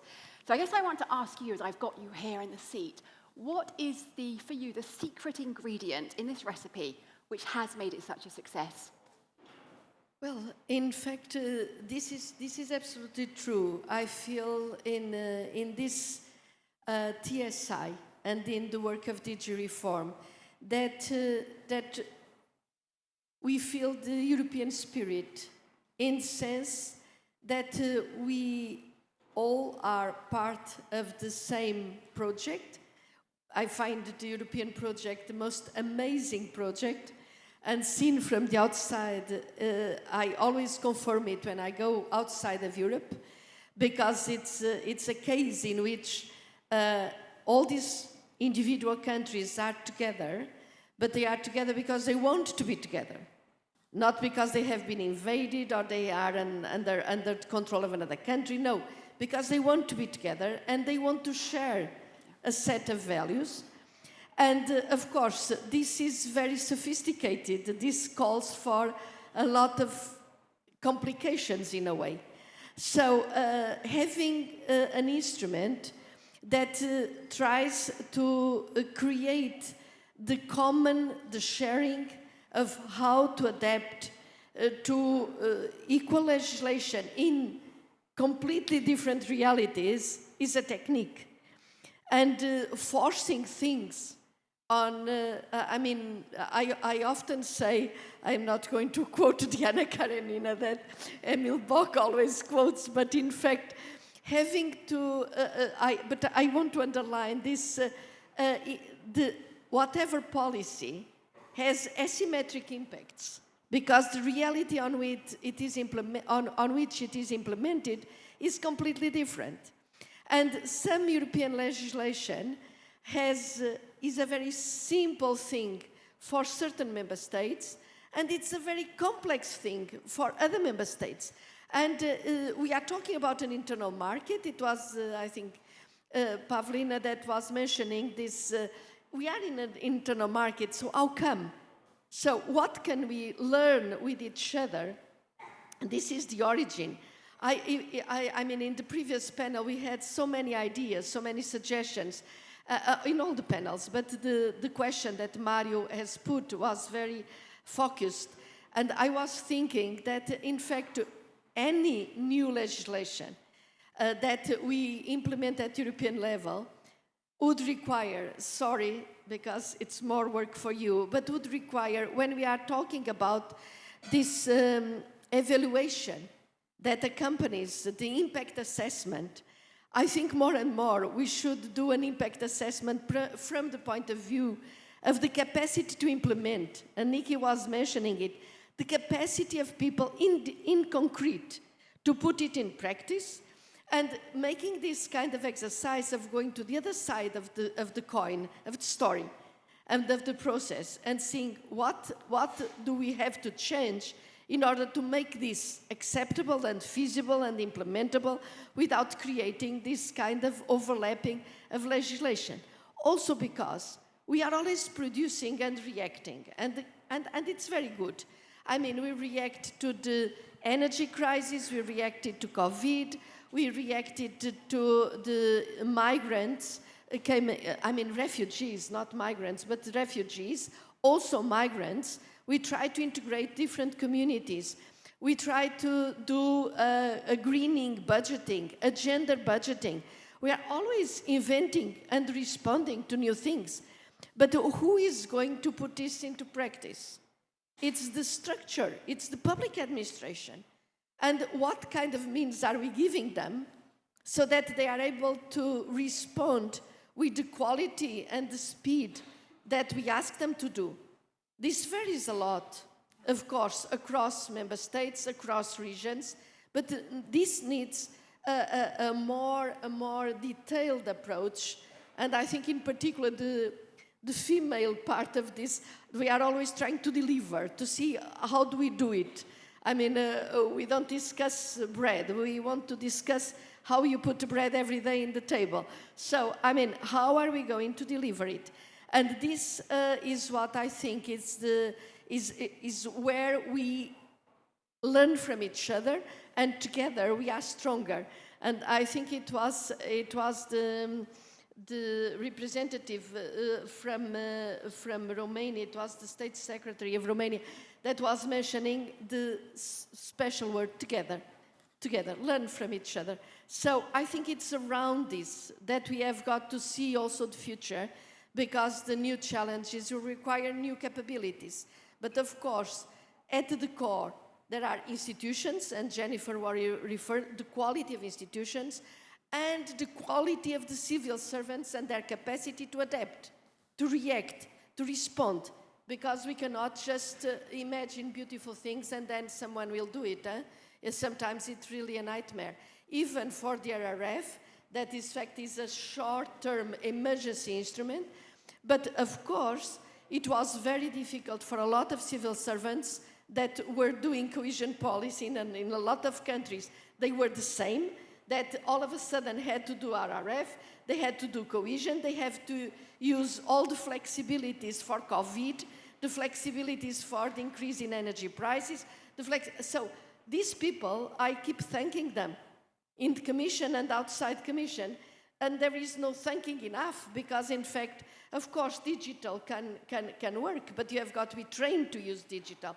Artificial intelligence, and I'm looking at the Maltese experience, but I mean, the capacity to adopt these technologies, to use artificial intelligence, all the toolbox, but you have got to be trained to be able to, without risk, using this toolbox. So for me, this is the kind of messages for the future that has got to be, taken on board, but we need, of course, with this recognition that also in the future, and I think it was Nikki that also mentioned it very clearly, funding and people, because I must confess that when Mario was coming to me and doing, oh, look, Commissioner, now we are going to help the shift in the energy. Now we are going to do a project for migrants. And a lot of the senior staff in our meetings, in our jour fixe, where we meet, they recognize that I was sometimes very reluctant. So all the flexibility, everything they have done, thanks to them, because I was saying you won't be able to deliver quality projects with so many things moving. So I was really very worried, but they delivered it. It was a kind of a miracle.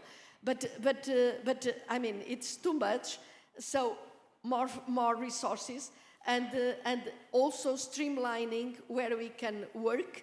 I mean, fostering this cooperation. And if we can learn from each other, the best. I'd like to ask you one more quick question before we wrap up for lunch. We've heard so many amazing success stories. Is there a particular one, a favourite, that stands out for you, just quickly, and then we can wrap for lunch? Well, that is very unfair, because I don't know. I don't know everything that everybody has been doing. I just want to praise you for engaging, because without engaging, without this, humble attitude that was, okay, what works, what doesn't work, what can we improve? And I would take again something that was coming from the previous panels, is this, prepare, and then monitor, and then let us be open, and let's see, okay, this doesn't work, this works, with a lot of sincerity, because here, one of the aspects that I want to underline is there are no champions. I mean, we are all champions or we are all losers, because Europe is like this. Either we develop together or a chain is as strong as the different elements of the chain. So a problem in one country, a problem in one region is a problem to all of us.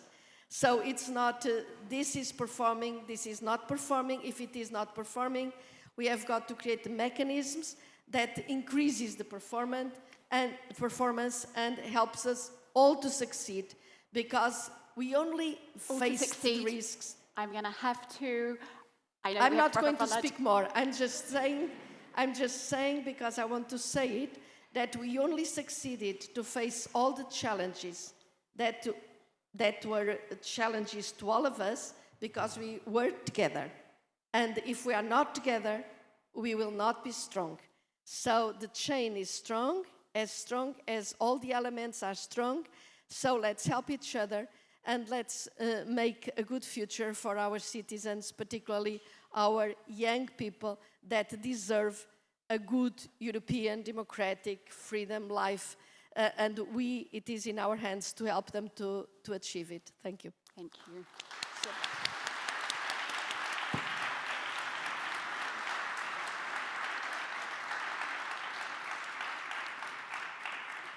Thank you so much, Commissioner, for wrapping up our morning like that. And I do not want to cut you off. I could listen to you for a long time. So thank you so much for your message. It is lunchtime. I'm told the food is excellent here. Go and enjoy it, network. And please be back here at 2:30. We start again at 2:30. Thank you.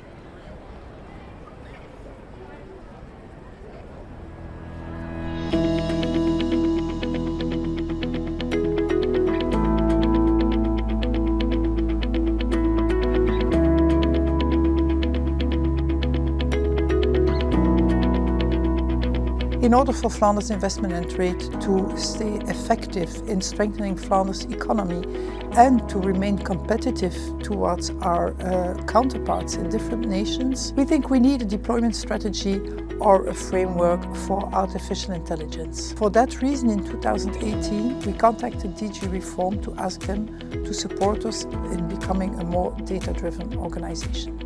Artificial intelligence is key for innovation. It makes the economy more agile, more dynamic, greener and more digital. That is essential in order to recover from the COVID-19 pandemic. The Recovery Plan of Europe is an incredible opportunity to expand artificial intelligence all across Belgium and Europe.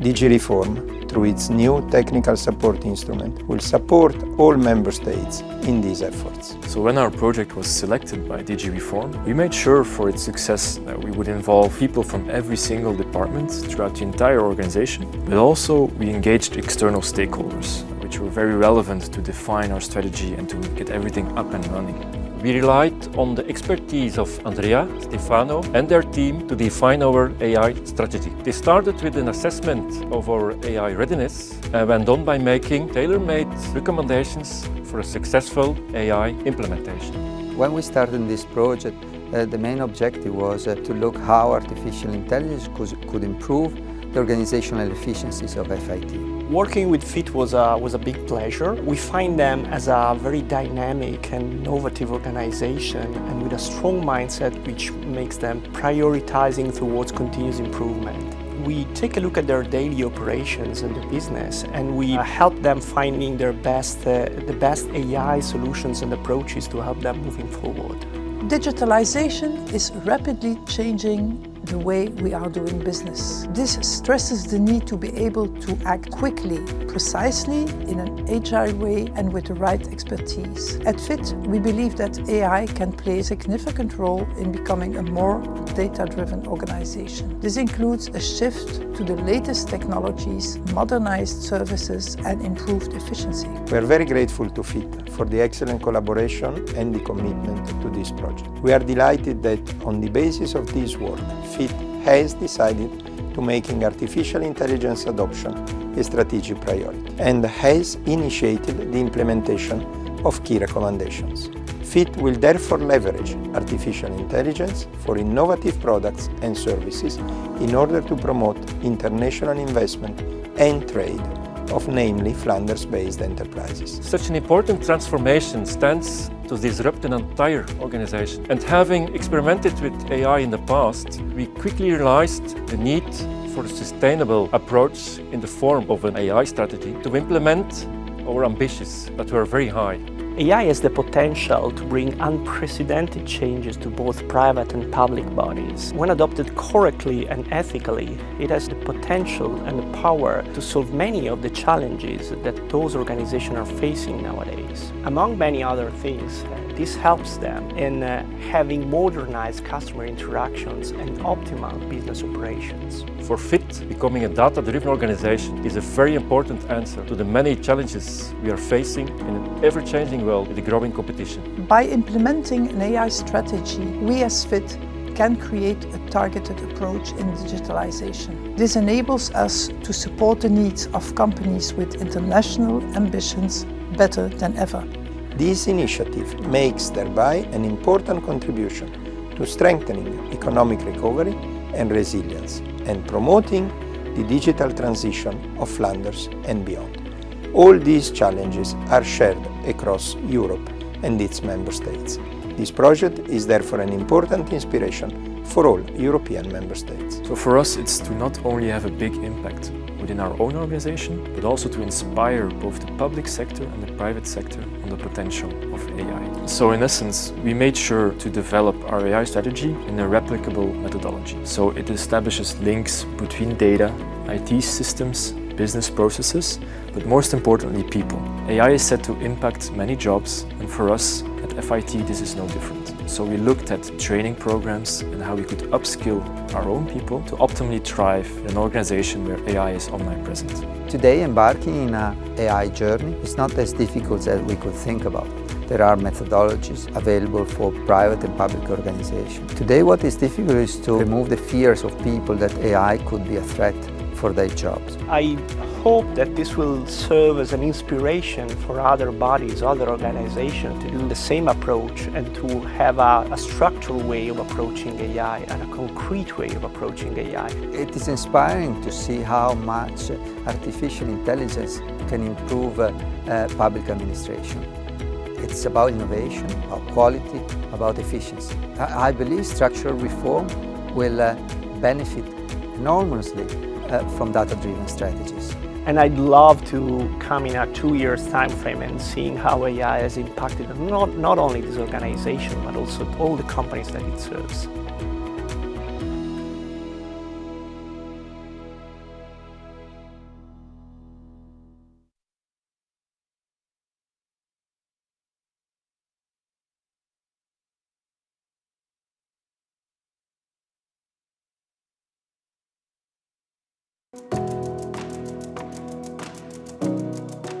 The European Commission, through the Technical Support Instrument, has launched a programme for civil servants to exchange practical knowledge of green budgeting. In Paris, the French Ministry of Finance hosted representatives from Ireland, Spain, Austria, Portugal, Poland, Hungary and Slovenia to discuss green budgeting practices. Green budgeting can help national administrations align budgetary items with climate and environmental goals, and to promote an environmentally aware approach in all policy areas. Poland has already issued green bonds. We see an opportunity to further develop this instrument, integrating it with green budgeting. Networking with representatives of member states that have already implemented green budgeting allowed us to gain knowledge and motivated us to move forward. The French model serves as a true inspiration for all of us. Throughout this exchange, we've had the opportunity to explore various public administrations that all collaborate together, implementing innovative measures and actions that converge towards a shared objective.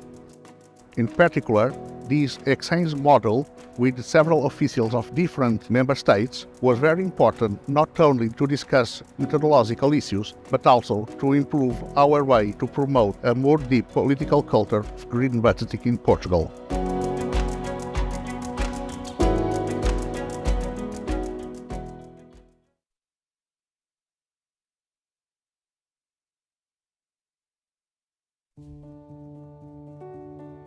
Across the European Union, climate change, massive urban development and pollution are threatening coastal areas, which are essential to nature, to our society and to local economies. Malta has been increasingly confronted with coastal erosion, rockfalls, beach loss, rising sea levels and extreme weather. To address these challenges with a comprehensive strategy, Malta has requested the technical support of the European Commission.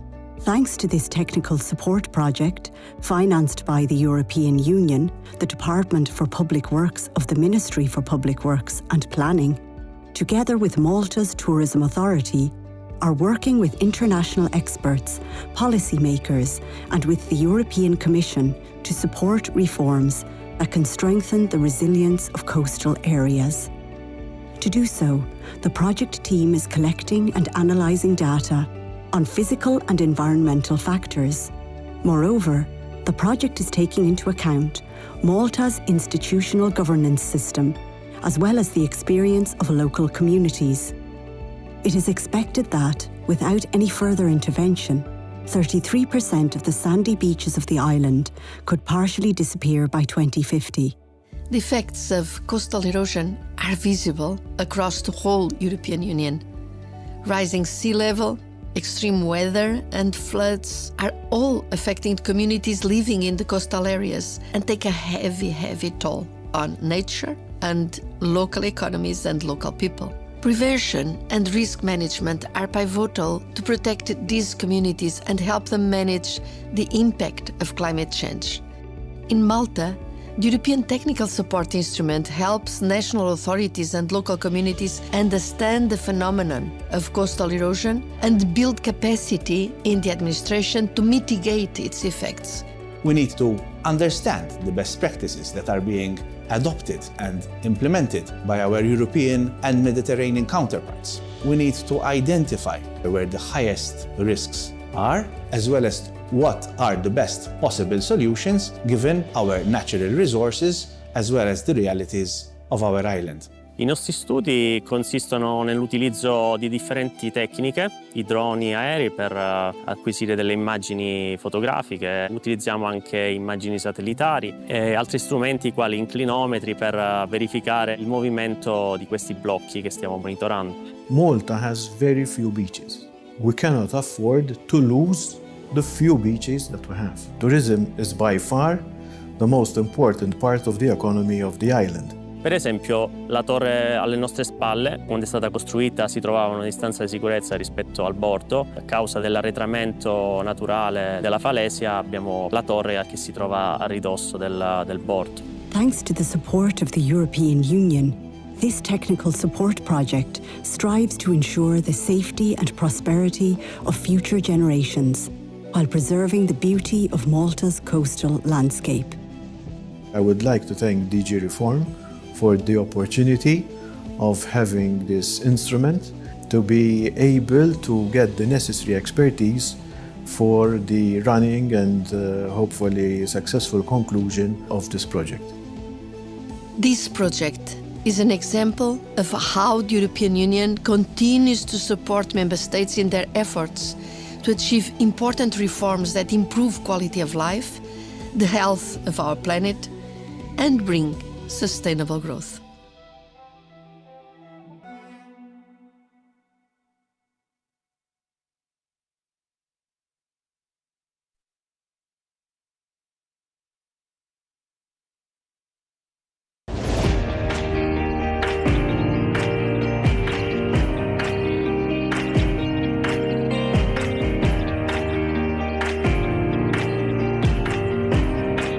Budgeting is a powerful political instrument in the hands of the governments. So gender-responsive budgeting is smart budgeting. The way how we manage the budgets can have an impact on gender equality, either improving the equality between women and men or increasing inequality between women and men. Gender-responsive budgeting as a smart budgeting allows or ensures or guarantees the inclusion of a gender-responsive perspective into the budget-making processes. So our first target was to tag our expenditures and to unveil the fact that our expenditures are subject to have an influence on gender equality. Gender budgeting is a useful tool to reach equality, a tool to raise awareness about gender equality, and it offers more transparency about the way we are spending the public money.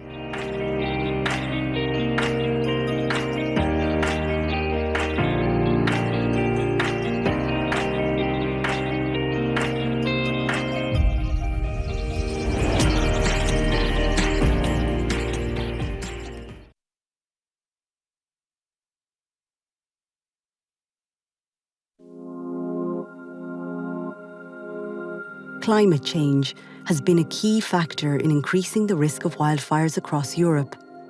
Low rainfall also contributes to drought, which is likely to create the right condition for the spread of wildfires. The most recent statistics say that the drought experienced in 2022 is considered the worst in over 500 years. In Portugal, the area destroyed by wildfires in 2022 has increased by 8% compared to the average area destroyed per year in the last 15 years. This project will first focus on the prevention of wildfires across 3 pilot regions: Alto Tamega, Coimbra, and Western Algarve. The Technical Support Instruments is a European program that can adapt to different circumstances and to the Member States' reform agenda. Portugal, like other Member States, is facing challenges which are made worse by the climate change. We are working hand in hand with the Portuguese administration to prevent future wildfires and to mitigate their impact. Wildfires have devastated the communities across these regions in the past years due to a lack of preventive measures, land abandonment, and ineffective forest management. Besides providing expertise, this technical support project will bring together national and regional administrations, the Forest Service, and experts to ensure the continuous exchange of information and best practices. The main results that we achieve right now in this project funded by the DG Reform are basically the capacity of bringing in together all these groups of people, creating a profile of all the country in order to speed up the replication of the National Action Plan on the other areas outside the pilot. Based on the lessons learned from the 3 pilot regions and in line with the National Action Programme, the project will be progressively implemented in other regions in order to protect people's lives, forests and farms. The focus of this plan is prevention. We have understood that fighting fires is very relevant, but it's just the tip of the iceberg. What is really relevant is all the work that has to be done throughout the year and in a long term. This is what we are implementing now in these pilot regions with the support of DG Reform. There are 2 types of prevention. You will have what we call the linear areas, where it's basically making ways so that, for instance, when fighting the fires, firefighters can pass through these areas without being blocked and can reduce the risk for other areas that are not yet burned. But with mega fires, you can have actually these lines that we are talking about that can be surpassed.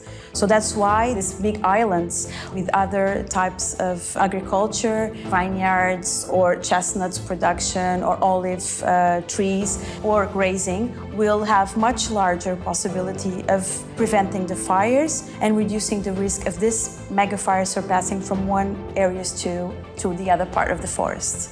Os trabalhos que nós fazemos de prevenção no inverno nas matas, depois no verão é uma mais-valia para nós, é muito importante porque depois também nós usamos como uma faixa para depois também conseguirmos travar um incêndio, não? Porque ele chega aqui e também morre ou fica pelo menos com muito menos intensidade e nós já conseguimos nos chegar mais e é mais fácil fazer depois o combate. The Technical Support Project in Portugal is part of the efforts of the European Commission to tackle wildfires at European level, which include the RescEU firefighting fleet, which can be deployed in case of emergency in the member states, and the use of satellite imaging to monitor the wildfires. This project will contribute to build resilient forest and rural areas for the benefit of all citizens and of the generations to come.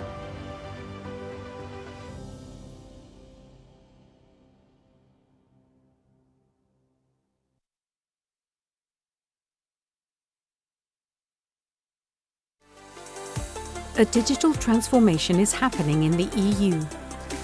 A change that connects communities, helps businesses, and leads our union to a creative, fair, and sustainable future. In 2023, one of the most innovative and groundbreaking TSI reform projects was delivered in the heart of the Mediterranean, in Cyprus. The digital transition in the European Union is still underway, with some difference across countries, but signs of convergence are encouraging. With European Union support, Cyprus is progressing very fast, planning to significantly improve its connectivity, both fixed and wireless. Easy and affordable access to broadband is vital for everyone, for greener and fairer growth and empowered, educated communities. Across Cyprus, the change is already having an impact on learners, from small villages to the capital city. We are at the campus. It is considered as one of the most remote areas in Cyprus. Now you are at the smallest school in Cyprus with only 4 students and 1 teacher. My educational approach involves integration of diverse range of digital technologies into the daily classroom routine. An indispensable tool for my students, alongside traditional books, is their personal laptop. We utilize virtual and augmented reality tools. We integrate educational robotics. This emphasizes the development of coding and programming skills and also empower students with essential technological competences for the future. The upgrade of the school broadband connection to a very high capacity network is very important for us, for our school and also for the village. With EU support, very high capacity networks in underserved areas are also expanded, and a voucher system created to help more families get connected. The broadband is very important to me because I'm working remotely. We use the voucher, and that gave us the opportunity to minimize costs as a family. It offers higher productivity, and because as a family everybody uses the internet for a specific reason, it's very important. When I was a PhD student, I had to work online due to family obligations. Gigabit internet was mandatory for me in order to be connected with my professor and the university. Also, I needed the internet for the access to the university library. The EU supported Cyprus in developing a well-structured broadband competence office to increase access to affordable and high-quality broadband services. This office operates as a single point of reference for public investments, cooperation with private investors, and facilitation of administrative procedures for the broadband sector. In addition, the TSI has supported the Deputy Ministry with the preparation of 2 broadband investment projects included as part of Cyprus's Recovery and Resilience Plan. And the impact of the TSI-powered reforms is being felt through digital growth right across the EU. From the development of very high-capacity networks in Czechia, a national AI strategy in Estonia's Revenue Authority, and support for circular economy and automation in Denmark, to the digitalization of the Austrian education system and the digital transformation of the Greek industry. The European Commission, through its technical support instrument, TSI, supports over 88 digital transition and transformation projects across the EU. The reforms, powered by the technical support instrument, help member states, first of all, to unlock digital growth potential, then also to deploy innovative solutions for businesses and for citizens.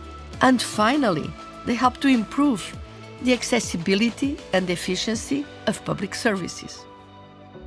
By working together and seizing the potential of technological progress, the TSI is key in supporting the efforts of member states to future-proof their reforms agenda and prepare our union to thrive in a changing world.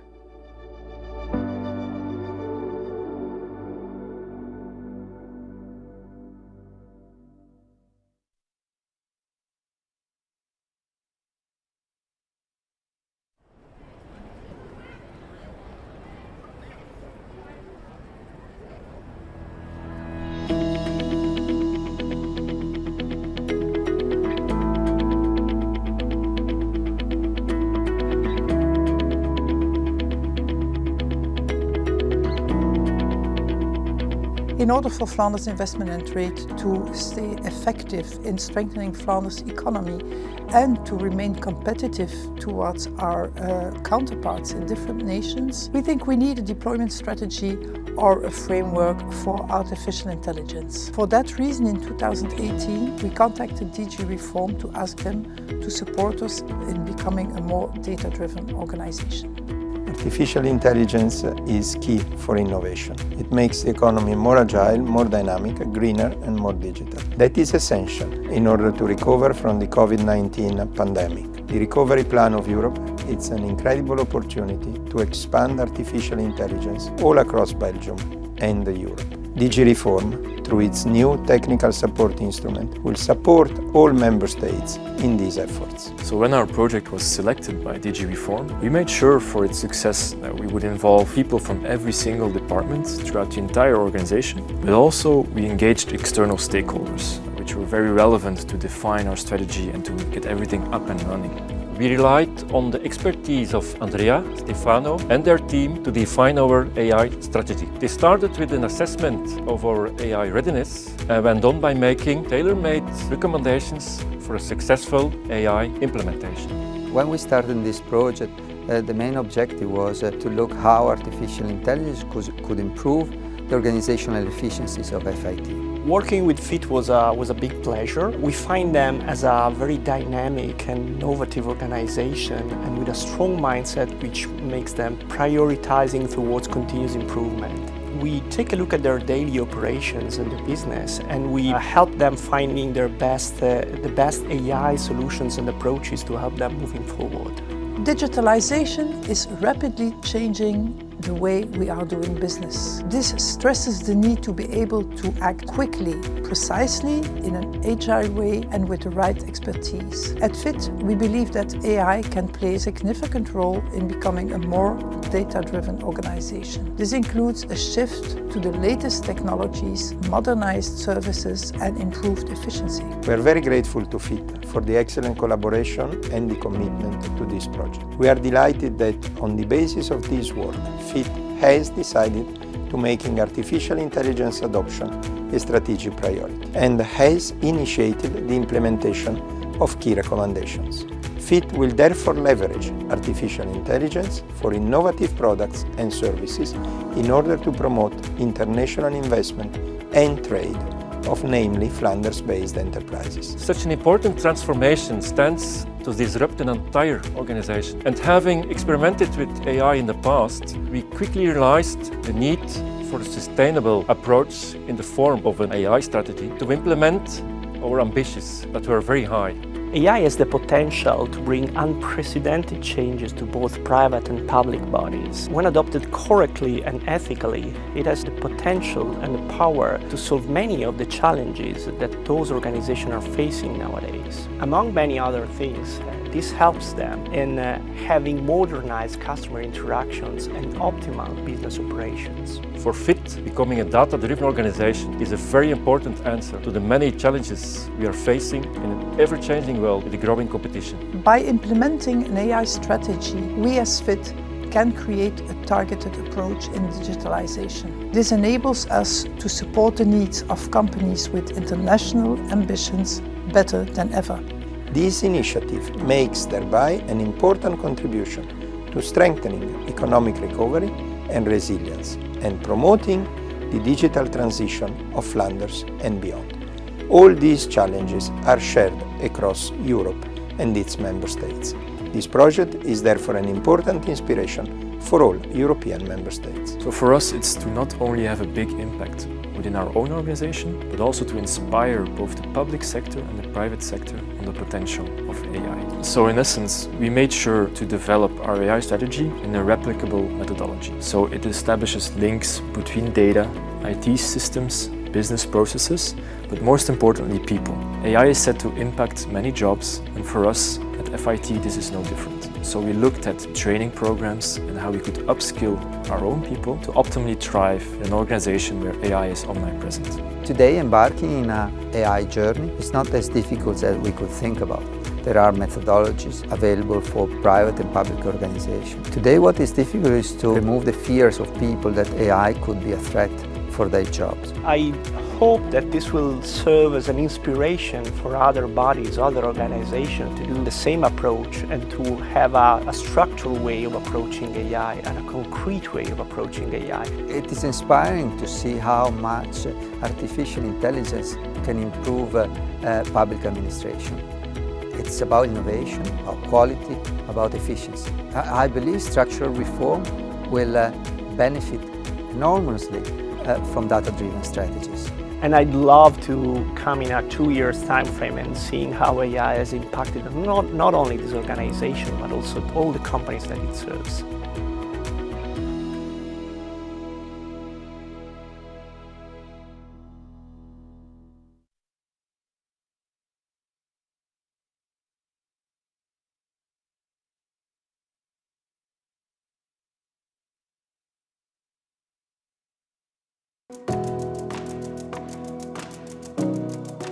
The European Commission, through the Technical Support Instrument, has launched a programme for civil servants to exchange practical knowledge of green budgeting.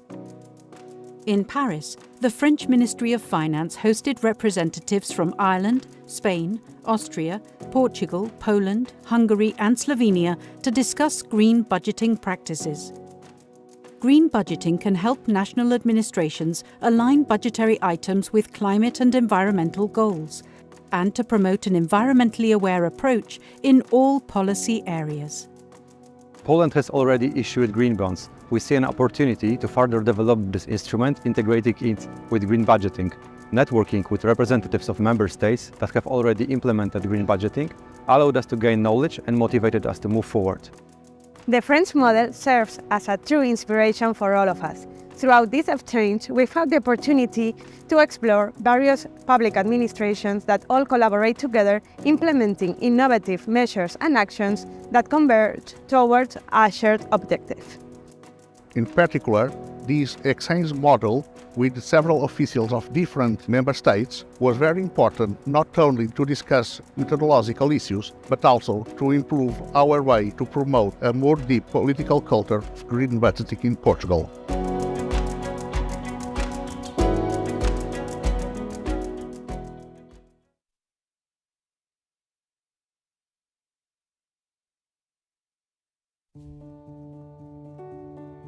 Across the European Union, climate change, massive urban development and pollution are threatening coastal areas, which are essential to nature, to our society and to local economies.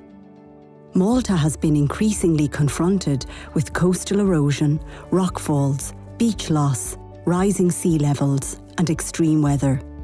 To address these challenges with a comprehensive strategy, Malta has requested the technical support of the European Commission.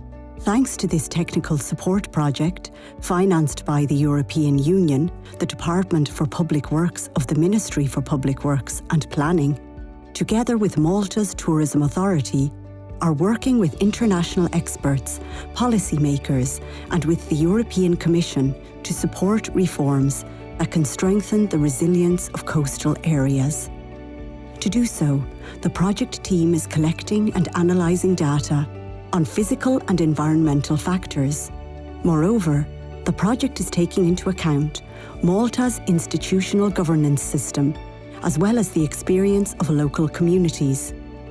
It is expected that, without any further intervention, 33% of the sandy beaches of the island could partially disappear by 2050.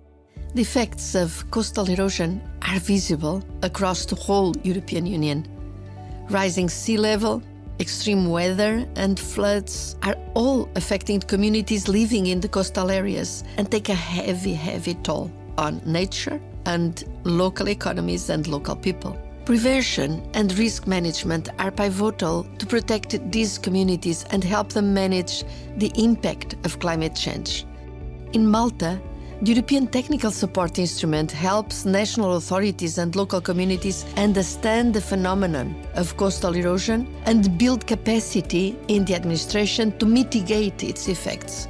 We need to understand the best practices that are being adopted and implemented by our European and Mediterranean counterparts. We need to identify where the highest risks are, as well as what are the best possible solutions given our natural resources as well as the realities of our island. I nostri studi consistono nell'utilizzo di differenti tecniche, i droni aerei per acquisire delle immagini fotografiche, utilizziamo anche immagini satellitari e altri strumenti quali inclinometri per verificare il movimento di questi blocchi che stiamo monitorando.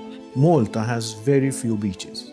We cannot afford to lose the few beaches that we have. Tourism is by far the most important part of the economy of the island. Per esempio, la torre alle nostre spalle, quando è stata costruita, si trovava a una distanza di sicurezza rispetto al bordo. A causa dell'arretramento naturale della falesia, abbiamo la torre che si trova a ridosso del bordo. Thanks to the support of the European Union, this technical support project strives to ensure the safety and prosperity of future generations, while preserving the beauty of Malta's coastal landscape. I would like to thank DG Reform for the opportunity of having this instrument to be able to get the necessary expertise for the running and hopefully successful conclusion of this project. This project is an example of how the European Union continues to support member states in their efforts to achieve important reforms that improve quality of life, the health of our planet, and bring sustainable growth.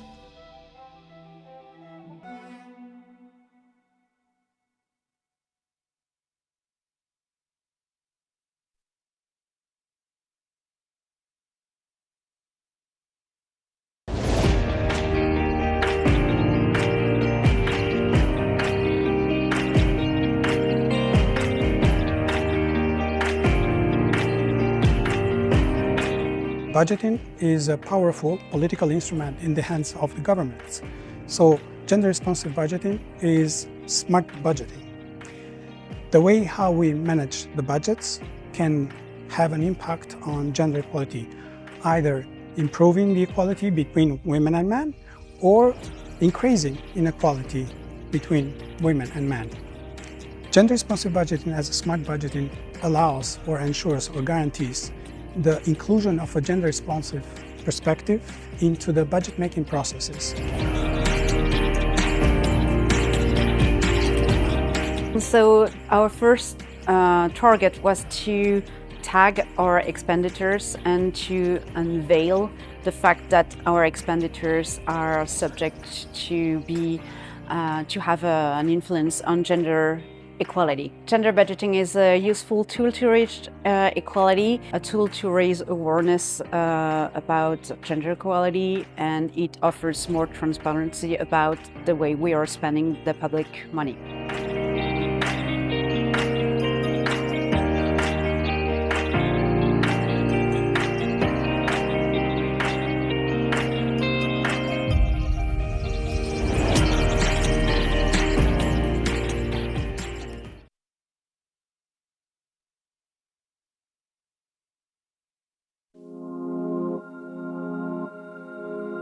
Climate change has been a key factor in increasing the risk of wildfires across Europe.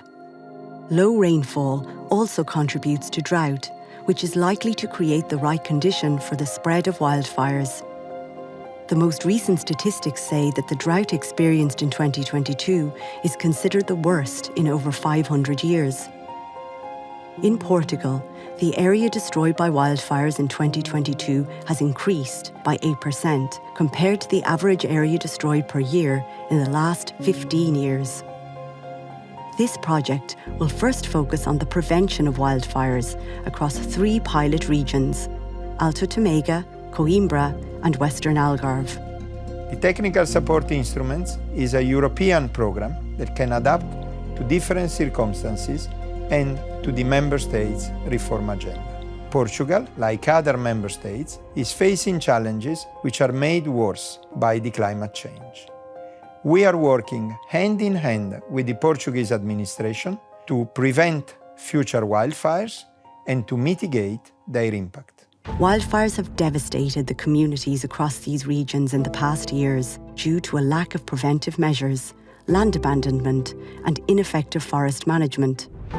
Besides providing expertise, this technical support project will bring together national and regional administrations, the Forest Service, and experts to ensure the continuous exchange of information and best practices. The main results that we achieve right now in this project funded by the DG Reform are basically the capacity of bringing in together all these groups of people, creating a profile of all the country in order to speed up the replication of the National Action Plan on the other areas outside the pilot. Based on the lessons learned from the 3 pilot regions and in line with the National Action Programme, the project will be progressively implemented in other regions in order to protect people's lives, forests and farms. The focus of this plan is prevention. We have understood that fighting fires is very relevant, but it's just the tip of the iceberg. What is really relevant is all the work that has to be done throughout the year and in a long term. This is what we are implementing now in these pilot regions with the support of DG Reform. There are two types of prevention. You will have what we call the linear areas, where it's basically making ways so that, for instance, when fighting the fires, firefighters can pass through these areas without being blocked and can reduce the risk for other areas that are not yet burned. But with mega fires, you can have actually these lines that we are talking about that can be surpassed.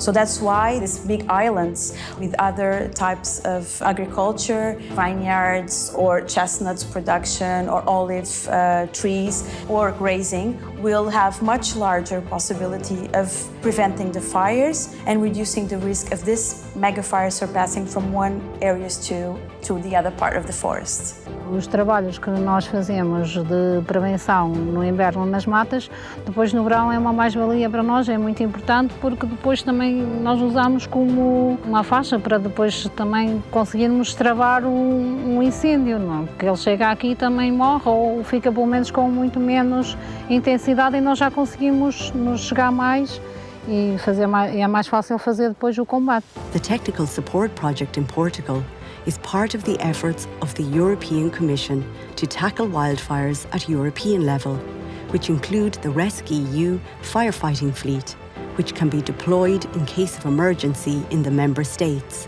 and the use of satellite imaging to monitor the wildfires.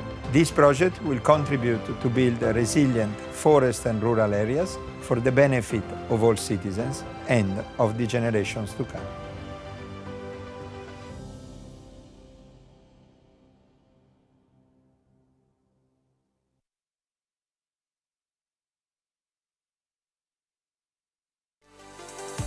A digital transformation is happening in the EU. A change that connects communities, helps businesses, and leads our union to a creative, fair, and sustainable future.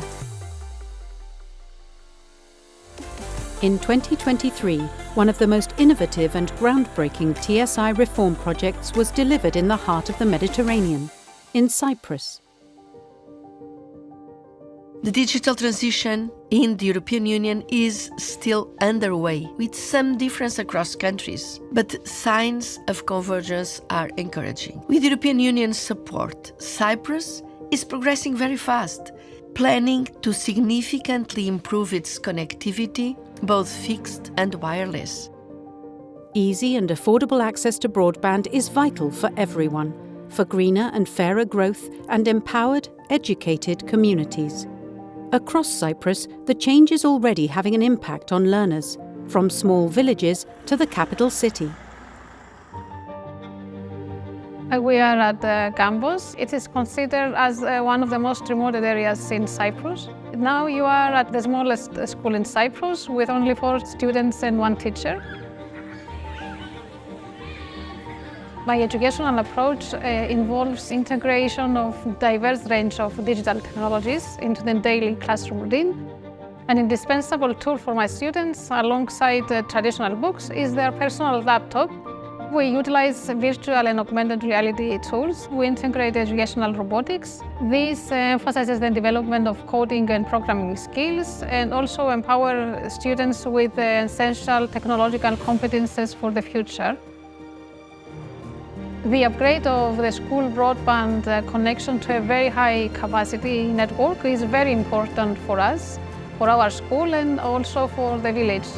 With EU support, very high capacity networks in underserved areas are also expanded and a voucher system created to help more families get connected. The broadband is very important to me because I'm working remotely. We use the voucher, and that gave us the opportunity to minimize costs as a family. It offers higher productivity, and because as a family everybody uses the internet for a specific reason, it's very important. When I was a PhD student, I had to work online due to family obligations. Gigabit internet was mandatory for me in order to be connected with my professor and the university. Also, I needed the internet for the access to the university library. The EU supported Cyprus in developing a well-structured broadband competence office to increase access to affordable and high-quality broadband services. This office operates as a single point of reference for public investments, cooperation with private investors, and facilitation of administrative procedures for the broadband sector. In addition, the TSI has supported the Deputy Ministry with the preparation of 2 broadband investment projects included as part of Cyprus's Recovery and Resilience Plan. And the impact of the TSI-powered reforms is being felt through digital growth right across the EU. From the development of very high-capacity networks in Czechia, a national AI strategy in Estonia's Revenue Authority, and support for circular economy and automation in Denmark, to the digitalization of the Austrian education system and the digital transformation of the Greek industry.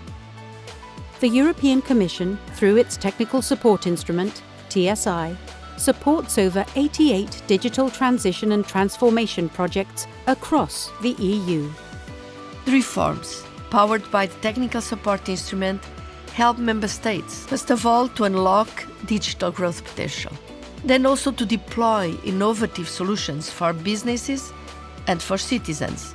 And finally, they help to improve the accessibility and efficiency of public services.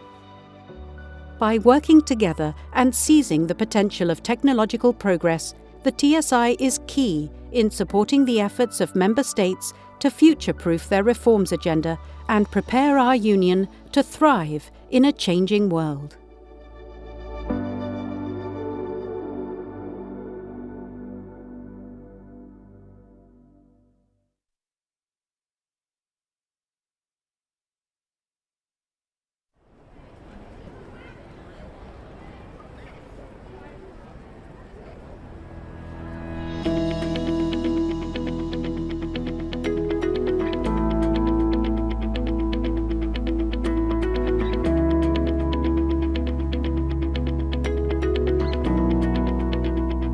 In order for Flanders Investment and Trade to stay effective in strengthening Flanders' economy and to remain competitive towards our counterparts in different nations, we think we need a deployment strategy or a framework for artificial intelligence. For that reason, in 2018, we contacted DG Reform to ask them to support us in becoming a more data-driven organization.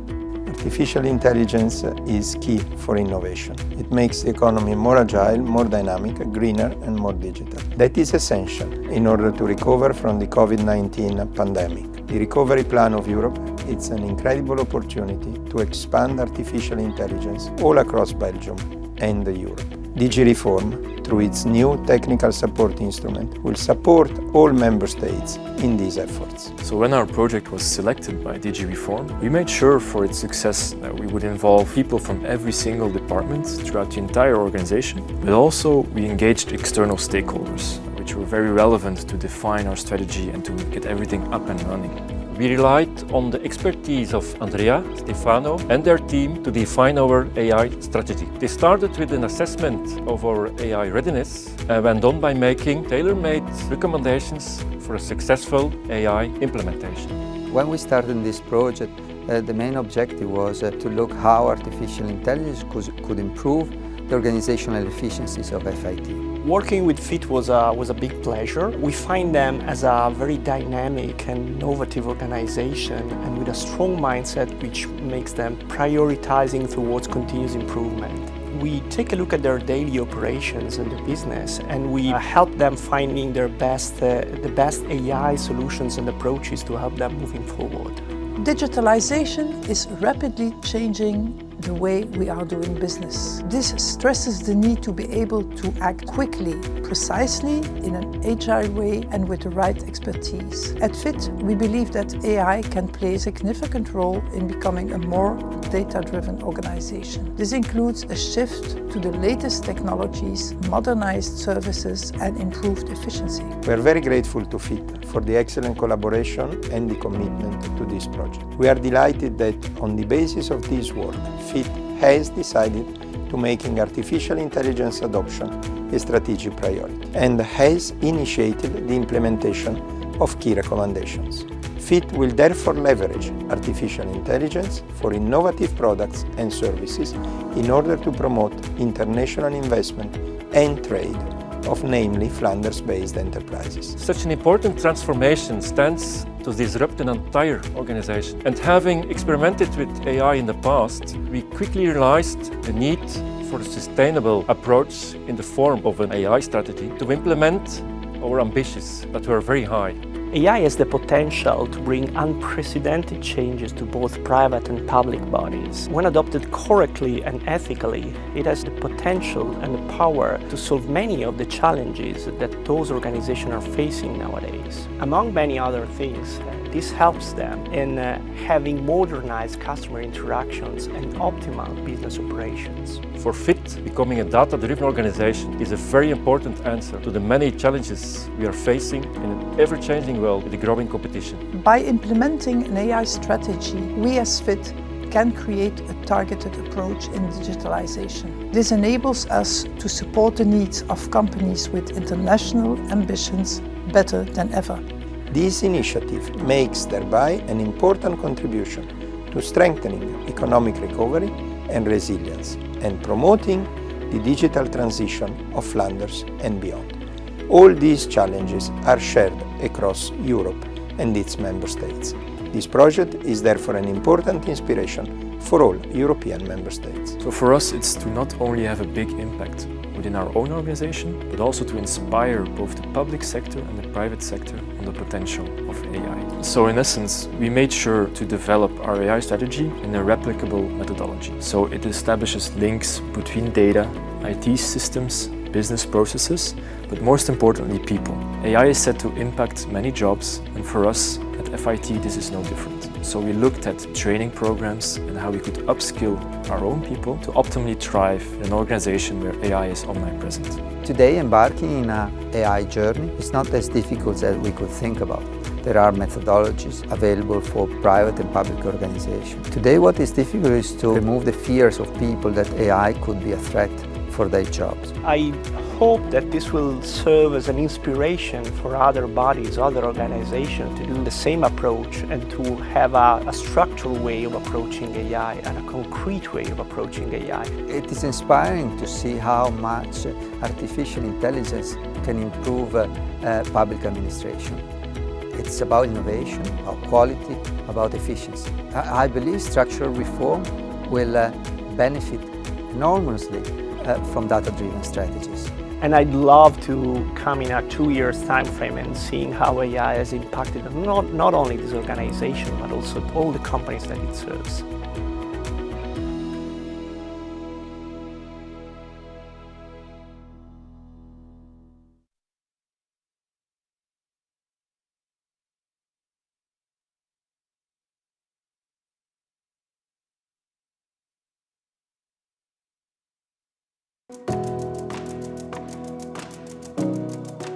The European Commission, through the Technical Support Instrument, has launched a programme for civil servants to exchange practical knowledge of green budgeting. In Paris, the French Ministry of Finance hosted representatives from Ireland, Spain, Austria, Portugal, Poland, Hungary and Slovenia to discuss green budgeting practices. Green budgeting can help national administrations align budgetary items with climate and environmental goals, and to promote an environmentally aware approach in all policy areas. Poland has already issued green bonds. We see an opportunity to further develop this instrument, integrating it with green budgeting. Networking with representatives of member states that have already implemented green budgeting allowed us to gain knowledge and motivated us to move forward. The French model serves as a true inspiration for all of us. Throughout this exchange, we've had the opportunity to explore various public administrations that all collaborate together, implementing innovative measures and actions that converge towards a shared objective. In particular, this exchange model with several officials of different member states was very important, not only to discuss methodological issues, but also to improve our way to promote a more deep political culture of green budgeting in Portugal.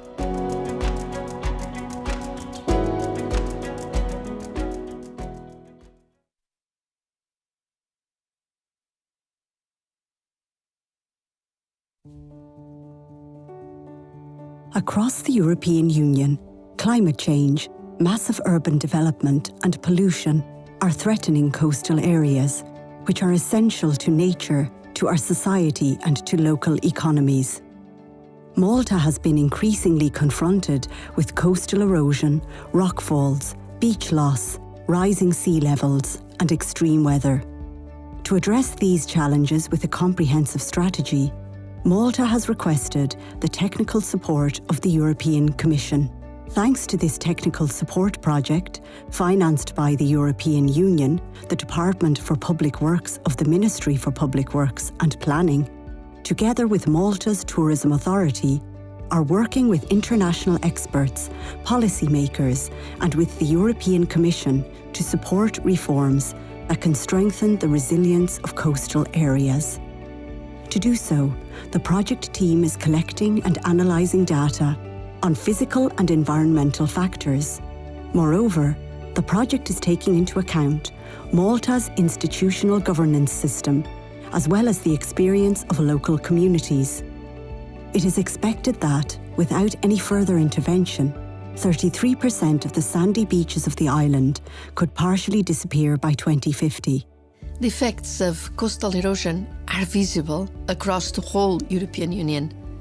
Rising sea level, extreme weather and floods are all affecting communities living in the coastal areas and take a heavy toll on nature and local economies and local people. Prevention and risk management are pivotal to protect these communities and help them manage the impact of climate change. In Malta, the European Technical Support Instrument helps national authorities and local communities understand the phenomenon of coastal erosion and build capacity in the administration to mitigate its effects. We need to understand the best practices that are being adopted and implemented by our European and Mediterranean counterparts. We need to identify where the highest risks are, as well as what are the best possible solutions given our natural resources as well as the realities of our island. I nostri studi consistono nell'utilizzo di differenti tecniche, i droni aerei per acquisire delle immagini fotografiche, utilizziamo anche immagini satellitari e altri strumenti quali inclinometri per verificare il movimento di questi blocchi che stiamo monitorando. Malta has very few beaches. We cannot afford to lose the few beaches that we have. Tourism is by far the most important part of the economy of the island. Per esempio, la torre alle nostre spalle, quando è stata costruita, si trovava a una distanza di sicurezza rispetto al bordo. A causa dell'arretramento naturale della falesia, abbiamo la torre che si trova a ridosso del bordo. Thanks to the support of the European Union, this technical support project strives to ensure the safety and prosperity of future generations, while preserving the beauty of Malta's coastal landscape. I would like to thank DG Reform for the opportunity of having this instrument to be able to get the necessary expertise for the running and hopefully successful conclusion of this project. This project is an example of how the European Union continues to support member states in their efforts to achieve important reforms that improve quality of life, the health of our planet, and bring sustainable growth.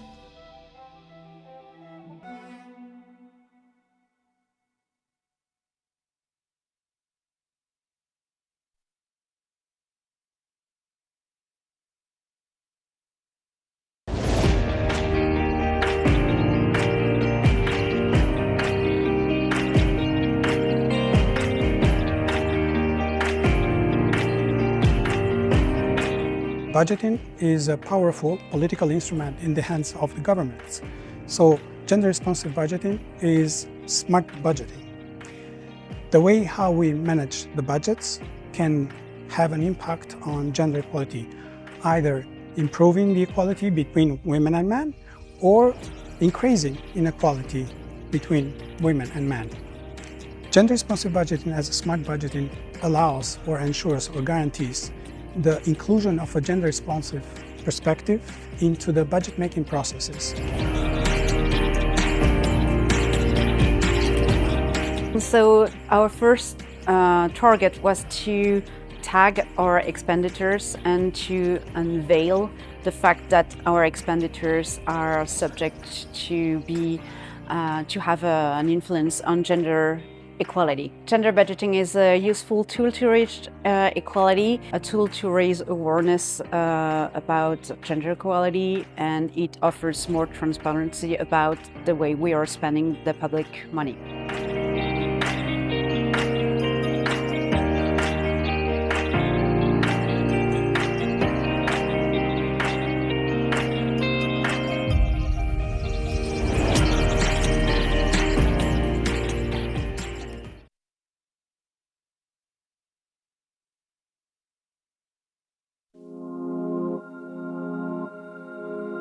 Climate change has been a key factor in increasing the risk of wildfires across Europe.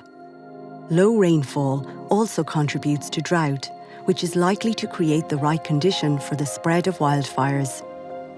The most recent statistics say that the drought experienced in 2022 is considered the worst in over 500 years.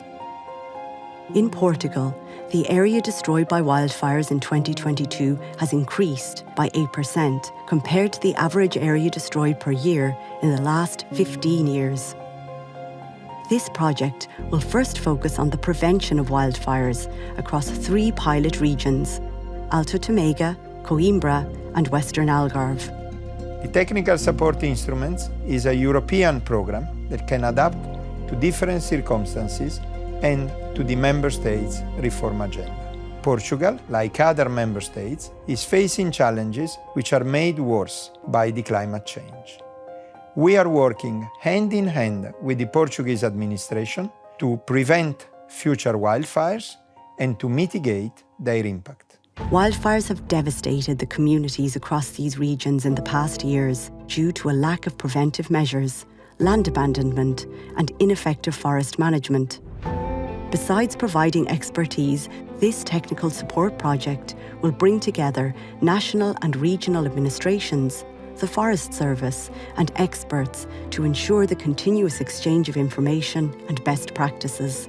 The main results that we achieve right now in this project funded by the DG Reform are basically the capacity of bringing in together all these groups of people, creating a profile of all the country in order to speed up the replication of the National Action Plan on the other areas outside the pilot.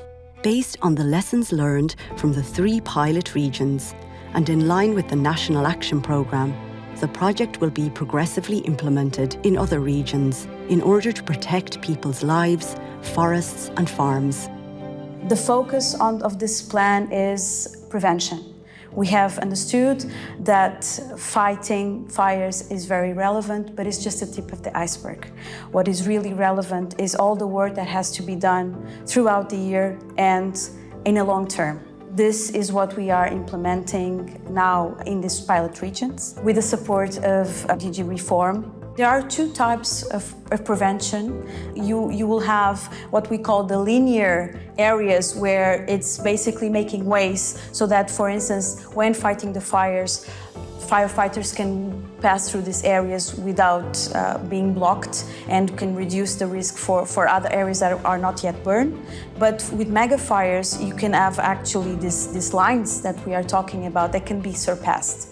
So that's why these big islands with other types of agriculture, vineyards or chestnuts production or olive trees or grazing will have much larger possibility of preventing the fires and reducing the risk of this mega fire surpassing from one area to the other part of the forest. Os trabalhos que nós fazemos de prevenção no inverno nas matas, depois no verão é uma mais-valia para nós, é muito importante porque depois também nós usamos como uma faixa para depois também conseguirmos travar um incêndio, não? Porque ele chega aqui e também morre ou fica pelo menos com muito menos intensidade e nós já conseguimos nos chegar mais e é mais fácil fazer depois o combate. The Technical Support Project in Portugal is part of the efforts of the European Commission to tackle wildfires at European level, which include the RescEU firefighting fleet, which can be deployed in case of emergency in the member states. and the use of satellite imaging to monitor the wildfires. This project will contribute to build resilient forest and rural areas for the benefit of all citizens and of the generations to come.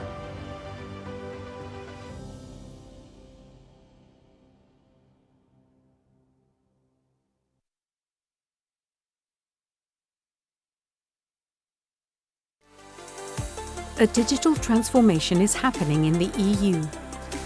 A change that connects communities, helps businesses, and leads our union to a creative, fair, and sustainable future. In 2023, one of the most innovative and groundbreaking TSI reform projects was delivered in the heart of the Mediterranean, in Cyprus. The digital transition in the European Union is still underway, with some difference across countries, but signs of convergence are encouraging. With European Union support, Cyprus is progressing very fast, planning to significantly improve its connectivity, both fixed and wireless.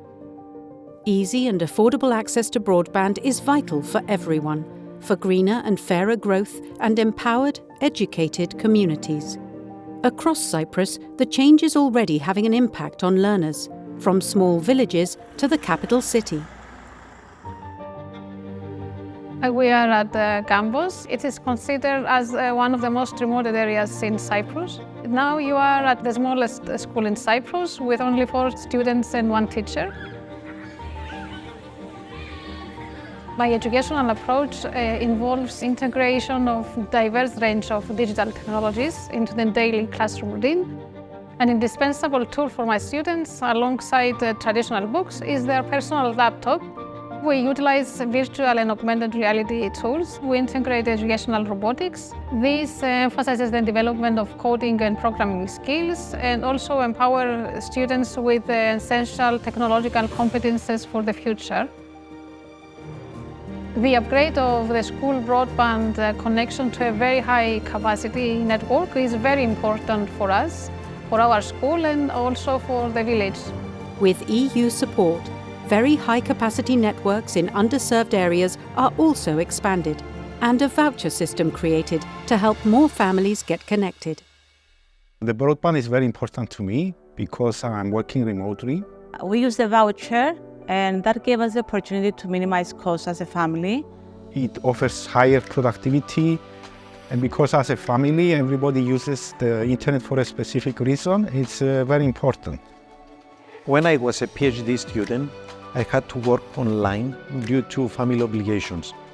Gigabit internet was mandatory for me in order to be connected with my profession and the university. Also, I needed the internet for the access to the university library. The EU supported Cyprus in developing a well-structured broadband competence office to increase access to affordable and high-quality broadband services. This office operates as a single point of reference for public investments, cooperation with private investors, and facilitation of administrative procedures for the broadband sector.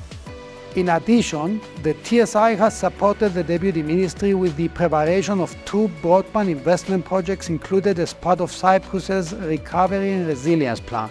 And the impact of the TSI-powered reforms is being felt through digital growth right across the EU. From the development of very high-capacity networks in Czechia, a national AI strategy in Estonia's Revenue Authority, and support for circular economy and automation in Denmark, to the digitalization of the Austrian education system and the digital transformation of the Greek industry. The European Commission, through its technical support instrument, TSI, supports over 88 digital transition and transformation projects across the EU. The reforms, powered by the technical support instrument, help member states, first of all, to unlock digital growth potential, then also to deploy innovative solutions for businesses and for citizens. And finally, they help to improve the accessibility and efficiency of public services. By working together and seizing the potential of technological progress, the TSI is key in supporting the efforts of member states to future-proof their reforms agenda and prepare our union to thrive in a changing world.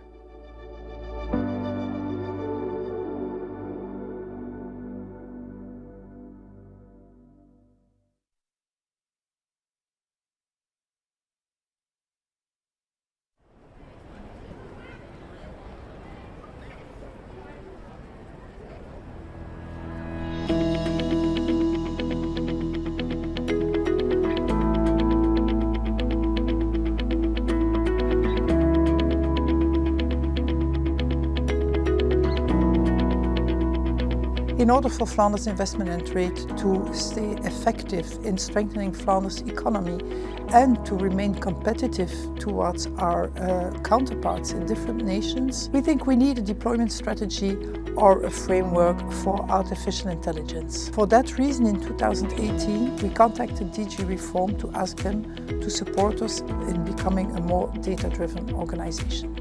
Artificial intelligence is key for innovation. It makes the economy more agile, more dynamic, greener and more digital. That is essential in order to recover from the COVID-19 pandemic. The recovery plan of Europe is an incredible opportunity to expand artificial intelligence all across Belgium and Europe.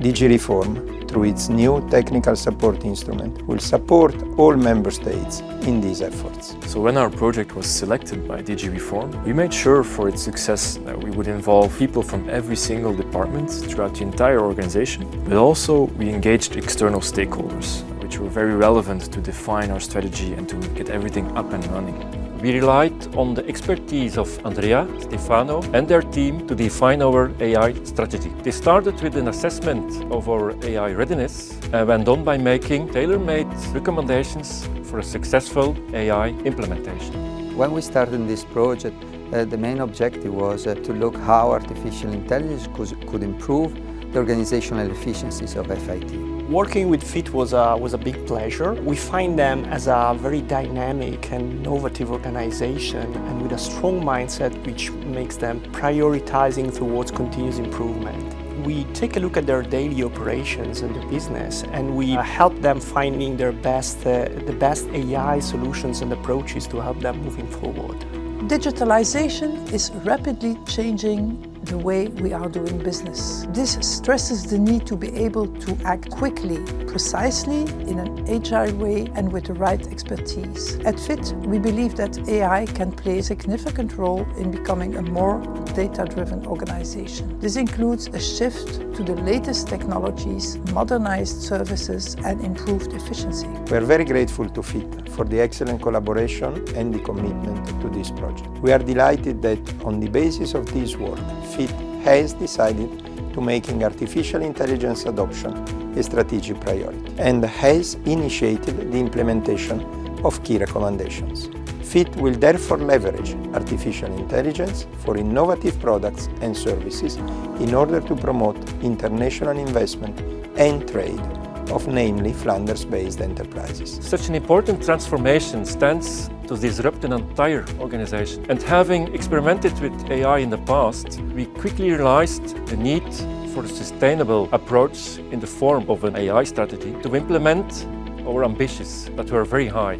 AI has the potential to bring unprecedented changes to both private and public bodies. When adopted correctly and ethically, it has the potential and the power to solve many of the challenges that those organizations are facing nowadays. Among many other things, this helps them in having modernized customer interactions and optimal business operations. For FIT, becoming a data-driven organization is a very important answer to the many challenges we are facing in an ever-changing world with a growing competition. By implementing an AI strategy, we as FIT can create a targeted approach in digitalization. This enables us to support the needs of companies with international ambitions better than ever.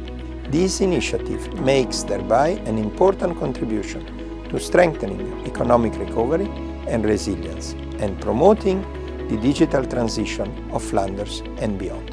All these challenges are shared across Europe and its member states.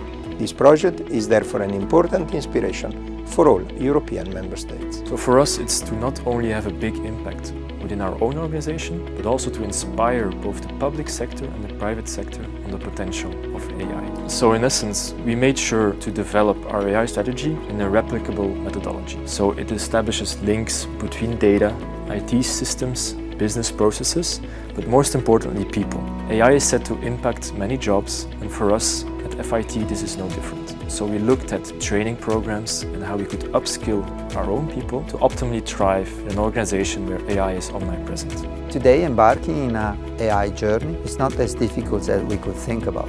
There are methodologies available for private and public organizations. Today, what is difficult is to remove the fears of people that AI could be a threat for their jobs. I hope that this will serve as an inspiration for other bodies, other organizations to do the same approach and to have a structural way of approaching AI and a concrete way of approaching AI. It is inspiring to see how much artificial intelligence can improve public administration.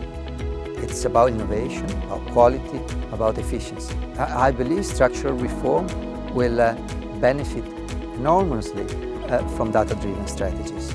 And I'd love to come in a 2 years time frame and seeing how AI has impacted not only this organization, but also all the companies that it serves.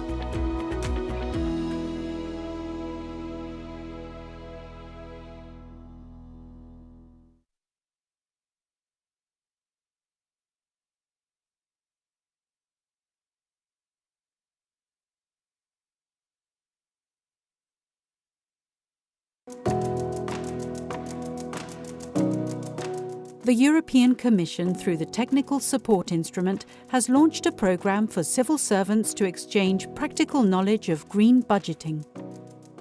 In Paris, the French Ministry of Finance hosted representatives from Ireland, Spain, Austria, Portugal, Poland, Hungary and Slovenia to discuss green budgeting practices. Green budgeting can help national administrations align budgetary items with climate and environmental goals, and to promote an environmentally aware approach in all policy areas. Poland has already issued green bonds. We see an opportunity to further develop this instrument, integrating it with green budgeting. Networking with representatives of member states that have already implemented green budgeting allowed us to gain knowledge and motivated us to move forward. The French model serves as a true inspiration for all of us. Throughout this exchange, we've had the opportunity to explore various public administrations that all collaborate together, implementing innovative measures and actions that converge towards a shared objective. In particular, this exchange model with several officials of different member states was very important, not only to discuss methodological issues, but also to improve our way to promote a more deep political culture of green budgeting in Portugal.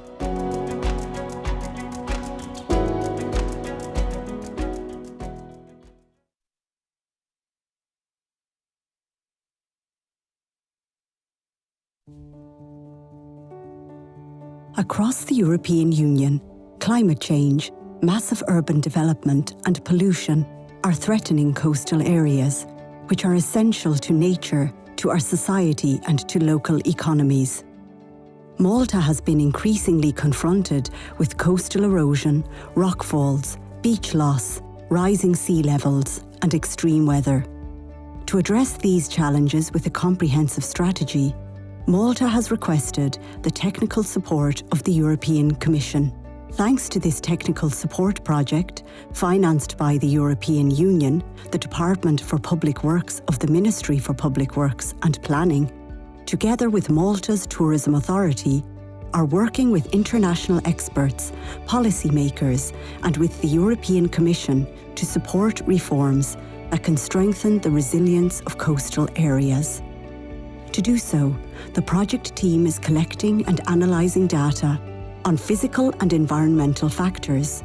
Moreover, the project is taking into account Malta's institutional governance system, as well as the experience of local communities. It is expected that, without any further intervention, 33% of the sandy beaches of the island could partially disappear by 2050. The effects of coastal erosion are visible across the whole European Union, rising sea level, extreme weather and floods are all affecting communities living in the coastal areas and take a heavy, heavy toll on nature and local economies and local people. Prevention and risk management are pivotal to protect these communities and help them manage the impact of climate change.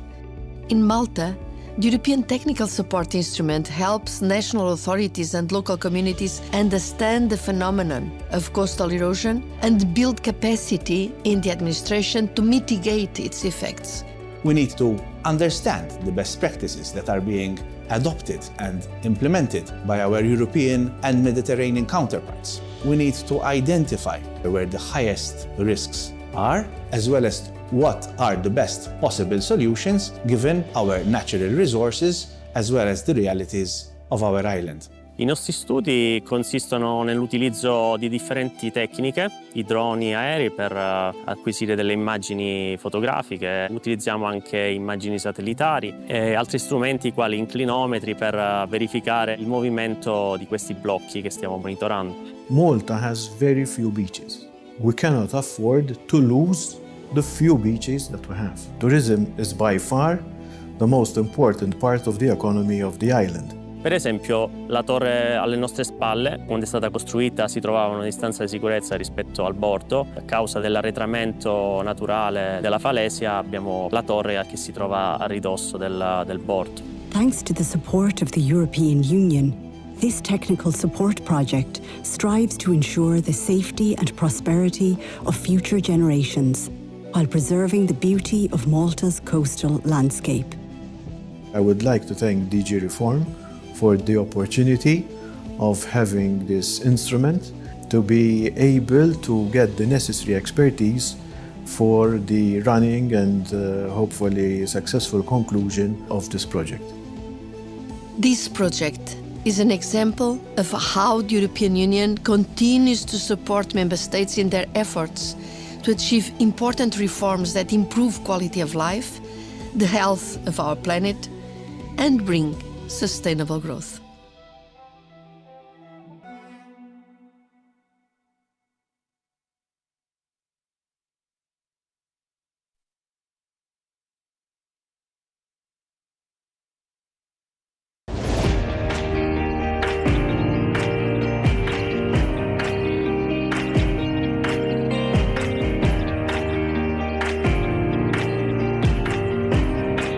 Budgeting is a powerful political instrument in the hands of the governments. So gender-responsive budgeting is smart budgeting. The way how we manage the budgets can have an impact on gender equality, either improving the equality between women and men or increasing inequality between women and men. Gender-responsive budgeting as a smart budgeting allows or ensures or guarantees the inclusion of a gender-responsive perspective into the budget-making processes. So our first target was to tag our expenditures and to unveil the fact that our expenditures are subject to be to have an influence on gender equality. Gender budgeting is a useful tool to reach equality, a tool to raise awareness about gender equality, and it offers more transparency about the way we are spending the public money.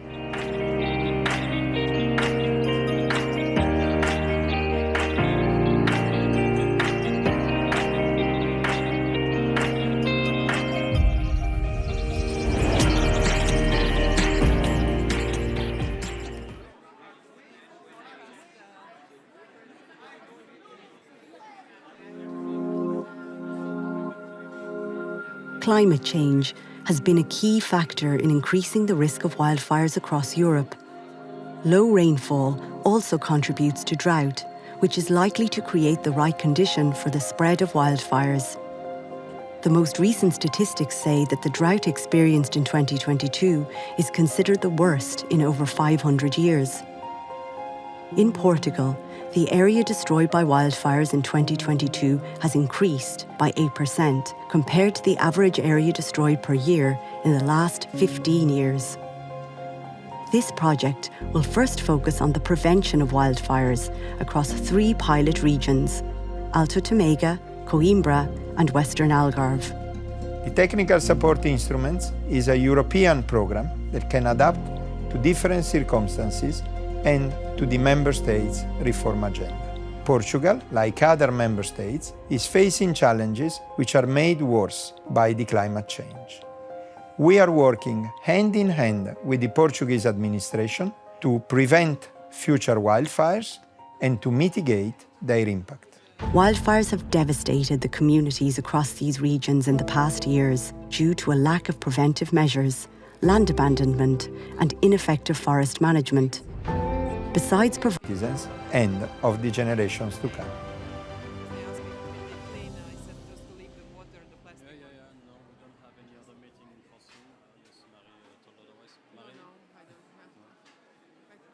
We don't have any other meetings downstairs. Not that I know of. Okay. Yeah. Good enough for us. If you don't know, then nobody knows. Yeah. So I'm checking with the genio for the PowerPoint of tomorrow.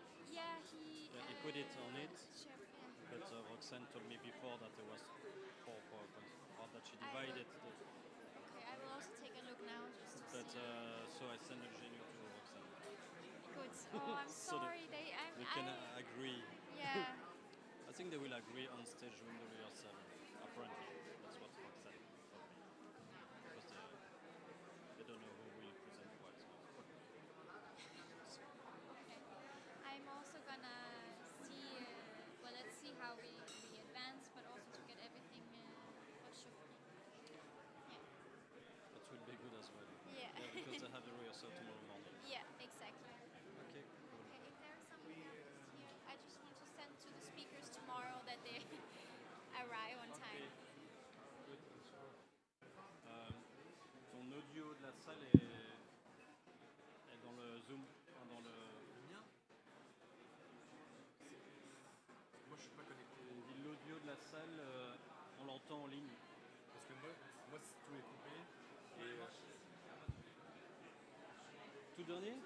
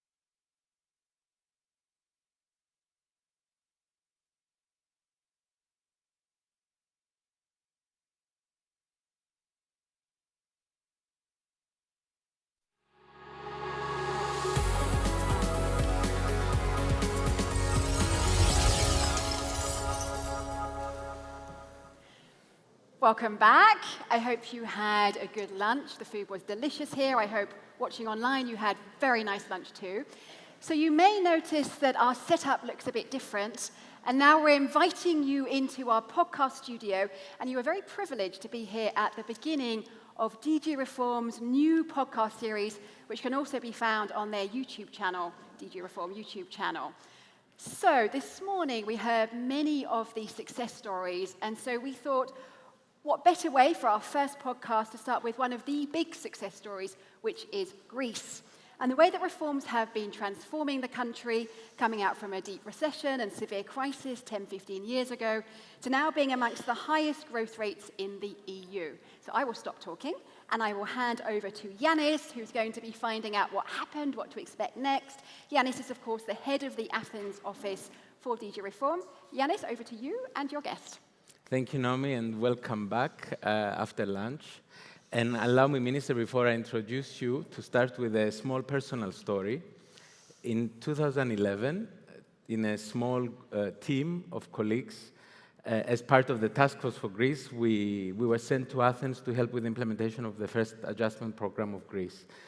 And we encountered an administration which worked in silos, which resisted change, and which considered the word reform to be a taboo. 12 years later, we see an administration that has broken silos, that has a very strong central coordination policy mechanism, and that is a champion of reforms and a leader in all new EU initiatives. We in DG Reform, and in particular the colleagues of the Athens office, we feel very much part of that success story, and it is a great honor to unfold it with the former Minister of Education and Religious Affairs, the current Minister of Interior, a great reformist, and a great friend of DG Reform and the Technical Support Instrument, Niki Geromeos. Well, thank you so much for the kind introduction. It's a true pleasure to be here, and we will be delighted to talk about the details of the fantastic collaboration we've had over the years with DG Reform, working on a vast number of projects. Thank you, Minister. Our President called it an amazing recovery. The Economist ranked Greece as Country of the Year in 2023, mentioning that Greece shows that from the verge of collapse, it is possible to enact tough, sensible economic reforms and rebuild the social contract. How did Greece achieve excelling in implementing such reforms? Let me start off with a few data, because I think one has to look at the data. And I'll give you some thoughts as to what our approach has been for the past 4.5 years, roughly 5 years. So indeed, The Economist did rank Greece top the list for 2023. As you know, The Economist uses data on 5 economic and financial indicators, so GDP, inflation breadth, stock market performance, and government debt, all for 34 OECD countries. Now, according to The Economist, Greece had the biggest improvement in business environment among 81 countries over the past 4 years. So, to have an idea of the data, so back in 2019, GDP was at 182 billion, now it's at 210 billion. Foreign trade was at 33 billion, now it's at 50 billion. Unemployment rate was at 70%, it dropped to 10%. Greece marked a 20% decrease of government debt to GDP ratio. It's the highest percentage among EU countries. And so how was this done in practice by the government led by the Prime Minister Kyriakos Mitsotakis? I would say threefold answer. First, reforms.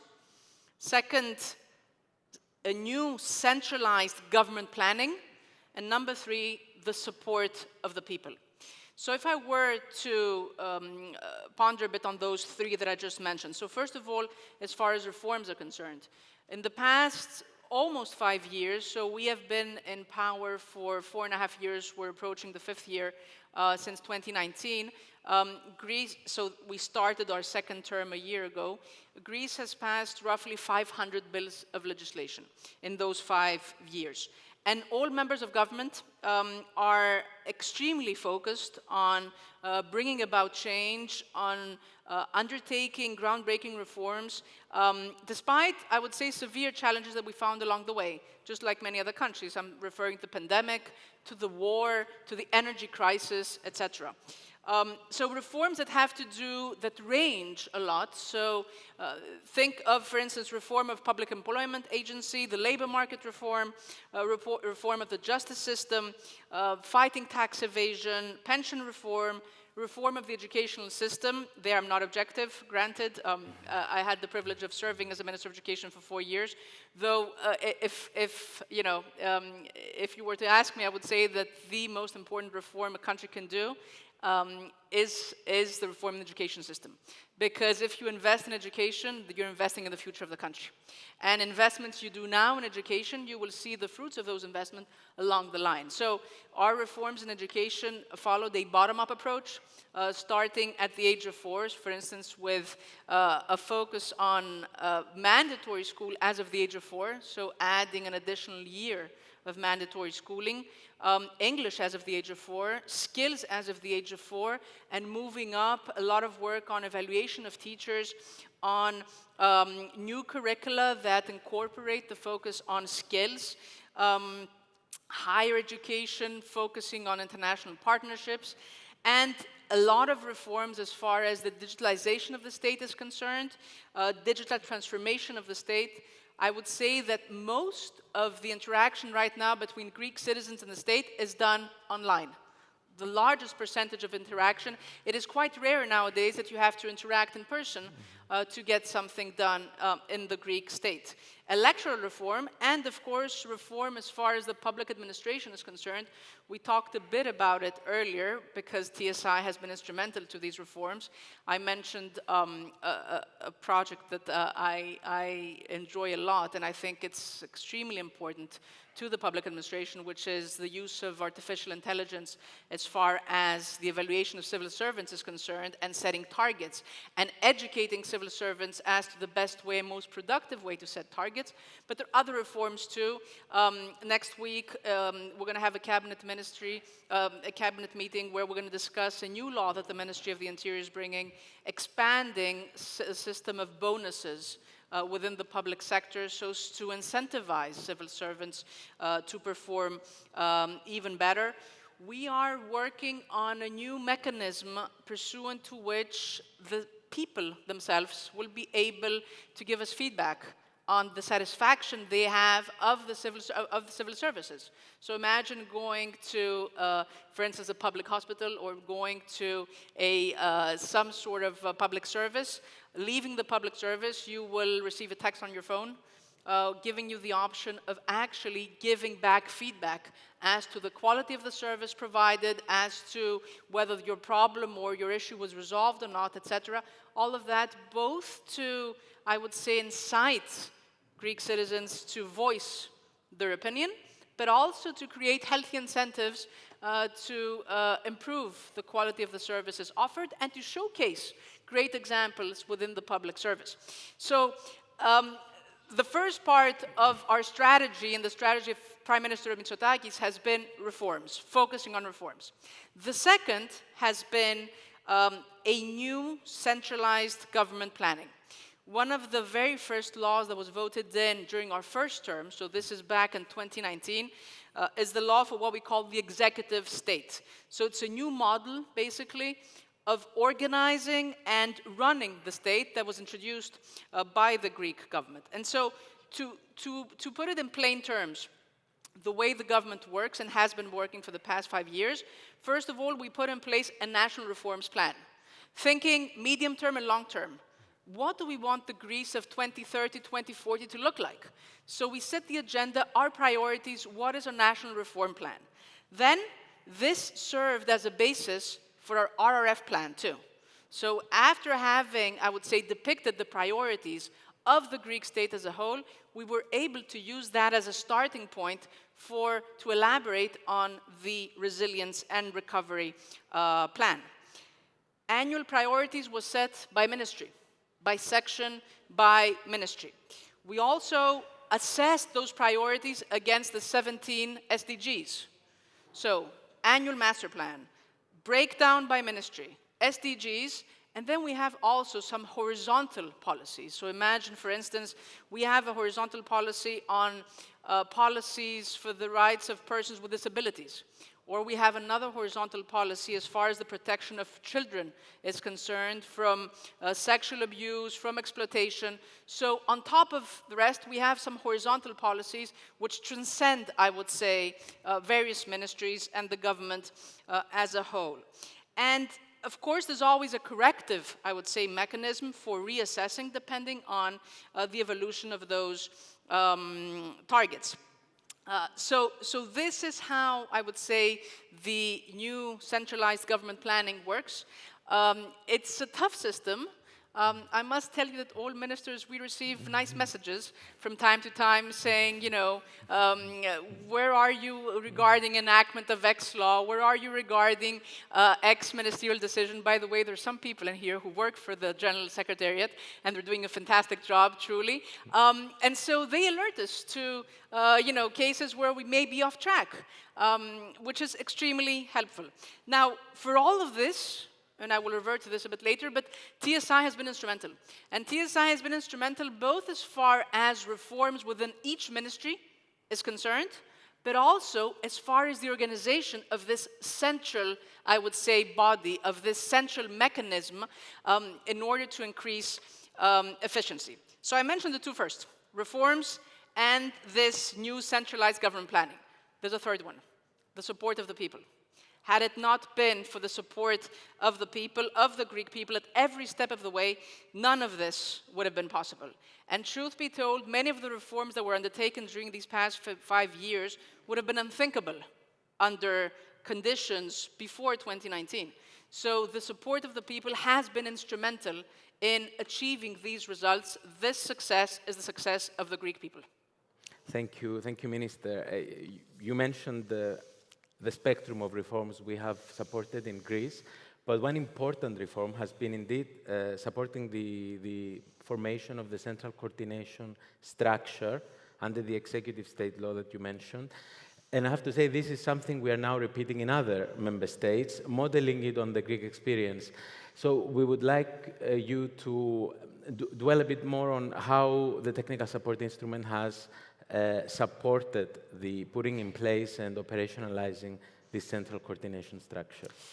Right, so this was all based on this law that I mentioned, which was one of the first laws that was put in place back in 2019, centralizing, I would say, the coordination of the government at the highest level. So we're talking about a new structure. It didn't exist. A new structure that was put in place, which was dedicated to the overall, overarching, I would say, planning of the government and of the reforms undertaken by the government as a whole. And TSI, yes, was instrumental in setting up this structure. So aside from the support within each ministry, there was support by TSI, by DG Reform, for the setting up and the first steps, I would say, crucial steps of this central structure. Now, support in what way? I'll name a few examples.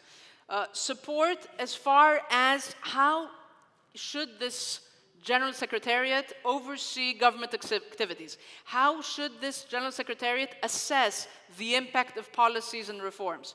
Assistance as far as the drafting of the RRF plan was concerned at the central level. Assistance as far as, I would say, on-job training sessions for the RRF agency, for the General Secretariat is concerned. So the idea was to equip those working in those most critical agencies with the necessary knowledge and tools to effectively implement, monitor, and report on the Recovery and Resilience Fund. Another aspect of the TSI support was with respect to what we call now in Greece the Executive Staff Program. What is that? We have right now, I signed this decision a week ago, what we call an Executive Staff Program. So we have over 100 top management civil servants who went through a process of a very competitive exam. They were trained in order to come and assist this entire mechanism. So legislators, specialists in drafting public policy, specialists in drafting digital policy, TSI assisted in setting up this entire executive staff program. And these 122 for the time being to be, I would say, further supported by others. But these first 122 are going to be instrumental in every ministry and at the General Secretariat in order to, I would say, take it a step further as far as this overall organization of the Greek state is concerned. So, in a nutshell, when one thinks of TSI, one thinks mostly of projects within a ministry. It's not just that. TSI in Greece has been instrumental in the, I would say, at the very heart of the government, at this central organization that has the effect of organizing all of us and keeping us on track as far as reforms are concerned. Thank you, Minister. I mean, as you say, the role of institutions can be very important in delivering difficult reforms. And allow me to say that as regards the implementation of the RRF and our strategy on how to support the horizontal implementation, the structures that were put in place in member states to support the RRF was modeled on the Greek example, because Greece was the first country in which we devised this type of support. So I wanted to mention this because indeed the experience in Greece has actually, led to support we have given to other member states. Our third question is this.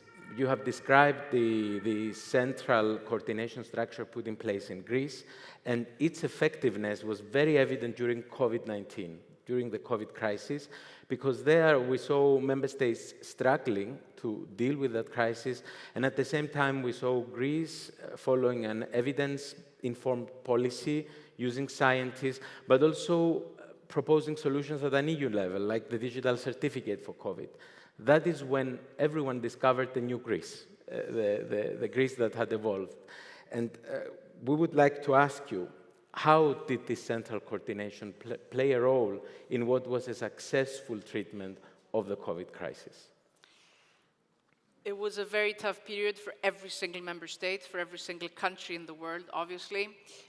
Greece had the particularity of emerging from a multi-year economic crisis. So we had just more or less emerged from the economic crisis, and we were entering into another crisis with completely different characteristics.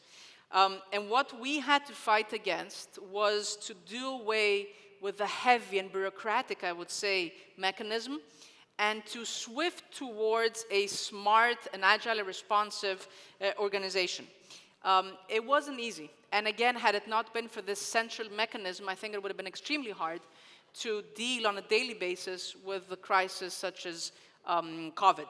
So the way we worked around this crisis has several characteristics.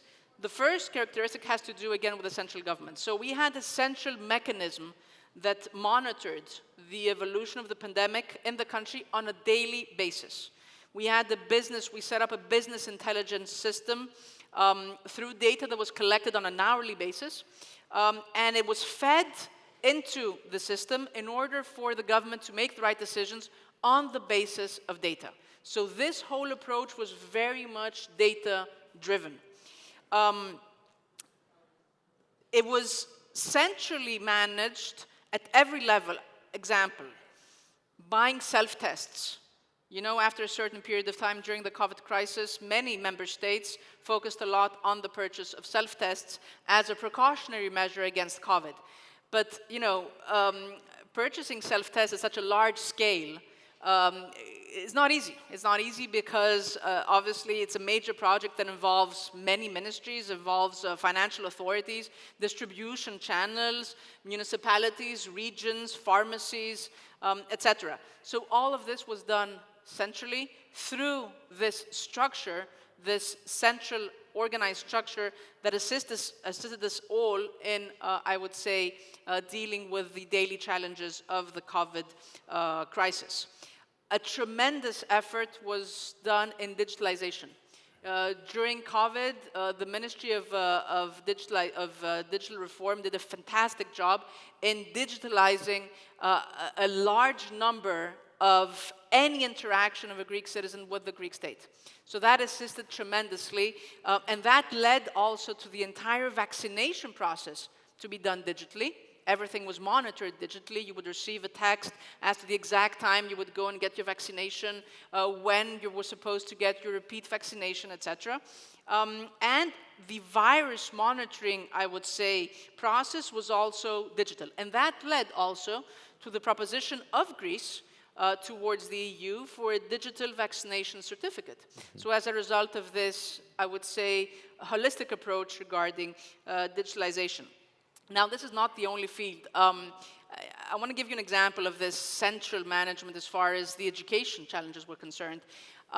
You know, when the crisis hit, so we're back in March 2020, we could see it coming that we would have to close down schools. So we had started looking into alternative methods for educational units, be they schools, universities, etc., to be able to function. And we negotiated at the top level so as to obtain access, for instance, to digital learning platforms. Imagine if this was up to the over 300 municipalities of Greece to negotiate each one of them on an individual basis. Let me put it this way. I think that decentralization has a lot of positive effects for certain sectors. But in times of crisis, I think that centralized management is extremely important, and the proof, I think, of that was COVID.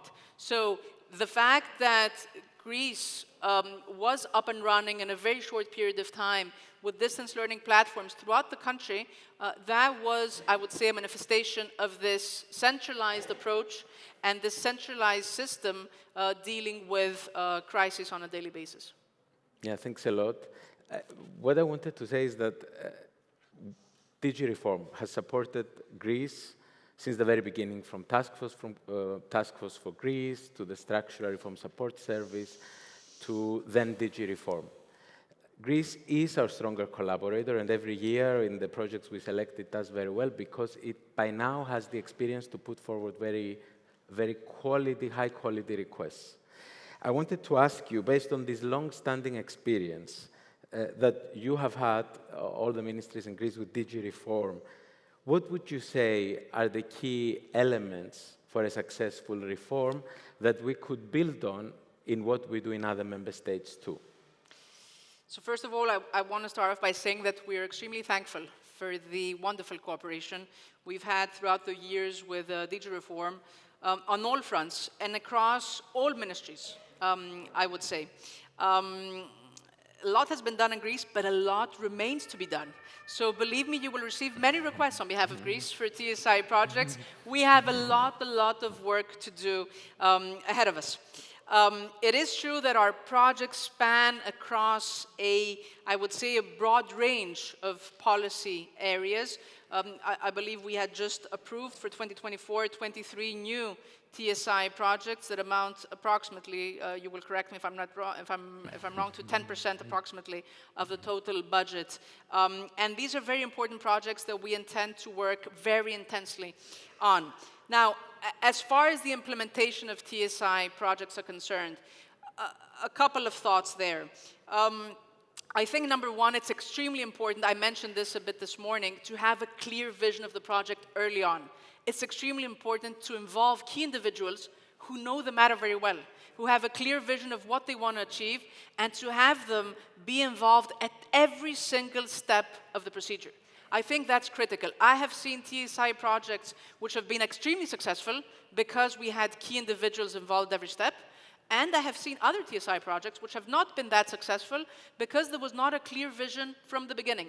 So I think it's really important to have a clear vision for each project, both at the outset and during implementation. Ownership of the project, extremely important. Yes, we do have, I would say, several key players here. We have the member states, we have the Commission, DigiReform, and we have the providers. But I think it is extremely important for each ministry, for each, I would say, sector, to feel and to take ownership of the project.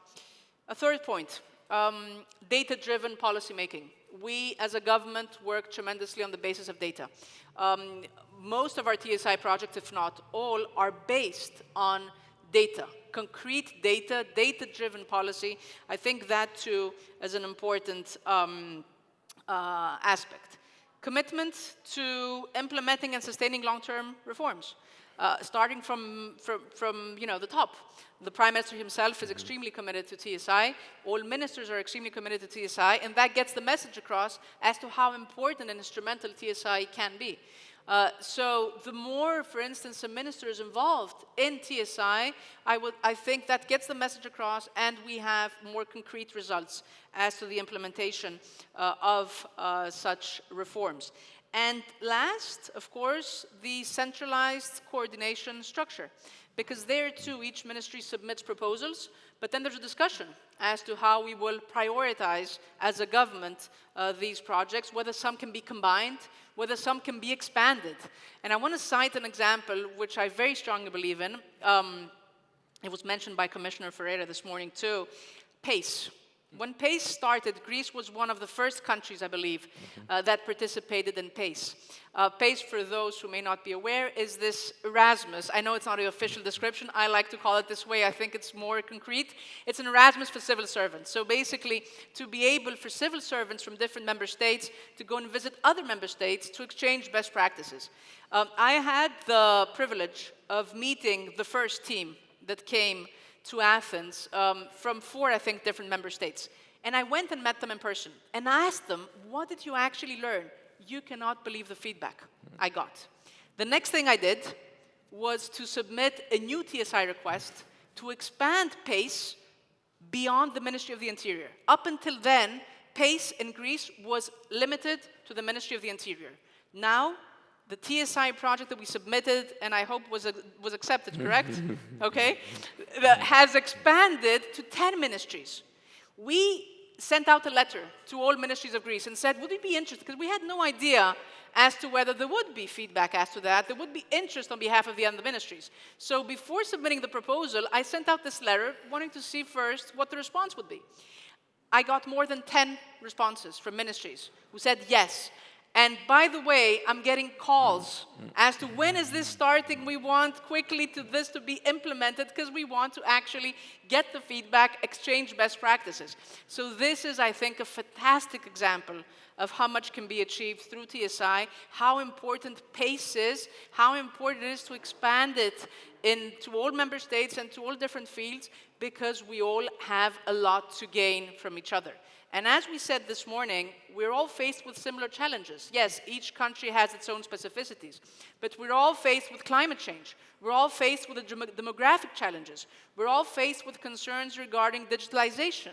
So we can all become much, much wiser by sharing such practices, and there's no better way to do so at every level of every administration to have such exchange of best practices. So I think PACE is one of those programs and one of those projects that really represents what TSI is all about. And I would take it a step further, what the European Union is all about. And how we have shared values, we have shared objectives, and we can all, what's the motto? Together we are stronger. Together we are stronger when we work closely together. Thank you, Minister. And allow me to say that from the small example I started in the beginning, what we found, the Greece we found in 2011, when we went there to work as part of Task Force for Greece, and what you have just described, which is the recipe for successful, impactful reforms. That is the long journey Greece has come, and we in DG Reform feel that we have been a part of it. So being proud of Greece is being proud of ourselves. So this is a story we wanted to tell, and I think you have told it very nicely here today. We have about a minute left. I would like to give you the time if you want to have any concluding remarks on this. Look, a lot has been achieved, but a lot more has to be done. And I want to insist on this point. We have a lot of ground to cover. So again, you can receive this as a warning message that we will be submitting as a government many TSI proposals because we think there's a lot to reform. We think that there are many foundations to lay in long-lasting reforms. And, you know, if it is true that DG reform and TSI has been instrumental. Had it not been for this mechanism, had it not been for the excellent cooperation at all levels of the Greek government with DG Reform, we would have not achieved those results. So please allow me to thank you on behalf of the Greek government for the excellent cooperation we've had so far. But again, please make note of the fact that we will be submitting many requests for TSI proposals. Thank you very much. And Minister, thank you. We're here today because of Greece, so thank you. Thank you to both of you for kicking off our live podcast series in such style. Let's give them a round of applause. I'll allow you to take your seats. What a great start. Well, our next podcast is going to be hosted by Natalie. So Natalie, I invite you to come into our podcast studio. And this podcast chat is going to be about one of the most prominent and promising projects. It's a multi-country initiative, and I shall leave it there and hand over to Natalie, who will be hosting with our guest, who hopefully is joining us online. So Natalie, over to you in the podcast studio. Thank you so much, Naomi, and I'm delighted to see that we have Stephen with us online, Stephen Meyer, whom I think everyone knows as the first chair of ESMA, the European Supervisory Authority created after the great financial crisis for the supervision of capital markets. So last time we met, I think it was in the context of ESMA. Today we're talking about our TSI support instrument.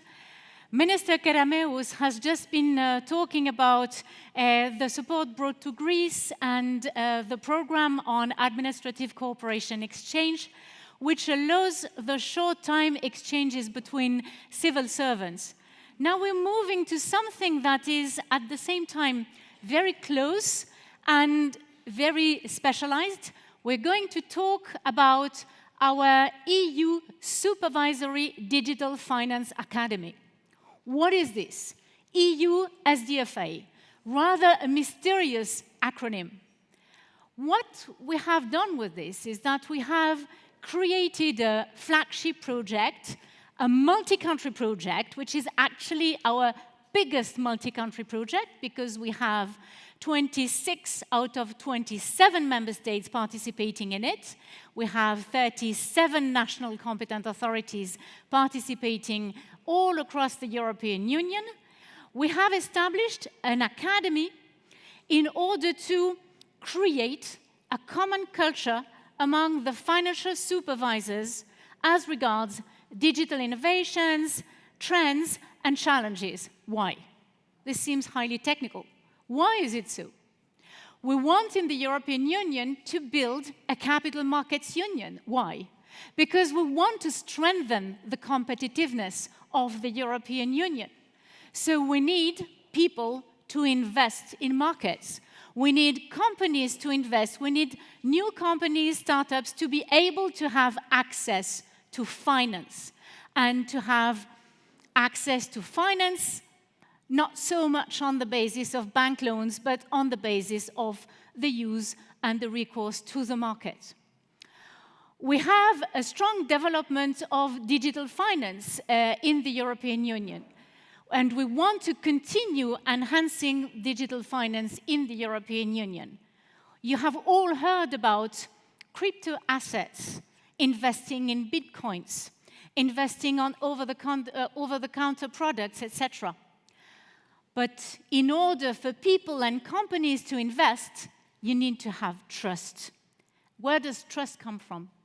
Trust comes from regulated markets and from the right supervisors to ensure that the markets function in an appropriate manner. So a number of legislative initiatives have been introduced.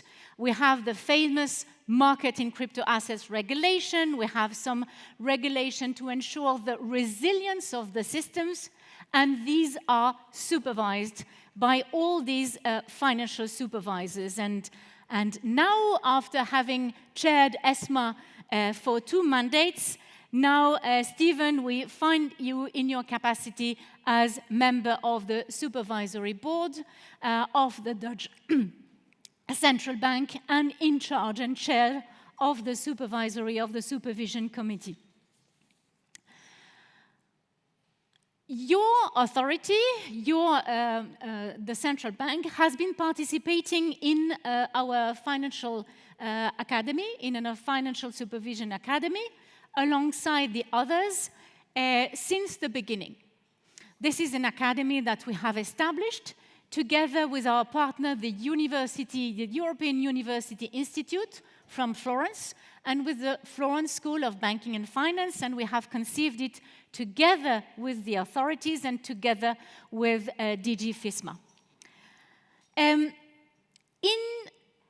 your current role, Stephen, as responsible for supervision covering banks, pension funds, insurers, and of course, keeping in mind your previous experience as ESMA chair and your experience as an academic, you have an absolutely unique perspective in these 3 sectors: the markets, banks, and insurance. So if we combine everything, what is, in your view, the added value of the Academy, of our EU SDFA? How do you see it as the former chair of ESMA and as the supervisor or the chair of supervision at the Dutch Central Bank? Thank you very much, Nathalie, for that question, and thank you very much for inviting me to participate this afternoon in this important event. I enjoyed also listening to the previous panel, and as you say, the Academy on Digital Supervision is very important to us. First, because what we're observing, of course, in the world of supervision, and I think it's a reflection from what is happening in the financial sector, is that digital is becoming more and more important. So financial institutions are going to the cloud. Financial institutions need to cope with cyber risks. Financial institutions need to think about what do we do with generative AI. And so as financial institutions are progressing in this area, it is also important that we as supervisors are progressing there. Also because where the risks are coming from in the financial sector, we need to focus on them. We need to understand them, and we need to act on them. And it goes back to the point that you said on the Capital Markets Union, how important trust is. If we want to maintain trust in financial institutions, in capital markets, it's important that risks to the system, risks to investors, risks to consumers, is that first of all, is that the financial institutions act upon them, but secondly, of course, we as supervisors also need to address those risks. And what I think is very strong around the Academy, as you have developed it as a TSI project, is it goes across countries, and it also goes across the 3 sectors. And what we can see is that there's a lot of similarities across the sector. As I just said, they are thinking about Gen AI, they need to focus on going to the cloud, they need to address cyber risks. So to some extent, the commonalities here are more important across the 3 sectors than the differences. Obviously, each of the sectors think about differently on how to use this technology. In securities markets, they're thinking about trading systems. In insurance, it's about getting a proper using technology to get a better assessment of risks, the risks that are relevant for insurance and insurance premiums. And in banking, for example, it can be about how can I use Gen AI to address client calls and to use it in better calls with customers. And so the commonalities are more important. And I think it was also said in the previous session, together we are stronger. This is an area where we need to learn from each other, and clearly where there's an area where you can benefit from each other. Thank you so much, Stephen. Very important to work together. And one of the objectives of this academy is to really contribute to creating a genuine community of digital finance supervisors. So the Dutch financial supervisors have been participating in the academy since its inception in 2022. In your view, how did this academy help your organization, so the supervisory branch of the Dutch Central Bank? How was this academy leveraged within your organization, and what is the feedback that you actually get from your staff? So first focusing, Nathalie, on the course itself. More than 30 of our supervisors participated in the courses of the academy.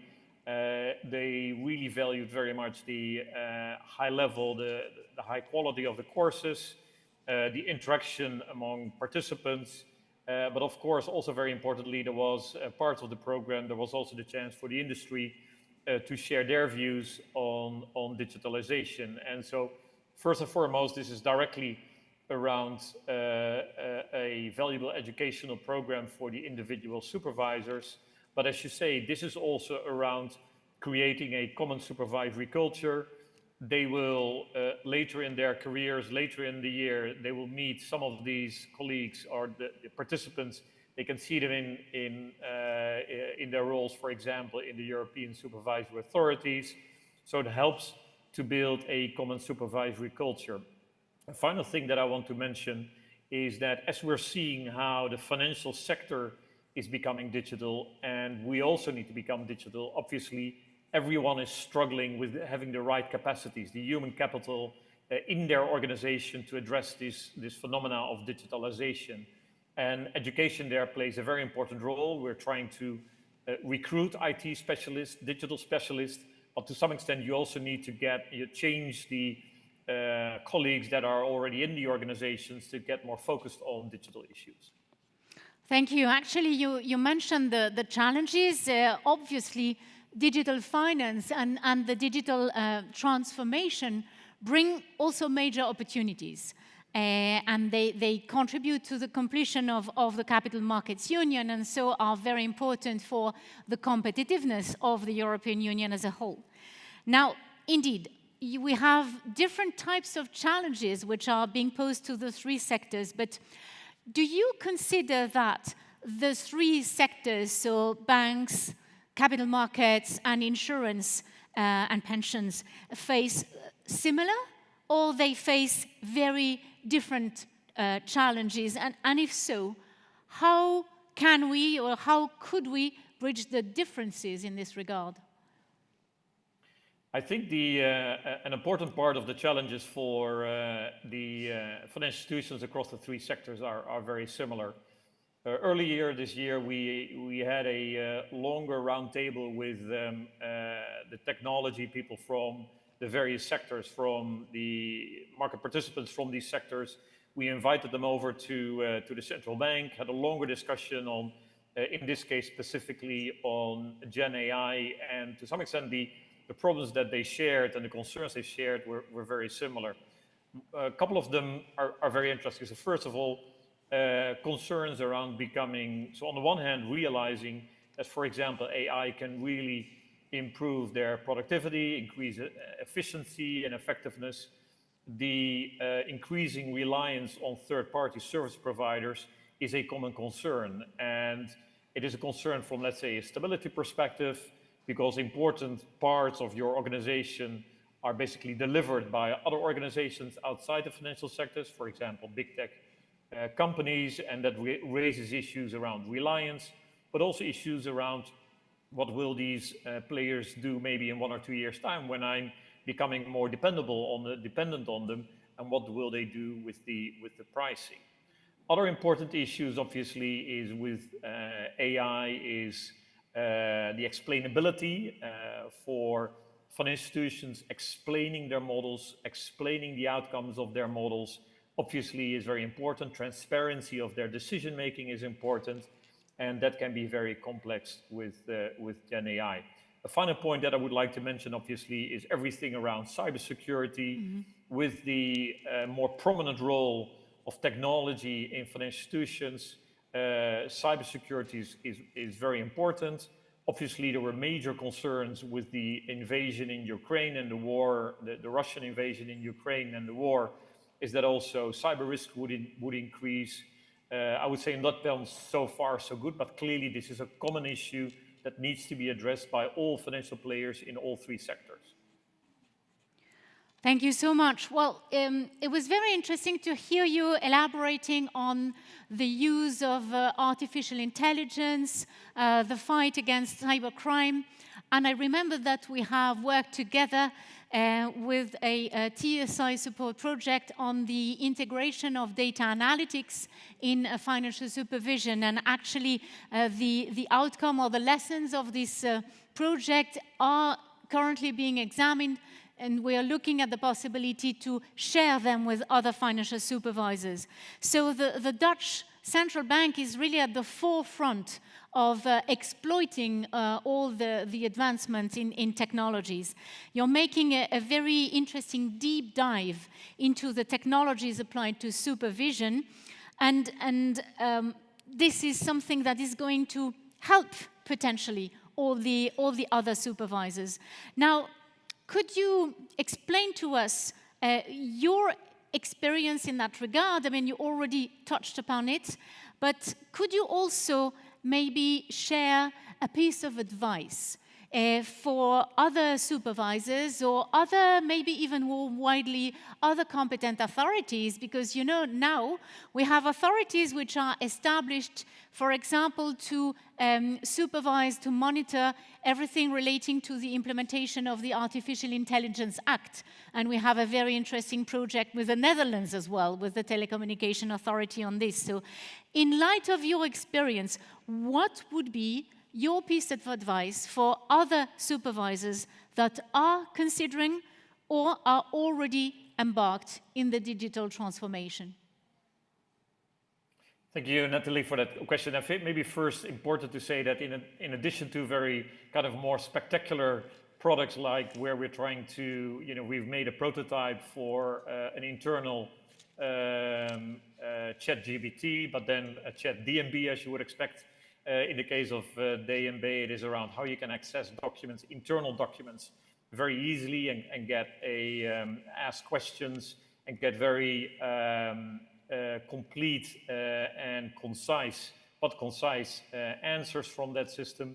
We have also went through a process where we tried to digitalize our, you know, our regular supervisory processes. And so this allows, for example, for a supervisor in the field or working, you know, within a department to access information on supervised entities very quickly, have all the information together, get information on what did we do recently regarding this financial institution, what kind of information was shared with the financial institution, what is still outstanding. And so that is what we did there. But we also, on the side of the financial institutions, made their life easier, where they can go to our website and log into their own DMB account and get all the information on, you know, what is the recent communication with DMB, what can I expect from DMB.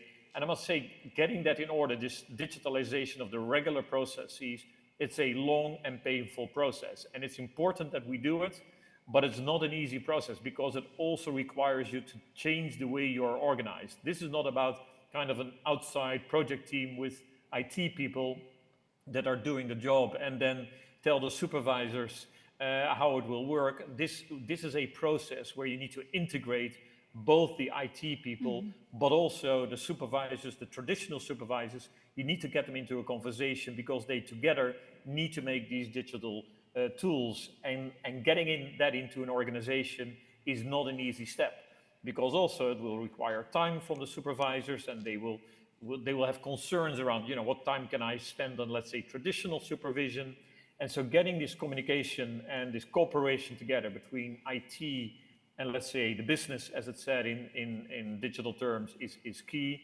But other things are very important, like support from the top. This requires funds, requires money, and so there will always be criticism about will there be sufficient results in terms of efficiency and effectiveness. And so support from the leadership is very important. And a final point that I would like to mention is, in our case, we had a dedicated program and a dedicated budget, and you really need to have that to get this started.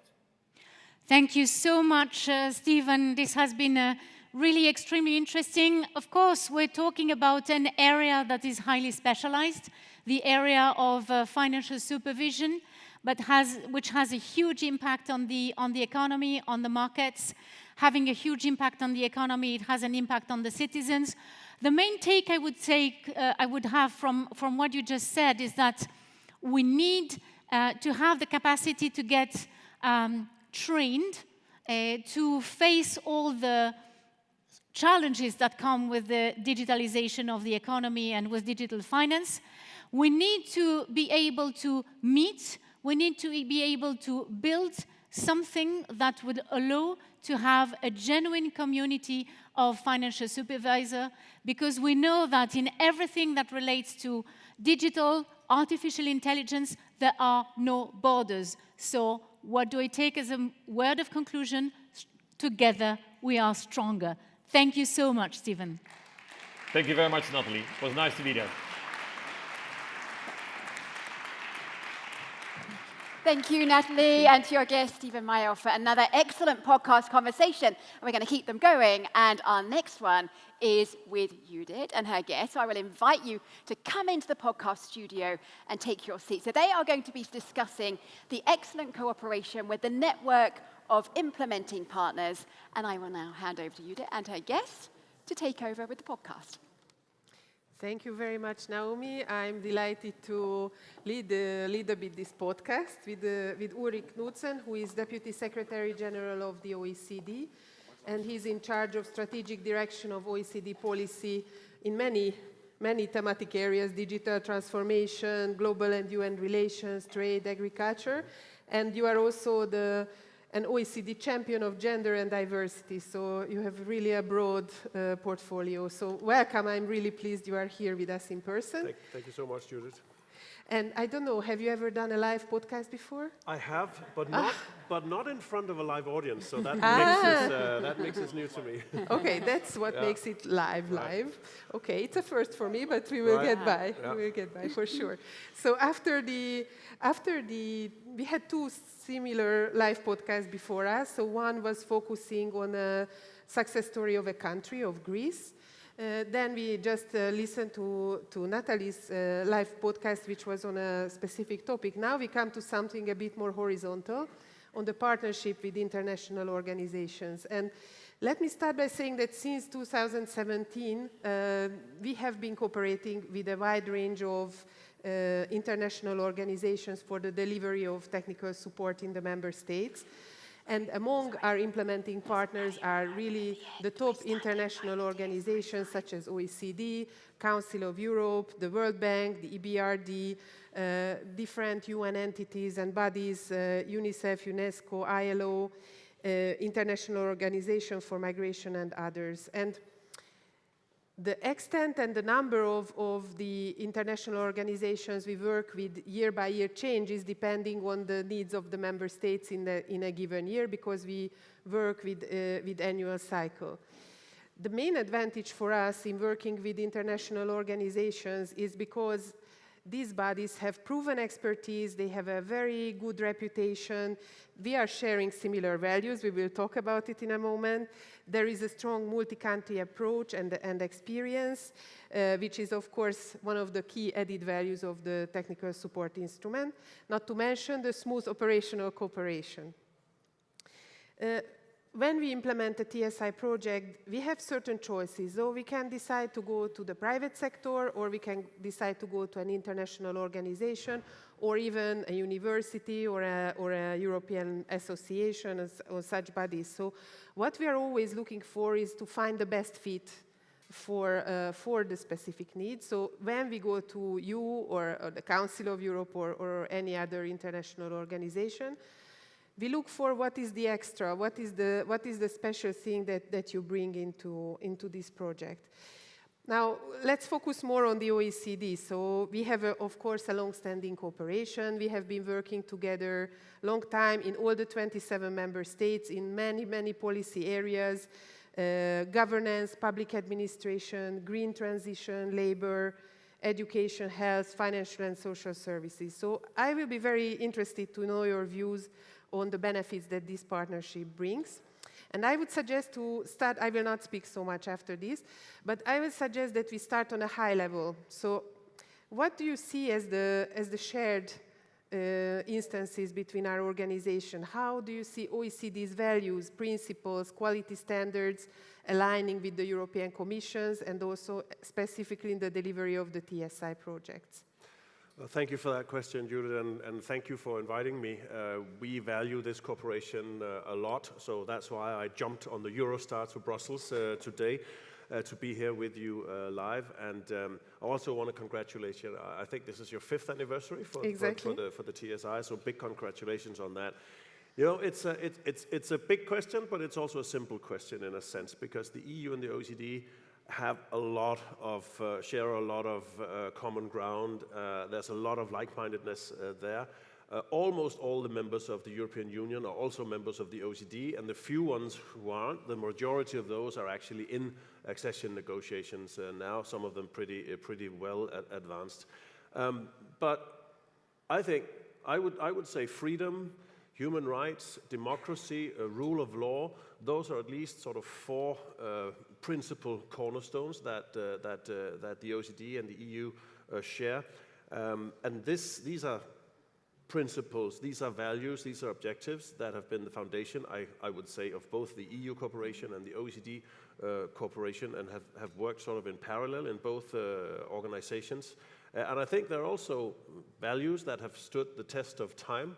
They're being tested again now. We are in deeply uncertain, deeply disruptive times, but I think one of the big assets of the cooperation between the OECD and the EU is that even when we look at these transformational issues or tectonic trends really shifting under us, be that the green or the digital transition, be that, you know, geopolitical friction, COVID-19, I think what the OECD and the EU have done together, also very concretely in our cooperation, is that we've helped EU countries become more resilient as they adapt to these profound changes. I think there's also a similarity in our methods, our working methods. We share, you know, an affection for evidence-based, for cooperation that is supposed to promote both social and economic well-being. We both want strong, sustainable, inclusive, resilient economic development and growth. And again, coming back to climate change and the digital transition, I see a great similarity of values between the two organizations.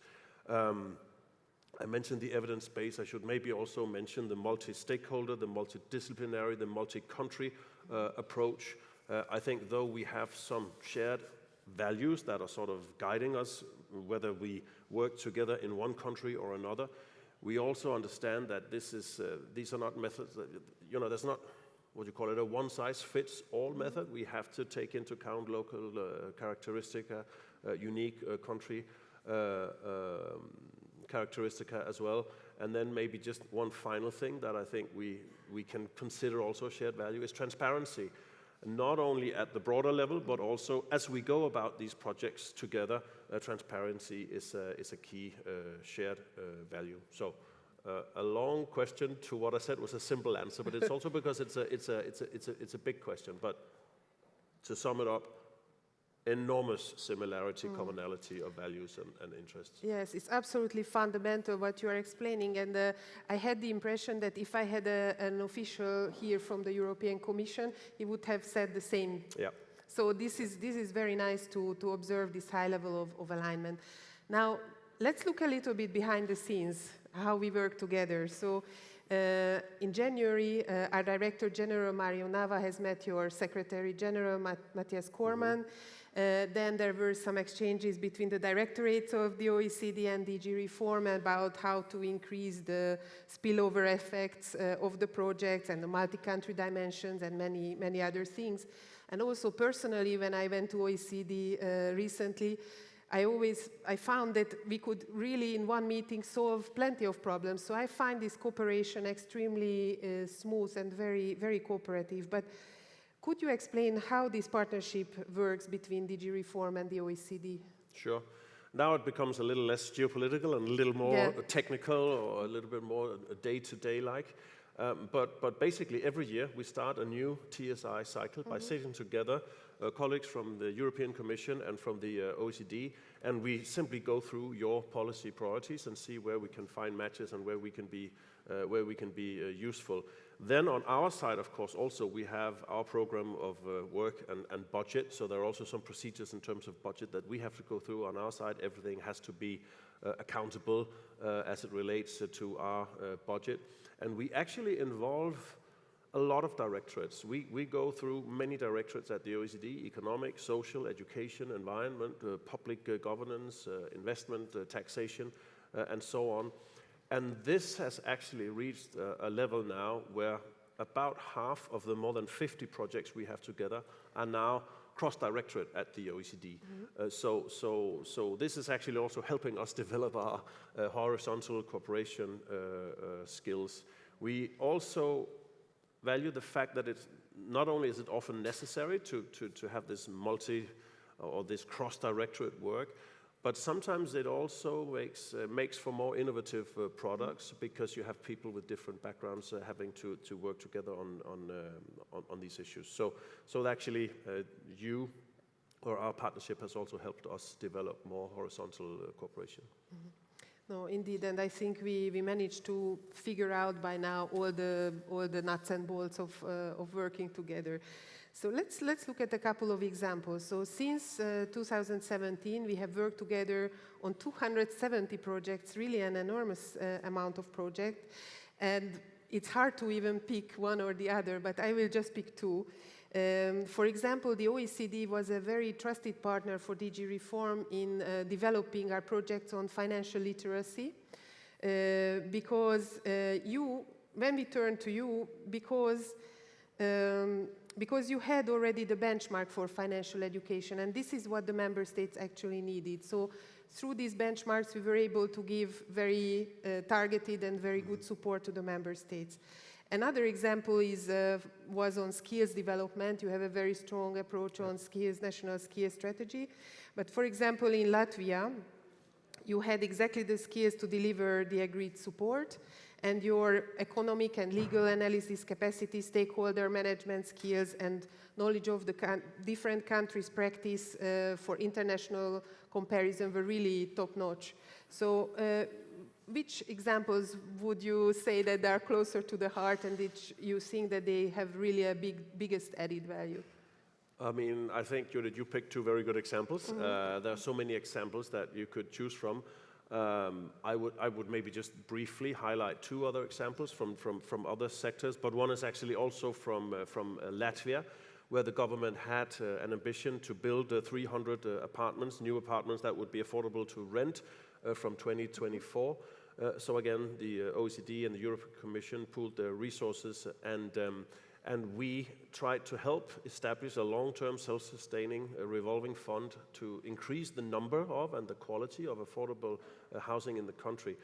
What we do in these circumstances, this is something that's very OECD-like, peer learning and best practices. So we brought in stakeholders and experts from Austria, Denmark, the Netherlands, and Slovenia, countries that had successfully gone through similar processes. So they helped inform that, so that the Latvian experience could benefit from best practices from other countries. So this was about institutional arrangements, funding and financing opportunities, operational tools to scale up funding, basically for affordable homes. And we reached 314 apartments. We were only supposed to go to 300, so that was one success. And not only was it a success in Latvia, we have now agreed to cooperate on similar projects in Poland and the Czech Republic. So this is, again, an example of where bringing best practices together actually can produce model projects that are then sort of emulated in another specific context in another country. That's important.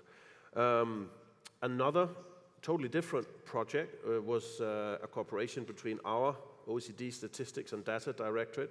We worked with the Bank for International Settlements and Eurostat to modernize the production and dissemination of official statistics from the National Bank of Belgium. We heard from the National Bank of the Netherlands a minute ago, or 5 minutes ago. This cooperation had several results. One is that all departments now in the National Bank of Belgium have the tools and skills to produce harmonized statistics. Another one is that in a few months the bank will release a new data portal. That has not been the case earlier. And thanks to all of this work, the bank's statistics are now compliant with international data accessibility standards, as well as open data and data harmonization standards. So those were 3 concrete results from that. And again here, there were some knock-on effects of this cooperation. This has actually improved our cooperation with the IMF on the use of generative AI to make statistics more accessible. So again, you see these waves from one project to another, and from maybe one country experience or one IO experience to another. So very fruitful indeed. Yeah, indeed. So what we see when we work with the OECD is that you are very comfortable in this multi-country environment. You integrate it naturally into the project, whether it's a standalone project or a multi-country project. Okay, multi-country, okay, it's already part of the story, but also for non-multi-country it's very important to bring in this element. And what we also like is the replicability. So indeed, you do one thing in one country, and then probably next year it will inspire others to follow suit. Now, let's shift a little bit the topic and talk about impact. That was the topic of the first panel of the day, impact, the impact of the TSI. And we come also under increased scrutiny to explain the impact of our project to the general public and our masters. So how can we ensure that our joint efforts leave a long-lasting impact on the member states? Mm-hmm. There are several things that we try to do, but it's of course always difficult to ensure that you have the long-lasting impact. We tend to look at not only the long-lasting impact in the country itself, but also the dissemination of best practices that we talked about to other countries. But I think one thing that's important is that we work directly with the policymakers. It means that we also have a hook directly to the implementation efforts. And that is regardless of whether it's the national level, the regional level, or the local level. To work directly with policymakers is good for implementation and therefore long-lasting effects. Another one is, we touched upon it as well, the stakeholder engagement, bringing in all the stakeholders so there is more ownership to a project and the results. So that's the second one. A third one is that we try to bring into play different kinds of monitoring mechanisms and different kind of measurements so that we can actually also measure the impact long term. And then, as I said at the beginning, it's important for us, it goes back to the shared transparency value between the EU and the OECD. It's important for us that we disseminate the results as well. So maybe not a direct long-lasting impact of a certain project in a certain country, but the fact that the results are disseminated and shared is another way of securing some kind of long-lasting effort across sectors, across countries. Yeah, because we have also heard today that reform is a bit of a journey, so it's not like we go in with one project and then we solve a problem and then it's implemented and then it's done. Sometimes the effects take a long time to materialize, and then we have to make sure that there is some sort of a follow-up, and then there is also a learning from these projects, also both for you and for us, that we can transmit to other countries. So maybe to round off our little conversation, I wanted to look into the future. So how do you see our cooperation developing going forward in the next couple of years? I think we have a bright future. If you look at the increase in projects that we've seen since we started a few years back, it's really only gone one way, and I don't see any shifts in tectonic trends or anything that would sort of revert that. So seen from our side at least, we want to cooperate even more, even closer, even more projects. And we touched upon in the beginning how many of these projects actually sort of are centered around reactions to certain big shifts, be that the green transition, the digital transition, COVID-19, a pandemic, Ukraine, we have to be independent of fossil fuel from Russia. All these big tectonic trends in the economic, social, and geopolitical landscape mean that we have to make European countries more resilient. And so many of the projects that we've had together, that we've enjoyed together, have been born out of that sort of attempt to gain more resilience in the face of all this uncertainty. So I do think that there will be much more of that. You can say we have a bright future of cooperation, because the future in terms of the tectonic trends is not that bright, if I can put it that way. To be perhaps just a little bit more specific, I think in the digital transformation area, I think there will be chances to work more together, improving competitiveness. I think a big concern for all Europeans. I'm a European myself, from Denmark. So anything we can do to help EU competitiveness, I think would be great. Public administration as well.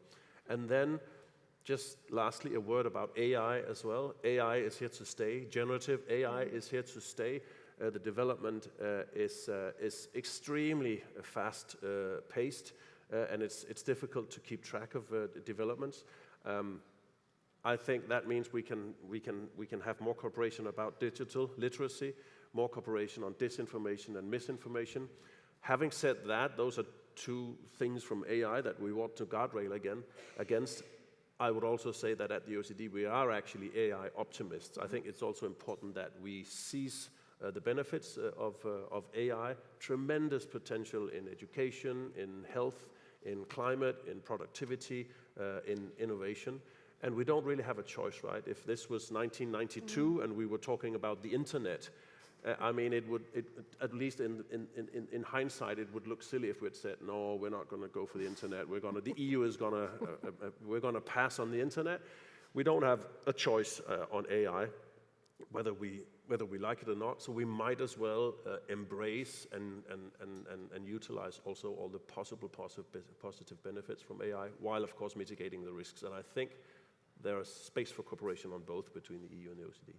Okay, thank you very much. I have nothing more to add. I think we are going to cooperate very well, as we have done until now, and we will adapt our topics to, of course, to the demands, to the needs, to the changing policy landscape, which I'm sure we have plenty of opportunity to do with the next incoming Commission. And yeah, I think maybe one last little question that I steal from Mario from another panel. Would you have any advice for us, like one piece, what we should do, what we should be doing or doing more of? I think I would come back to the issue of the digital transformation and AI. To be honest, I think the EU is in many ways stronger than ever. If I can sort of take a big picture helicopter view. When you look at how the EU entered some of the previous big crises, be that Brexit, the financial crisis, COVID-19, the EU kind of stumbled into these crises and then learned from it. But actually, this latest geopolitical crisis with Russia, Russia's aggression against Ukraine, I think actually the EU has hit the hammer on the nail here. A lot of sanctions packages have been agreed, a lot of cohesion. There are problems and challenges as well. But I don't think we've ever seen in our lifetime so much European identity. It's only 5 years ago since the UK left, and not in one single country in Europe is there a serious discussion about leaving Europe. Who would have thought that 5 years ago? Who would have thought that we would be buying weapons and vaccines at the European level? I think there's more of a European identity. I think some of the issues that we discussed today, be that the green or the digital transition, Putin to the east, a certain gentleman to the west, geopolitical friction from autocracies, all of that. I think there's a realization among Europeans that we are, if not alone, then we are certainly stronger together, and it's not a possibility to fight for our own things. But that's the political side of it. The economic side of it is a little bit less rosy. Europe has a productivity and a competitiveness problem. I'm glad to see the European Commission and EU leaders trying to address that. I think as an economic organization, that's maybe one place where we could help. Ulrich Knudsen, thank you very much. Indeed, stronger together. Thank you. Thank you.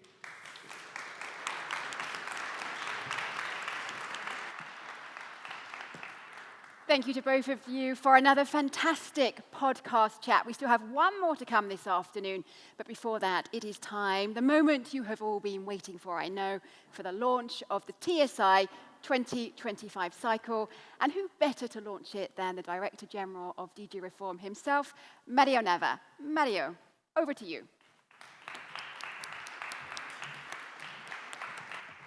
Good afternoon again, and thank you very much. It's very difficult to try to sum up a bit, but it's not yet the moment of summing up. We still have something to do. But what I want to do now is to get to that word. You must have noticed we say Technical Support Instrument Annual Conference. Till now, we have not been speaking about 2025. Actually, it was not an annual conference. It was a conference, I would say, of the mandate, of the 5 years of Commissioner Ferreira, and Ulrich, thank you very much, congratulated us for the 5 years. So let me take 3 points which I think have emerged very, very strongly this morning. Point number 1 is that the last 5 years were quite, let's say, bumpy. We had the sharp reminders of why Europe needs reform and why Europe needs high-quality public administration. Basically, every crisis, COVID, war leading to energy prices, migration, breaking up of the global supply chain, inflation, most of them at some point found the public administration at work. Also, if you look at the very recent Eurobarometer, spring 2024, what do the citizens expect from us, from the public administration? They do expect, let's say, traditional things, like, for example, shelter from poverty, protection of health, jobs, purchasing power, economy, safety, and ensure our defense. All this is traditional, so to speak. But then they also require what we, as Europeans, we have been championing in the world. And what we have been championing, of course, is the green, the digital transition with a social accent, with the accent of not leaving anybody behind. All of these is a relatively complicated things to do, and it calls public administration to the work. But in particular, it calls public administration to be at the center of at least 2 things. One is the transmission of EU funds, and the other is the transmission of the EU regulation, over and above the endogenous, let's say, initiative of the public administration. So it's normal that we work with the public administration, that we work a lot with the public administration, and that we work with all public administration in Europe. My commissioner this morning said something very important in her opening speech, said we have destigmatized the support. There is no stigma anymore attached to the support. In a way, the support policy has moved up from what was perceived as a reparation class to be what it is, which is essentially a master class of students having equal needs. That's point number 1. Public administration need to work with them. Point number 2, there is a sentence that Nikki Carameo said at the very end, which I think is crucial. She said, lots has been achieved, but lots is still to be done. What is the lots that is still to be done? 2A, so the first point, is certainly what she called TSI by design, and we call TSI attached to any new policy initiative. I think that considering the new policy initiatives that will be coming up in the future, considering that they are all pretty difficult, I think TSI by design makes sense. Point number 2, just made by Ulrich, and I think made also by others on my panel, on the previous panel, multiplication of the results and ability to move from results to impact. Impact is crucial. We are here to make sure that there is impact in the economy, in the society, and that the TSI leads to that. This is what everybody expects. It's expected by the co-legislators who have agreed to finance this. It's expected by, very banally, the auditors that will look at that. It's expected by the citizens. When we speak in front of the citizens, we always look not only at the output of our project, but also at the outcome, at the impact of our project. And I think this will come more and more. 2C is enlargement. Enlargement came up this morning. The Europe of tomorrow is an enlarged Europe. So we are thinking about the future, and we are thinking about how do we plan the Europe of tomorrow. And I think we need to plan the Europe of tomorrow with enlargement. The sooner we do it, the better it is. I think Minister Zakova this morning said it very clearly, said it, I was there when the previous enlargement, the enlargement of 20 years ago, was done. And you think of the enlargement of 20 years ago, it has been, I would say, an undistinguished success, not only for the countries to whom Europe enlarged, but for Europe as a whole. Imagine how the current confrontation, as Ulrich said, with the gentleman on the East would be and would look like if we didn't enlarge in 2004. I mean, enlargement gave Europe a clout, gave Europe a mass, gave Europe a strength on the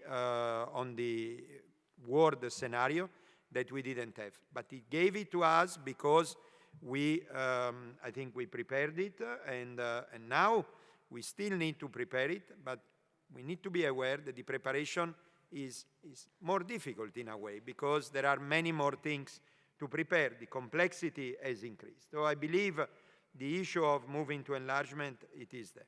And if you put all these things together, you may understand why one of the conclusions of the Letta report on TSI is to considering that now that the T is given, T stands for technical, as you know, now that the T is given, the technical support instrument is there, why now at this stage wouldn't be good to also have a commissioner dedicated only to that. We were blessed by having Commissioner Ferreira who had Regio attached to that, and I think this morning we have mentioned a lot about the coherence and the consistency between cohesion and the different regions. Prime Minister Bock spoke in length about that. But now, given that the support policy is becoming a policy per se, given the issues that have been highlighted about TSI by design, about the multiplication, the impact, the enlargement, and all of that, I think is worth considering seriously that particular suggestion of the Letta report. And then my third and last point is how do you connect the overall picture that I try to sketch with the annual aspect? Because at the end of the day, it was said again this morning by someone who knows us very well, at the end of the day, we do have an annual cycle. And the annual cycle is extremely good because it gives discipline, it gives member states know that we come back every year, therefore member states can plan that that they can ask a thing a year and a second thing the following year. Some member states have even been thinking about follow-up, year N plus 1 or N plus 2 for the follow-up. So the annual cycle is very good, but what you do not need through the annual cycle is to lose the coherence. And how do we ensure the coherence? I think we have found a mechanism which is pretty strong and which is the flagship mechanism. Flagships, as you know, will be unveiled tomorrow, the 15 flagship for 2025.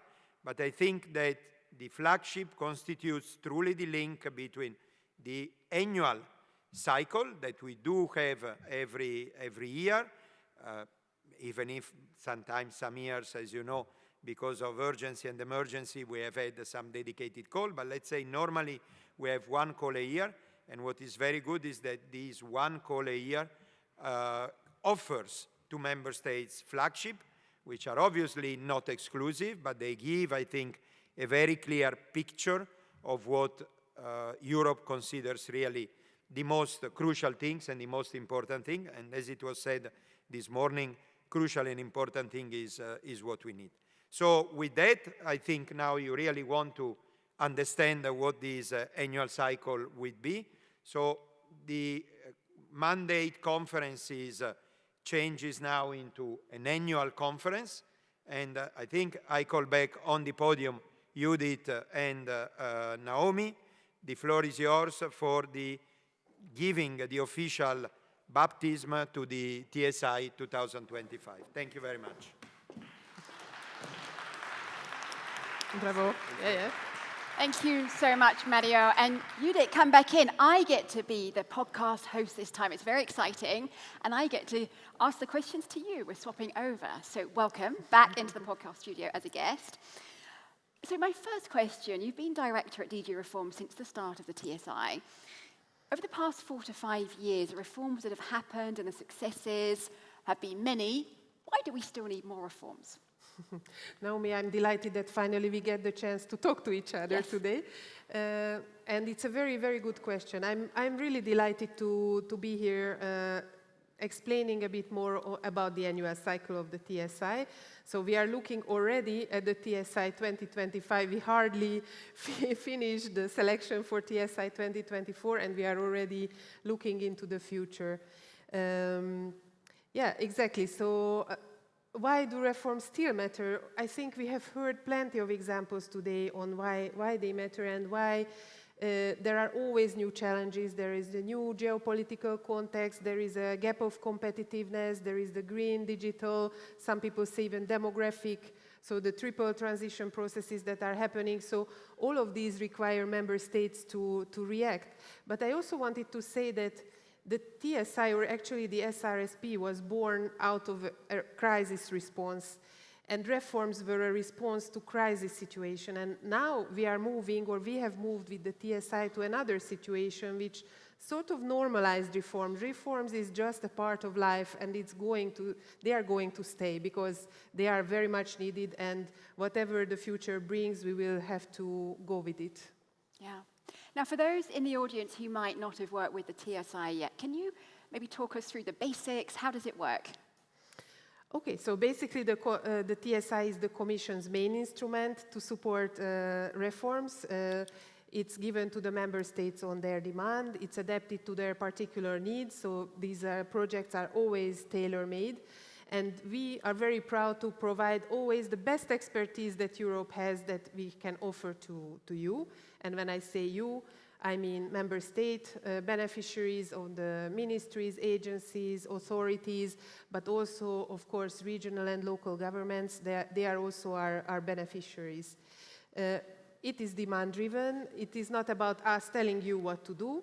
We try to a little bit, but really the character of the instrument is demand-driven. We respond to your reform agenda, and it's very, very easy for the beneficiaries. I think it was said in the morning that one of the big advantages of working with us is that you don't need to work on a lot of administrative procedures. You can really focus on what matters to you, is to arrive from the vision that you have for your reform to actually this happening on the ground.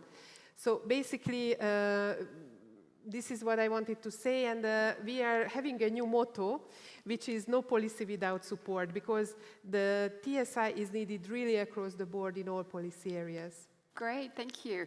Now, we've been hearing throughout the day about the impact, about the success stories. Could you maybe give us some of the key figures from the past year? Okay, so we have adopted the TSI regulation 4 years ago, and this was a clear sign that the EU wanted to do more to help the member states in achieving their reform agenda. Since then, all 27 member states have been benefiting from the TSI support, and including the SRSP, we have more than 1,800 ongoing or closed projects. So we already have a huge number, a huge stock of projects. Now, a few words about TSI 2024, which is still kind of the open cycle, because we are still ahead of the contracting. But we are very excited about these new projects. We have 170 new projects that will lead to 370 reforms across the EU in a wide range of policy areas. A third of the projects focuses on the European Green Deal objectives, net zero economy, the Green Deal industrial plan, biodiversity, climate change adaptation, and so on. About a quarter of the projects relate to the digital transition and digital-related innovation, including the use of AI in public administration, for example, in welfare, employment, migration management, and even in gender equality. And roughly a third of our projects still have this very strong link with the RRF implementation in the member states. And of course, a big part of our projects focusing on improving public administration and governance. A few numbers on multi-countries. We have in this period, in the TSI 24, we have selected 43 multi-country projects leading to 185 reforms, so you can multiply. This is actually one of the reasons why we are doing them.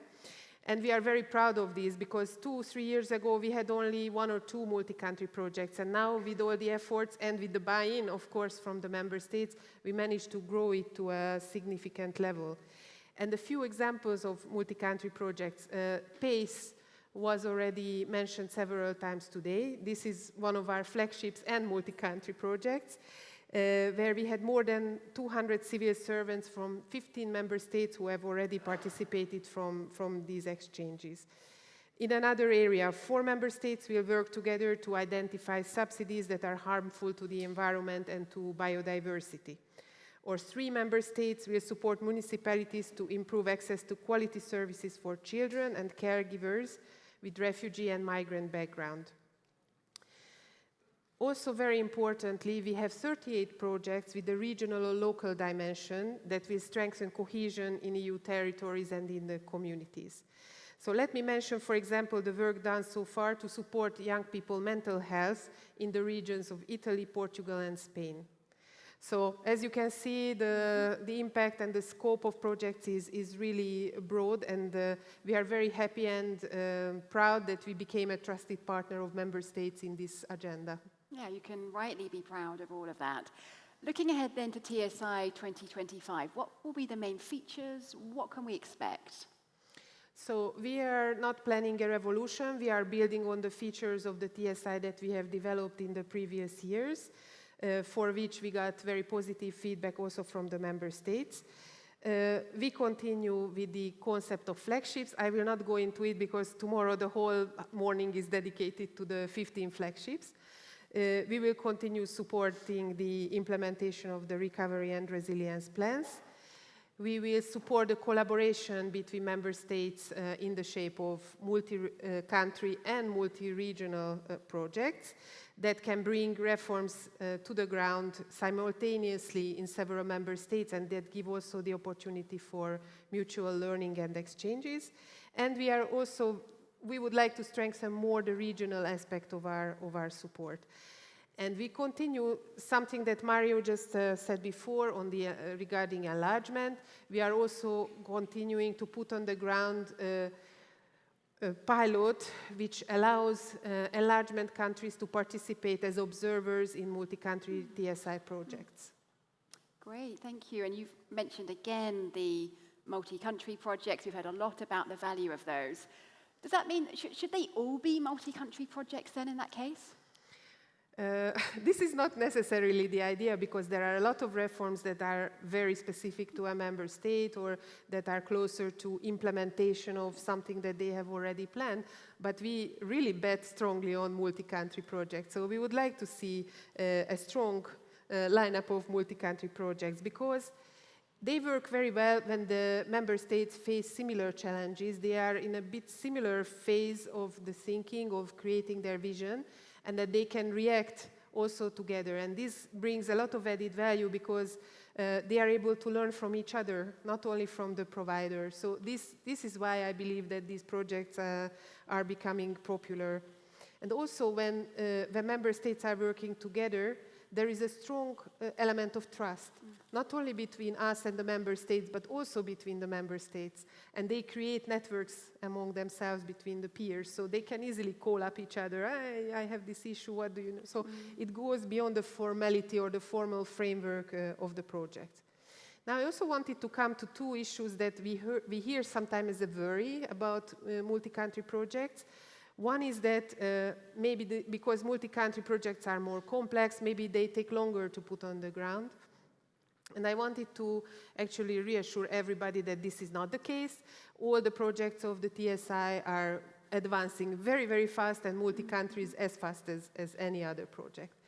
And the other issue that sometimes comes up, whether we manage to keep the tailor-made approach of the TSI when we put in place multi-country projects. And again, I want to reassure everybody that the projects are always tailor-made and we always come to your needs when you request it. You have to request what you exactly need, but we are able to construct very interesting multi-country projects with a common chapeau, a common element, and then different pieces addressing the more specific needs of each member state. For anyone watching, for authorities in member states who are thinking, yes, I would like to do that, how do they go about finding each other and developing a multi-country project before they submit it? What steps do they take? Mm-hmm. So as in previous years, DG Reform is there to help member states, coordinating authorities and beneficiary authorities to connect with each other. We have put in place what we call a repository. It's a little bit technical term, but the idea behind this repository is that voluntarily, of course, this does not oblige anyone to do anything, but if a beneficiary or a potential beneficiary has an idea and they think that this could be interesting for another member state, they can put it in this repository and then they can easily find partners through this means. We are also organizing now, this will be the third year, a meeting of the Coordinating Authorities Network, where we create a sort of marketplace of ideas. So there is also the possibility of directly talking to each other and finding partners. So the good news is that the repository is live as of today. So if you have any brilliant ideas where you want to cooperate, you are already able to upload. Great, so you know what to do now. You know what to do. Okay, I'm going to make the most of you being here for our audience. Can you share any tips and tricks in preparation for submitting their request? What would help? So a couple of ideas. First of all, for multi-countries that I just talked to, try to think about multi-countries and get in touch with your potential counterparts. DG Reform is going to organize rollouts. What we call rollout is when we call two things rollouts. One is when we go to each member state and we have specific discussion with each member state separately on the upcoming projects and what could be interesting for the next year. And another type of rollout is what our thematic units are organizing, where they go through the flagship projects and others and also potential multi-country ideas. So one of the suggestions I would have is to attend the rollouts, both the national framework and the thematic rollouts. Another advice would be to contact your coordinating authority. So as soon as you have an idea, talk to your national coordinating authority, because they are the ones that will submit the request to us, to DG Reform. They know everything. They know all the details. They are very, very well prepared, as much as us. And this is certainly very useful. Also, please keep in mind that our submission deadline is the 31st of October.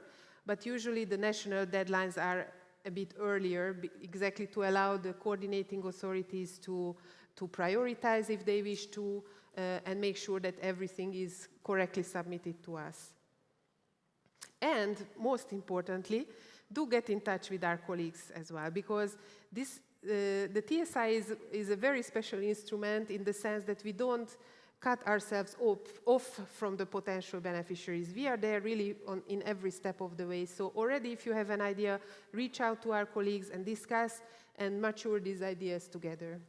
Fantastic, fantastic. I think it's pretty clear. You know the steps to take now. As I said at the beginning, you've been director at DG Reform since the start of the TSI. If I had to make you choose one thing, and I know no one likes this question, what would you pick out as something that really stands out for you about the instrument? Oh, now you put me on the spot because one is impossible to do. But okay, I can try to do three. Go on then, go on. Okay, three. So the first one would be partnership. So partnership is really a top feature because we have a very strong partnership with the member states. We work closely with the national authorities and we build up a lot of trust with them.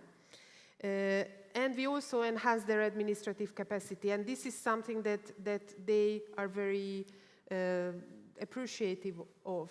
And with the TSI, we are always trying to do the two things. We are trying to address thematic reforms, so the reform needs, but also to build longer-term capacity in the public administration. And looking ahead, I'm convinced that both of these will become even stronger in the future. Now, the second one that I call the global reach, because the TSI is very large in scope, so we are able to support member states in all policy areas, also in integrated policy areas, and throughout the whole reform process, so from formulation, design, implementation, monitoring, evaluation, you name it, it's there. And we have also this very cool idea of the flagships that we now do year after year. Some of them we are even repeating or reconducting where we see there is more need for them, to ensure the coherence between the national reforms and the European policy agenda, which is also very, very crucial. And the last one is maybe my favorite. There you are. So the last one is the hands-on approach, because we are there every step of the way in every single project, from the idea, conception, selection of the provider, putting it on the ground and working throughout the projects together with the beneficiaries in a triangle, with the providers and with the member state authorities. And I believe that our team is really the biggest asset of the TSI. And I've met lots of them, and I agree. Yeah. Now, I was going to allow you one final message, if you can stick to one. Yes, here I will stick to one. So, thank you. It was really a pleasure talking to you today, and also through the audience, which consists also of a lot of old and new friends. So it's all reformers on board. And my message is, I wish you a lot of luck and a lot of time to reflect for the submission of new requests. And don't hesitate to reach out to DG Reform colleagues all along the process. Thank you very much. Thank you, Naomi. Thank you, Judith. I'll let you take your seat. So that was the end of our podcast. You can catch them on the DG Reform YouTube channel. You can share them, do as you like. I hope you enjoyed them. We really are at the end, and I'd like to invite Mario Neva to come and join me up here to wrap up by our rather wonderful hashtag TSI sign. Just here is fine. That's great.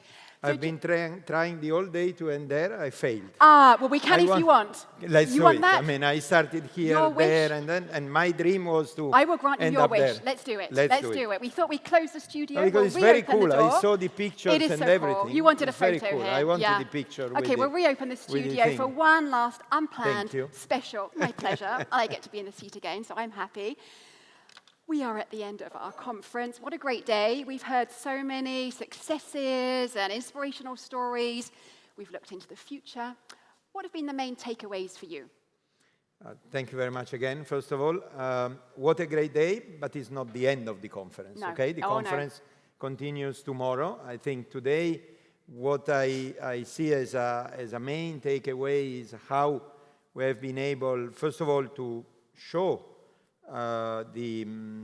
what TSI does, which is allowing member states to implement reform, building the capacity, complements across sector. I like a lot what Ulrich said at some point, that we even help a provider like the OECD to work across sectors. So I think this cross-sectionality of the TSI is really what is important.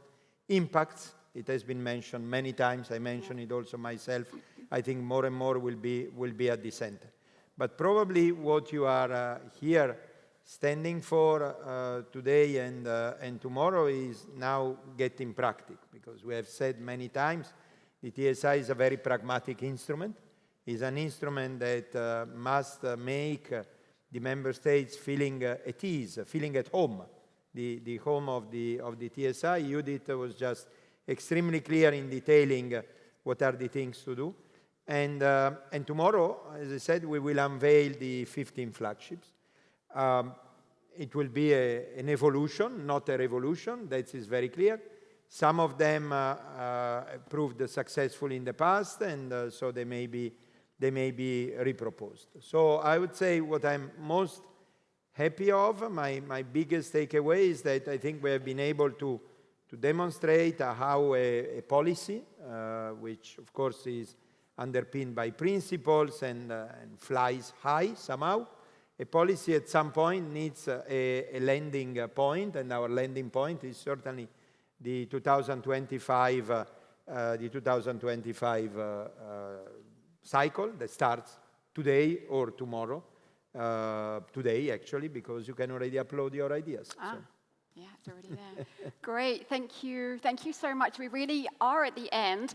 A couple of quick housekeeping things before we wrap up. For those of you watching online, well, to all of you, but those of you watching online, we've heard the views on TSI from all of our speakers on stage, but we really want to hear yours. So once this finishes, there will be a QR code that appears on your screen. Please click on that, and that will take you to a survey to have your say. We really want to hear. Oh, can I say the last of course, I jumped in. Excuse me. No, Please no, carry no. on. Let's keep the podcast Let's going. keep the podcast. No, my final thing that I wanted to say is that probably the biggest takeaway of tomorrow before we finish, because before we go home, I wanted to ask you the biggest possible applause for the phenomenal team headed by Roxanne and George, but the whole DG that frankly has made this possible. Yeah. Had it been only for me, would probably be in the Terranvague where some of you parked the car, would never been able to get such a cool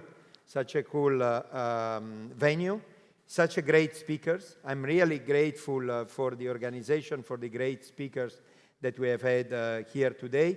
And what I'm most grateful for is that we were able to touch all the most important points. We were able to touch on green transition, on digital transition, on social aspect of all of that, on building capacities, on public administration. So really, thank you very much, and a big applause to the team. Thank you.